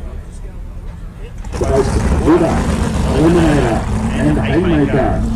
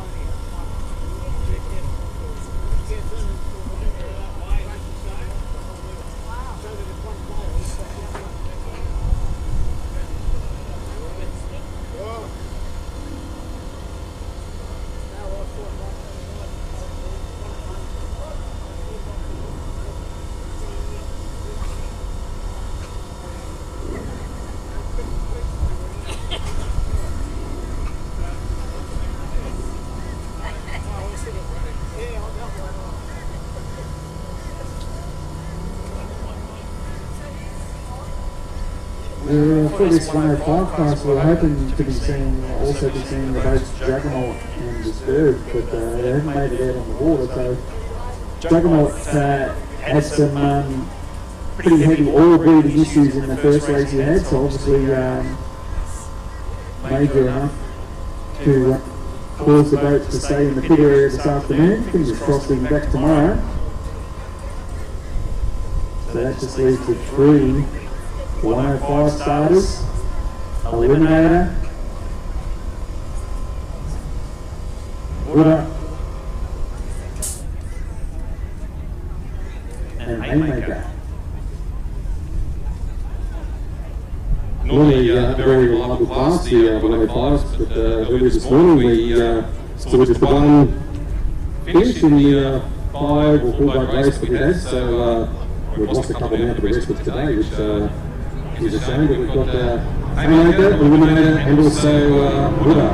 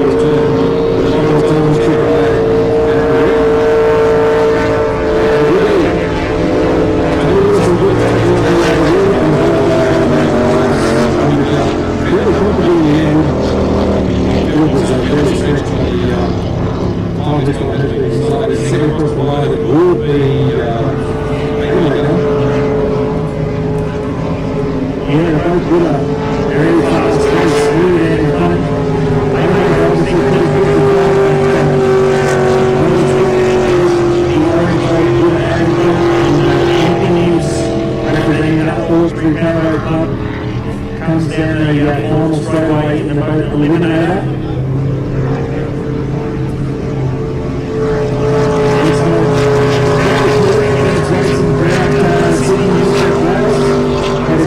Races here at Oldstreet Powerboat Club, the races down at St George, and obviously up here at Taree this weekend. The 105 class originally having 5 or 6 starters. And as I mentioned, normally very reliable in terms of finishing. But unfortunately, this afternoon's racing down to 3 starters at this point, but fingers crossed a couple of the other boats that haven't made the water this afternoon, fingers crossed it's because they're now getting things sorted in preparation to be ready to run again tomorrow morning. I'm sure they are, and Juggernaut, of course, was the big winner of this class last year. Had a few issues earlier this morning, as did this third. Just a great looking boat too, I must admit, that he's third. That is a great looking piece of gear. And it was sad to see Matt Curtis as well, who was here in Tattoo yesterday. Matt Curtis has been around a long time, raced that blown AT.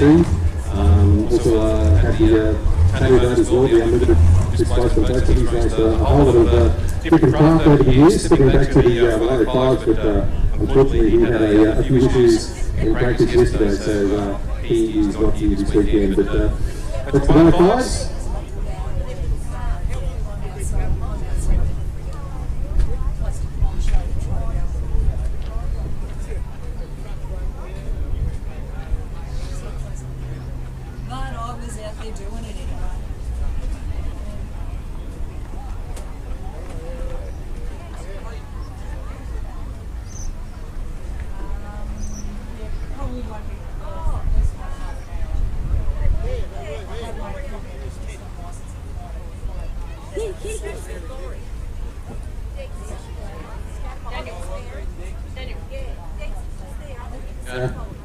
Just seeing Hurricane being lowered into the river, so we've got the hydros coming up. Hurricane driven by Graham Malou.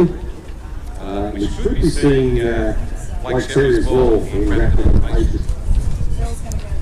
So we've got the hydros coming up. Not too sure if we'll see Warlord again this afternoon, but we hopefully we'll be seeing Troy in Warlord again tomorrow. Doing some demonstration runs. He was super quick there earlier this afternoon.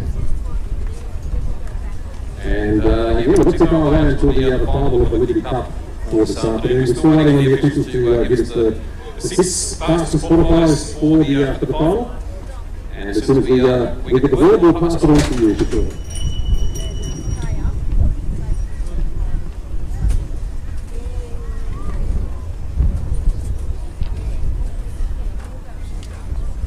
Yeah, no, that's all right. I just, yeah. Change it now, yeah. I just don't want to find we get to the finals and go, yeah, no. Dan's changing his now. And he wants some shit.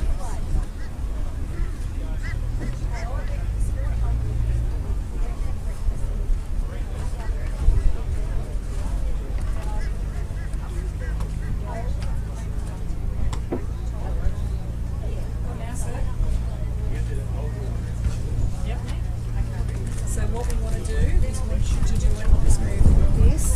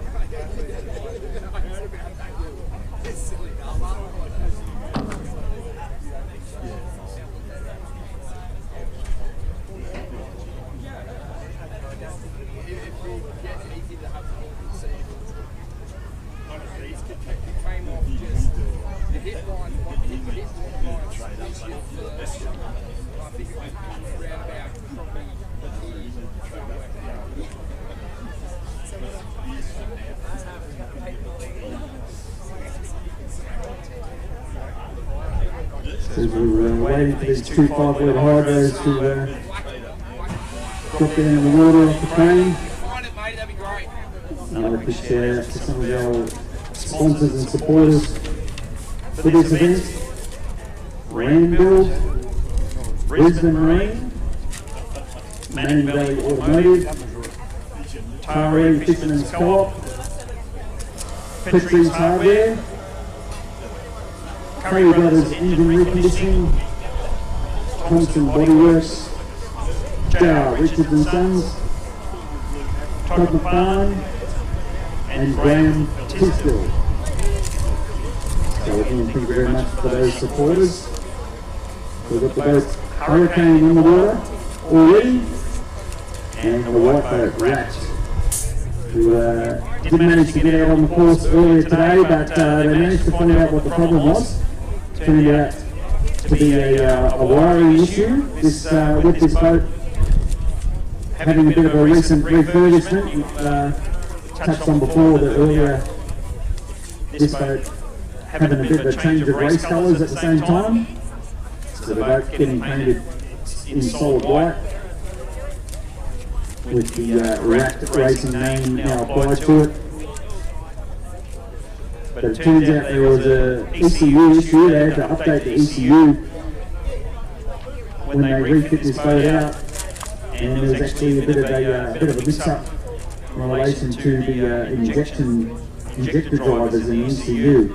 I'm not too sure if it was something electronic in the ECU or whether it was part of the wiring, but they managed to get that problem diagnosed. So there's basically two injectors that were not injecting, really, is what it boiled down to. And so they managed to get that sorted out. And fingers crossed they'll be back under full power in just a few moments.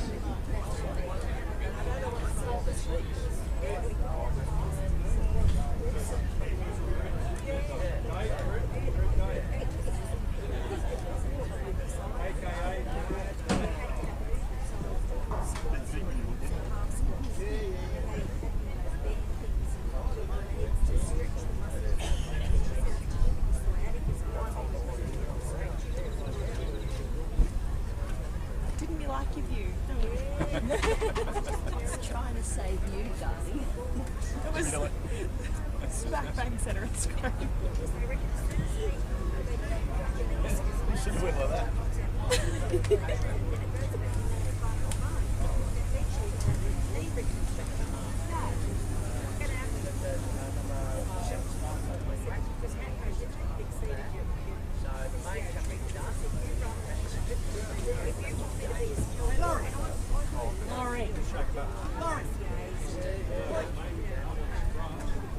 They all running together.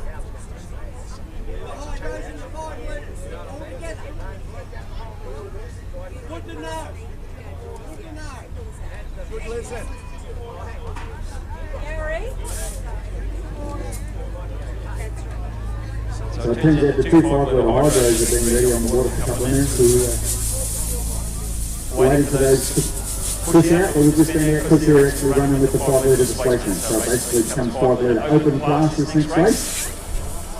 So it'll be good to see the 5-litre hydros match it with the 5-litre displacement or more boats. Is there a sort of affectionately known in boat racing circles? But in the meantime, before that, we have in our hot little hands the list of boats that have made it through to the Liberty Cup final. Alright. currently we have 6 boats and then 3 reserves. Yes. Okay, let's do a whole draw. That course was quickest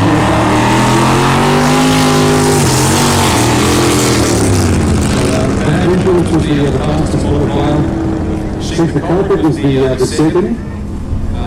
Surprisingly, Rastus was the third fastest qualifier. Ryder was in the final, also Sick Puppy, and Image has made the final as well. So very fast to 6, and on the 3 reserves are 117 Motorsport, Outboard North, Crazy Jack, and also Sicko. So that is your field. So Proud Influence, Shoot the Culprit, Rastus, Ryder, Sick Puppy, and Image with the 3 alone. Those, a couple of the 6-litre injected, and with the 36-litre injected there as well. So it's a very good field, but looking at those tyres, Bad Influence, and Choose the Culprit. Two most of the competitors are going to be at the pole draw. Yes, as you touched on, 3 blind boats, 3 6-litre boats.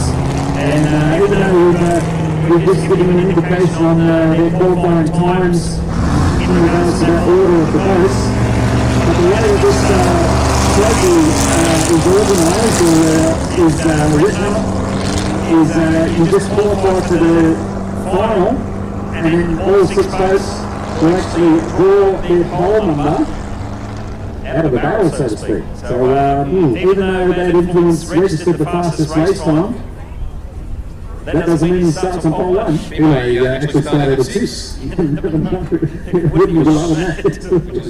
Yeah. Okay, so Bad Influence fastest qualifier, but we will bring you the pole draw. We have all the drivers like to make it here, so we'll bring you the pole draw. So as I said, Bad Influence the fastest qualifier, but it all depends on the luck of the draw.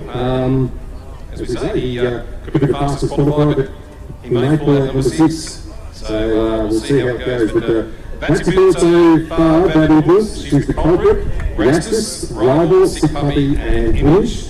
And the 3 reserves are the 117 Motorsport, also Crazy Duck, and the Sicko. So that's the field for the 2023 Liberty Cup. Yes, we obviously a couple of reserves there, and that's all in aid of, because some of these big trophy races are very high profile and people want to get in there and everyone wants a chance. If for whatever reason one of the boats that qualified in the final cannot make it, that's when the first reserve will sort of get their opportunity and actually get a starting spot in the final. If any of the boats that qualified for the final cannot make the start for whatever reason. So that's why we do still list those boats as reserves. So the first reserve being 117 Motorsport, the unlimited outboard. But since the 6 qualifiers all finished in pretty good condition, and certainly plenty of speed, that's why they've earned the right to be in there. They'll be making sure that they make the start line in whatever pole position they Lady Luck deals them in a few minutes' time. We should just give you the time. So Bad Influence did a 2:08. That's the entire race time, 2:08.56. Choose the Culprit did 2:10. Rastus 2:18.28. Rival 2:18.37. So nothing there. Sick Puppies 2:21 and Image 2:23. We're going to go back to those reserves. 117 to the 2:28.06. Crazy Duck 2:28.5, I think it is, and Sicko was 2:31.67. So that's the field, but we've got the 5-litre open. 5-litre open, yeah. 5-litre displacements on the inside, and it's supposed to be 2 5-litre hydros on the outside, but looks as though rat racing, unfortunate non-starter. But Hurricane on the outside, 5-litre hydro.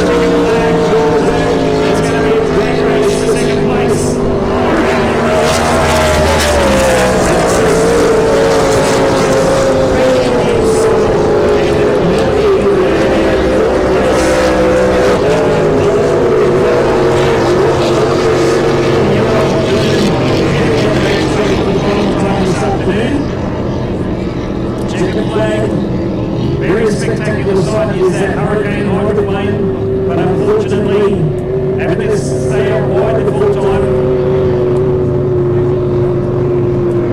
effectively doing at least half an extra lap.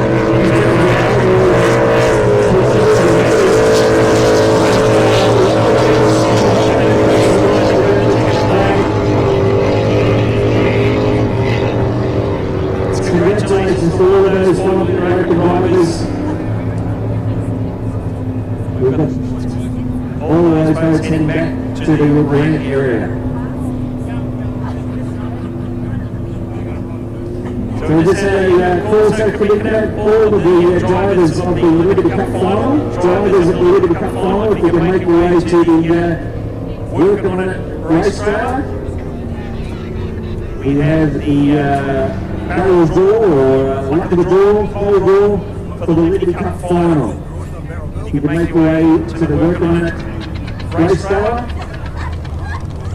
We'll get the top draw for this Liberty Cup final on the way.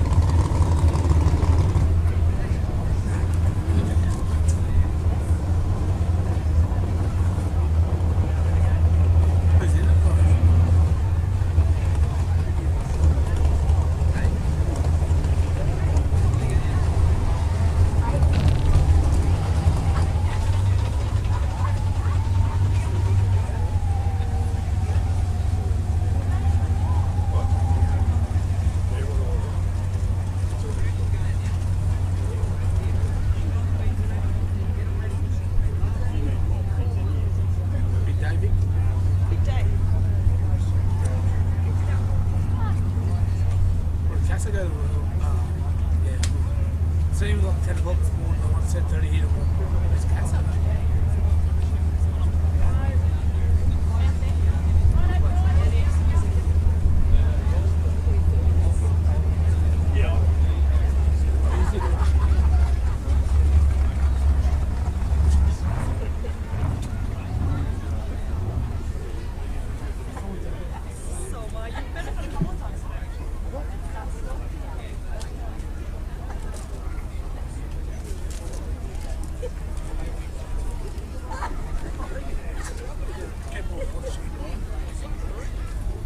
I wonder everyone's ringing the heart of that group.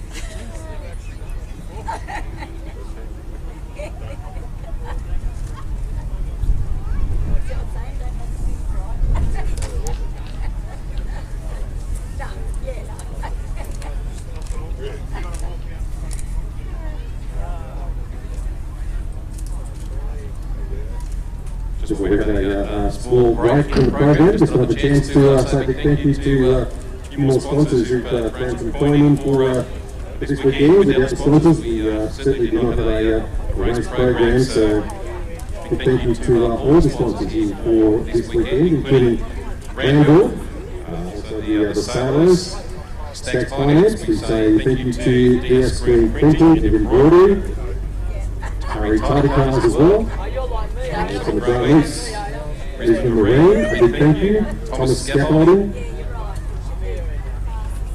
Atari Auto Electrical, thank you to Ben, Manning Valley Automated as well. The Women Atari, the furniture, also the electrical department, Willow Joinery, Minute and Light Renewables, Energy Glass as well. Big thank you to Atari Fisherman's Cove, also the Manning River Marine, and Tackle, Road Bridge, also Jack and Co as well. Big thank you to them. Just a few of the many valued sponsors. We thank them for throwing in some money for this weekend, because as we know, money is very hard to come by these days. So a big thank you to each and every one of our sponsors who have donated some money for this weekend. A huge thank you.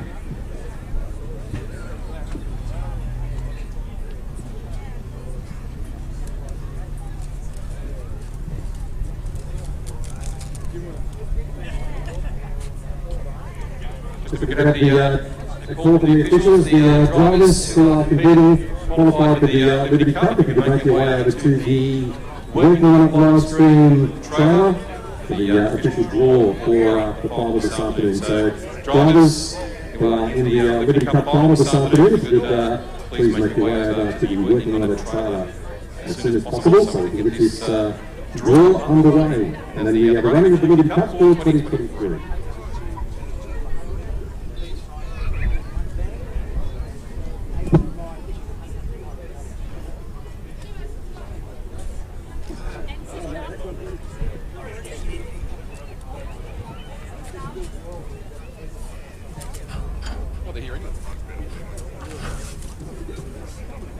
You want them all?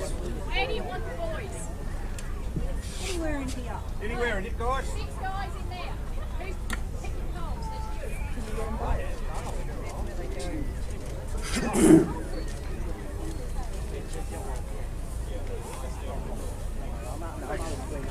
That needs to lift it up very high.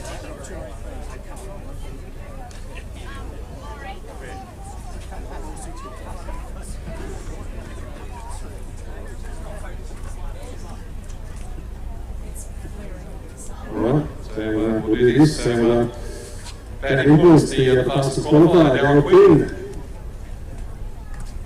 Ravenala from the ball of the car.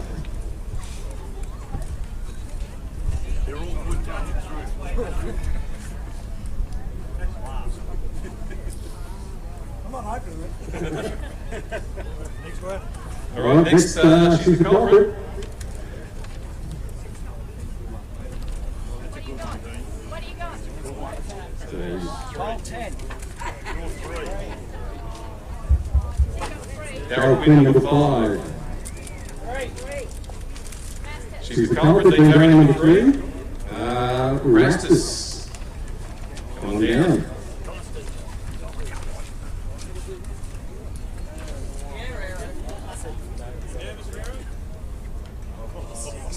He has the outside pole, number 6.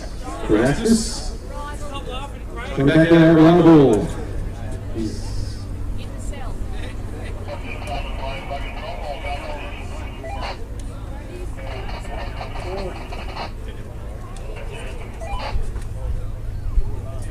Alright, Johnny, back in Rival. We'll have pole 4. We go down to Sick Puppy 3 for Nolan.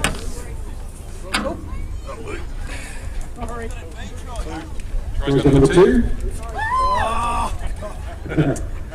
That is don't give us an image, we have number 1.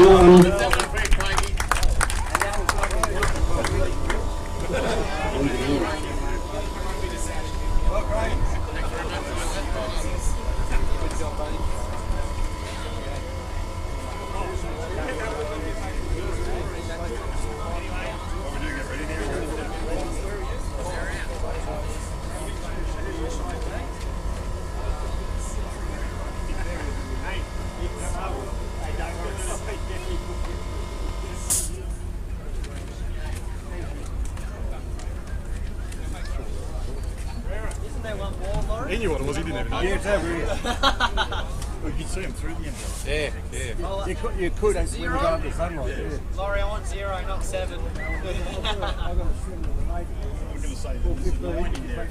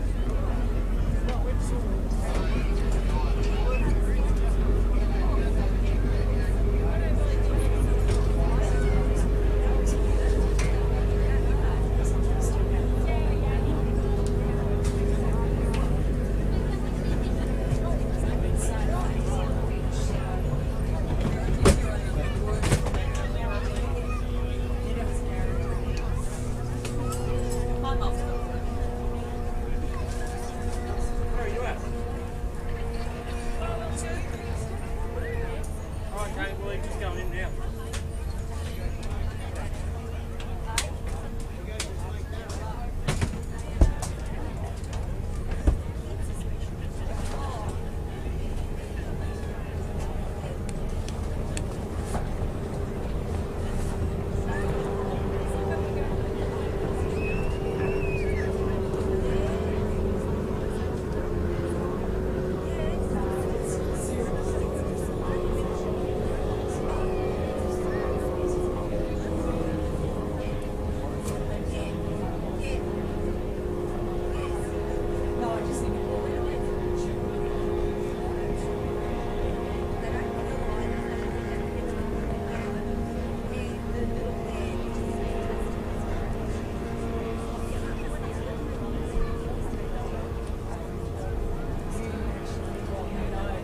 It's the way you buy raffle tickets.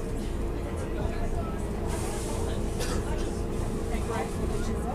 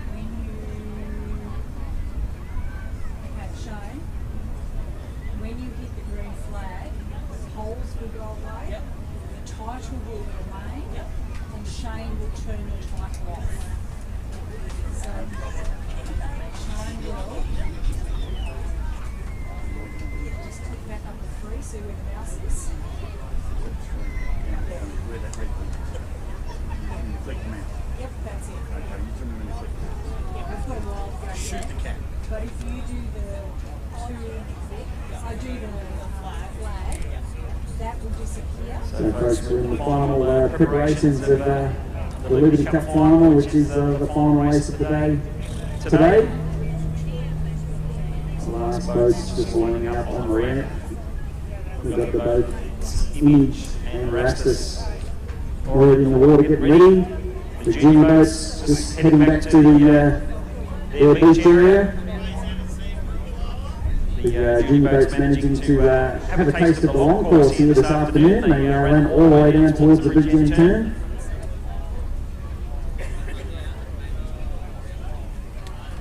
But the Cup final just minutes away. And in terms of the pole positions, as mentioned earlier, the boats ran qualifying heats to earn the right to get into the final. And those top 6 boats actually had to do a bit of a random pole draw to find out their final positions. And the result being Image in 1, Sick Puppy in 2. So we've got 2 6 leaders on the inside, and we've got 3 blown boats.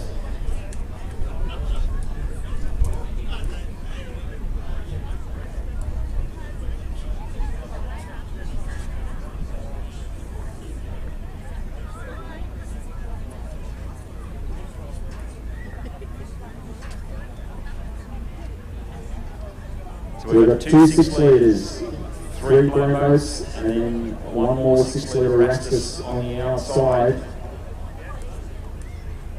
We'll confirm the starting positions for the 3 blown boats as they approach. But Bad Influence, Rival, and Culture. Should be a fantastic race. What we're here for this afternoon, it is the Liberty Cup final.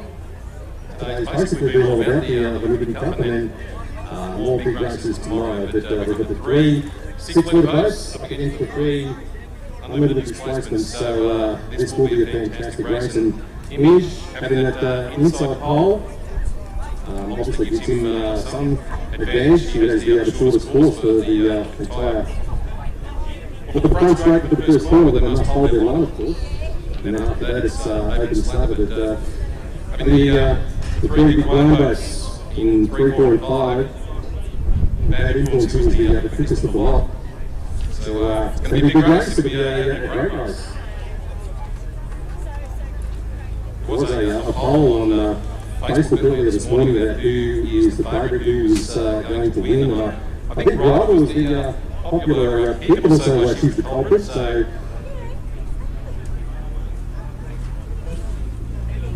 Yeah, it's going to be interesting. We heard Rival had some trouble in its race first up this morning, but in the qualifying heat ran pretty quick, sounded very healthy. But as you mentioned, Bad Influence was actually the fastest time overall. But this pole draw out of the hat threw a bit of a cat amongst the pigeons, so to speak. And like I said, we've ended up with 6 litre, blind boat, and then 6 litre on the outside in regards to the order of the pole positions.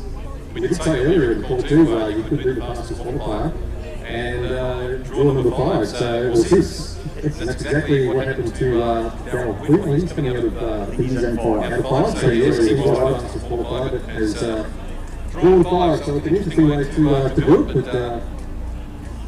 But the way the beat of the hip, I guess you could call it, is for the Liberty Cup. So 3 unlimited, or 3 of the 6 litres against the 3 unlimited displacement. So the calm before the storm, water conditions absolutely perfect.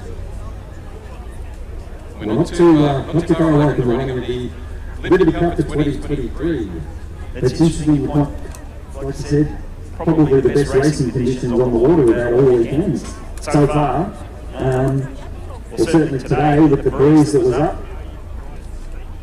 it's probably dropped down a little bit right now, so fingers crossed conditions stay this way. We're really happy with good weather. When we had the rain yesterday, and that right on part of practice and testing, the testing team yesterday, we did get absolutely bucketed again, and that lasted for about 3 hours or so. So So we've been blessed with the weather.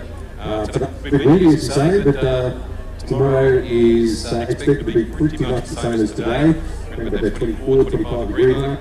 And a little bit windy, but at least it's not raining because there's a Prix at Easter. Very close with the weather. Showers, winds, rain, and hot weather too. So I think we've been pretty much blessed with the weather for this weekend. So that is positive. Get the green flags all underway. Readiness for the Liberty Cup for 2023.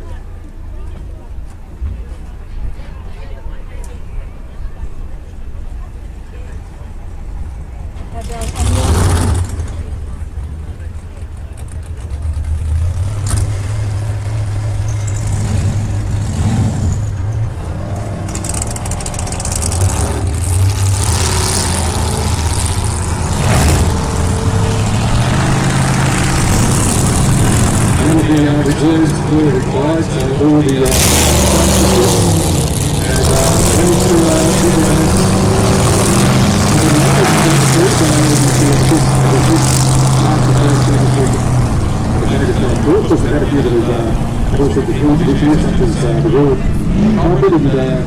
unfinished business as well, had a few dramas earlier in the day, all was as well, so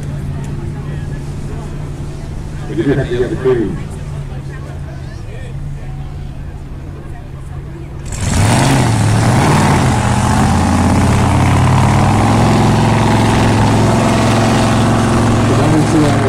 What's on the working on last 4.5 or did we have a drone up and down the chain and I've been trying to get them all afternoon between two leads, but they managed to get the drone in the air, so we're going to get some great aerial shots of this one. So everyone watching at home, we're country managers or wherever the case may be, enjoy this one, whether you are at home, here on the riverbed. This is the big one for the day. It's what we're here for. It is the Liberty Cup. Field of 6, we've got the Prix unlimited displacement, and also the Prix 6-metre match. This will be an absolute ripper of a race. It certainly will. The boats that as they push off the ramp there, I don't know if anyone else heard it, but just how beefy did that Pope rival sound as it idled away from the ramp and took off down the start area. So, as mentioned, the Bad Influence boat registered a faster race time. You also mentioned that Rival probably was the one that won the online survey poll to be favourite, but especially because it is pole draw for the finals, it's all up in the air, isn't it? Exactly right. So, talking with John Dackett earlier this afternoon, he's had a fantastic time. He loves this river, it's nice and wide, suits the big Rival. So it's great to have him here. First time that John has been here in Taree as well, and he mentioned he's done 152 miles an hour in that thing, so not here this weekend or today at least, but he has done 152 miles per hour in that thing with over 2,000 horsepower, so it's the best of the boat, and it's coming out of 4, I think it is. Out in the middle of the pack there something anyway, so it's going to be interesting to see. And I remember hearing your interview with John a little bit earlier, and you just sort of quickly mentioned the fact that, it's 2,000 horsepower. It's pretty amazing to think that these boats are pushing out those horsepower numbers these days. You can, if you remember back, even just a few years ago, it's like 1,000 horsepower or 1,500 horsepower was pretty amazing, and now you're talking 2,000, 2,500. It's absolutely amazing to realise the sort of horsepower levels that these guys are running these days. But horsepower and speed, 150 miles an hour. It's fantastic. And we're about to experience a whole lot of it as the 6 boats line up. 5 boats. One of them's dropped off down the middle area. We've got a non-starter. But it's Image in 1, 6.2. She's a goal.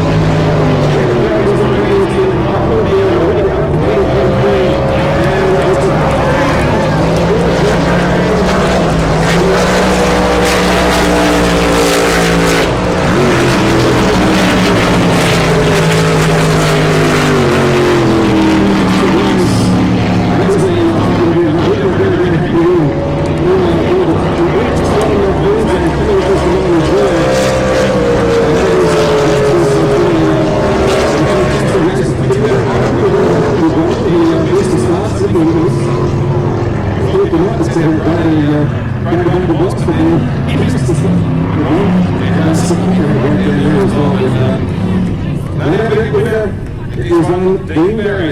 congratulations.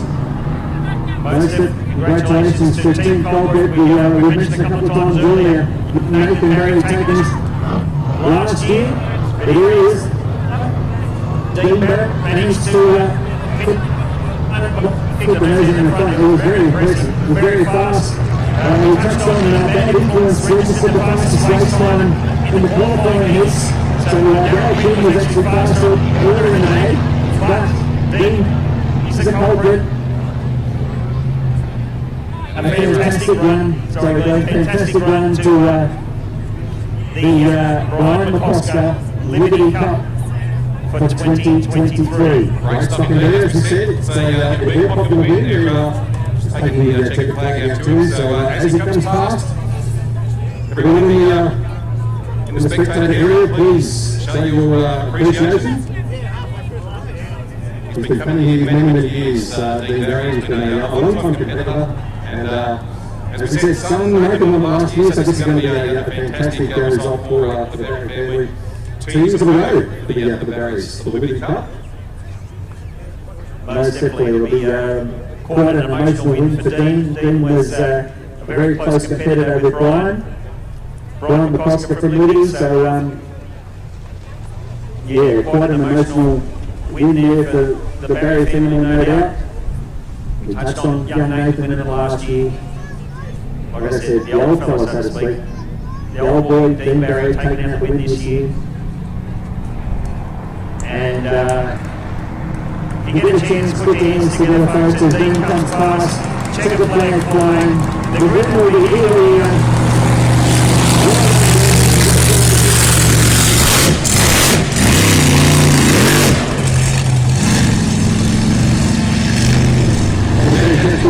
Fantastic win. As we said, he's a very popular driver in Taree. Very committed to this sport as well. He's been up at Taree many years. I remember one year he broke down, probably a Friday or something in practice, so all the way back to Prix that night, and all the way back to Taree the next day just to make sure he could complete. So he's very committed. So we'll be able to box as he comes past, that is your program for this afternoon. Very soon it is the Liberty Cup for 2023, and Dean Barry is the top your champion with a fantastic result. Most definitely, and a pretty convincing win. Obviously, Carol Quinn he wasn't too far behind, but Dean, straight from the drop of the flag, really managed to get the nose out in front, and showed exactly how you do it. Darryl Quinn was trying his best to stay with him and to try and reel it in, but Dean Barry powered down to the water successfully and smoothly. And I'm pretty sure it was the hit from Dean, the years of experience showing through, the smoothest application of the power through the pedal, through the engine, down through the propeller and into the water. And a fantastic result. Yeah, and for a bad influence in second as well. Commiseration. Coming up here from Victoria, we were talking up and raising him, and he missed the start, so something went amiss. So hopefully he'll be back on the river tomorrow. And pretty good showing too by the 6 leaders as well. Vintage and Troy Martin and Sick Puppy. So great race. Well, I think it was Rastus actually. Sick Puppy unfortunately didn't finish right there at the end, but managed to get 2.5 or 2 3/4 laps done, but just unable to get the whole 3 laps. But Steve Barry and Rastus and Craig Lewis Image keeping these blown guys honest, that's for sure.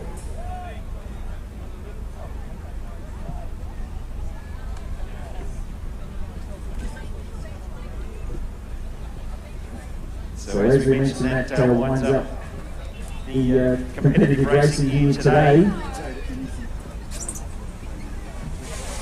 My partner in crime, Glenn, heading down to the ramp and the pit area, hoping to get a quick interview with Dean Barry, the winner. Congratulations to him and the culprit team. But otherwise, we'll be back tomorrow morning from about 10 o'clock after the Easter bunnies come in the morning. We will have lots more racing action and some pretty major races and trophies also up for grabs tomorrow. So all the classes will be back on the water. And as I mentioned, hopefully Glenn manages to get a hold of Dean Barry. The worst case scenario, we'll see you tomorrow morning.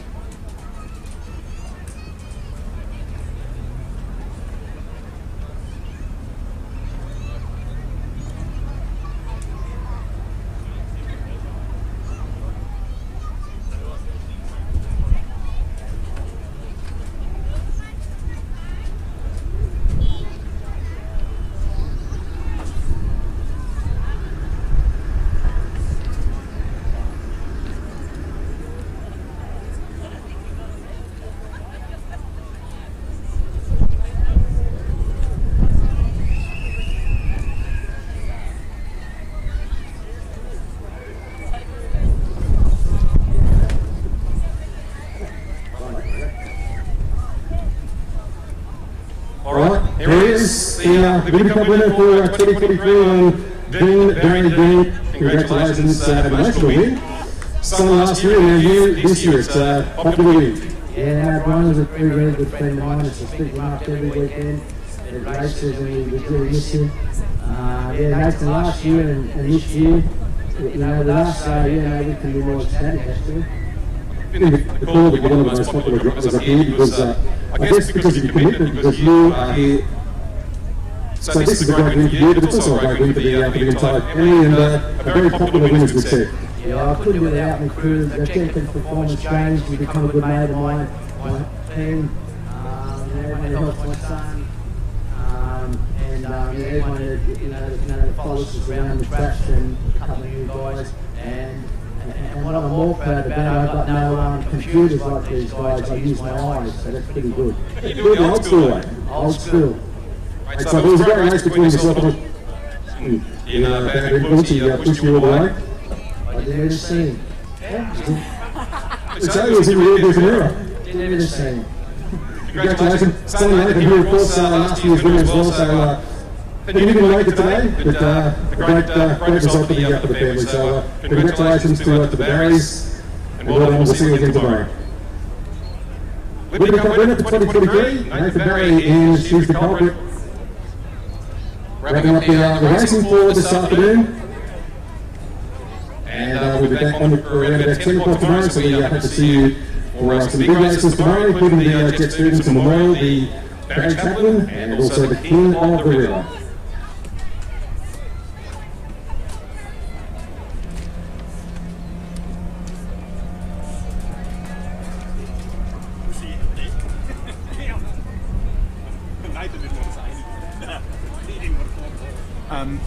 They're not back tomorrow. Can we get it, boys?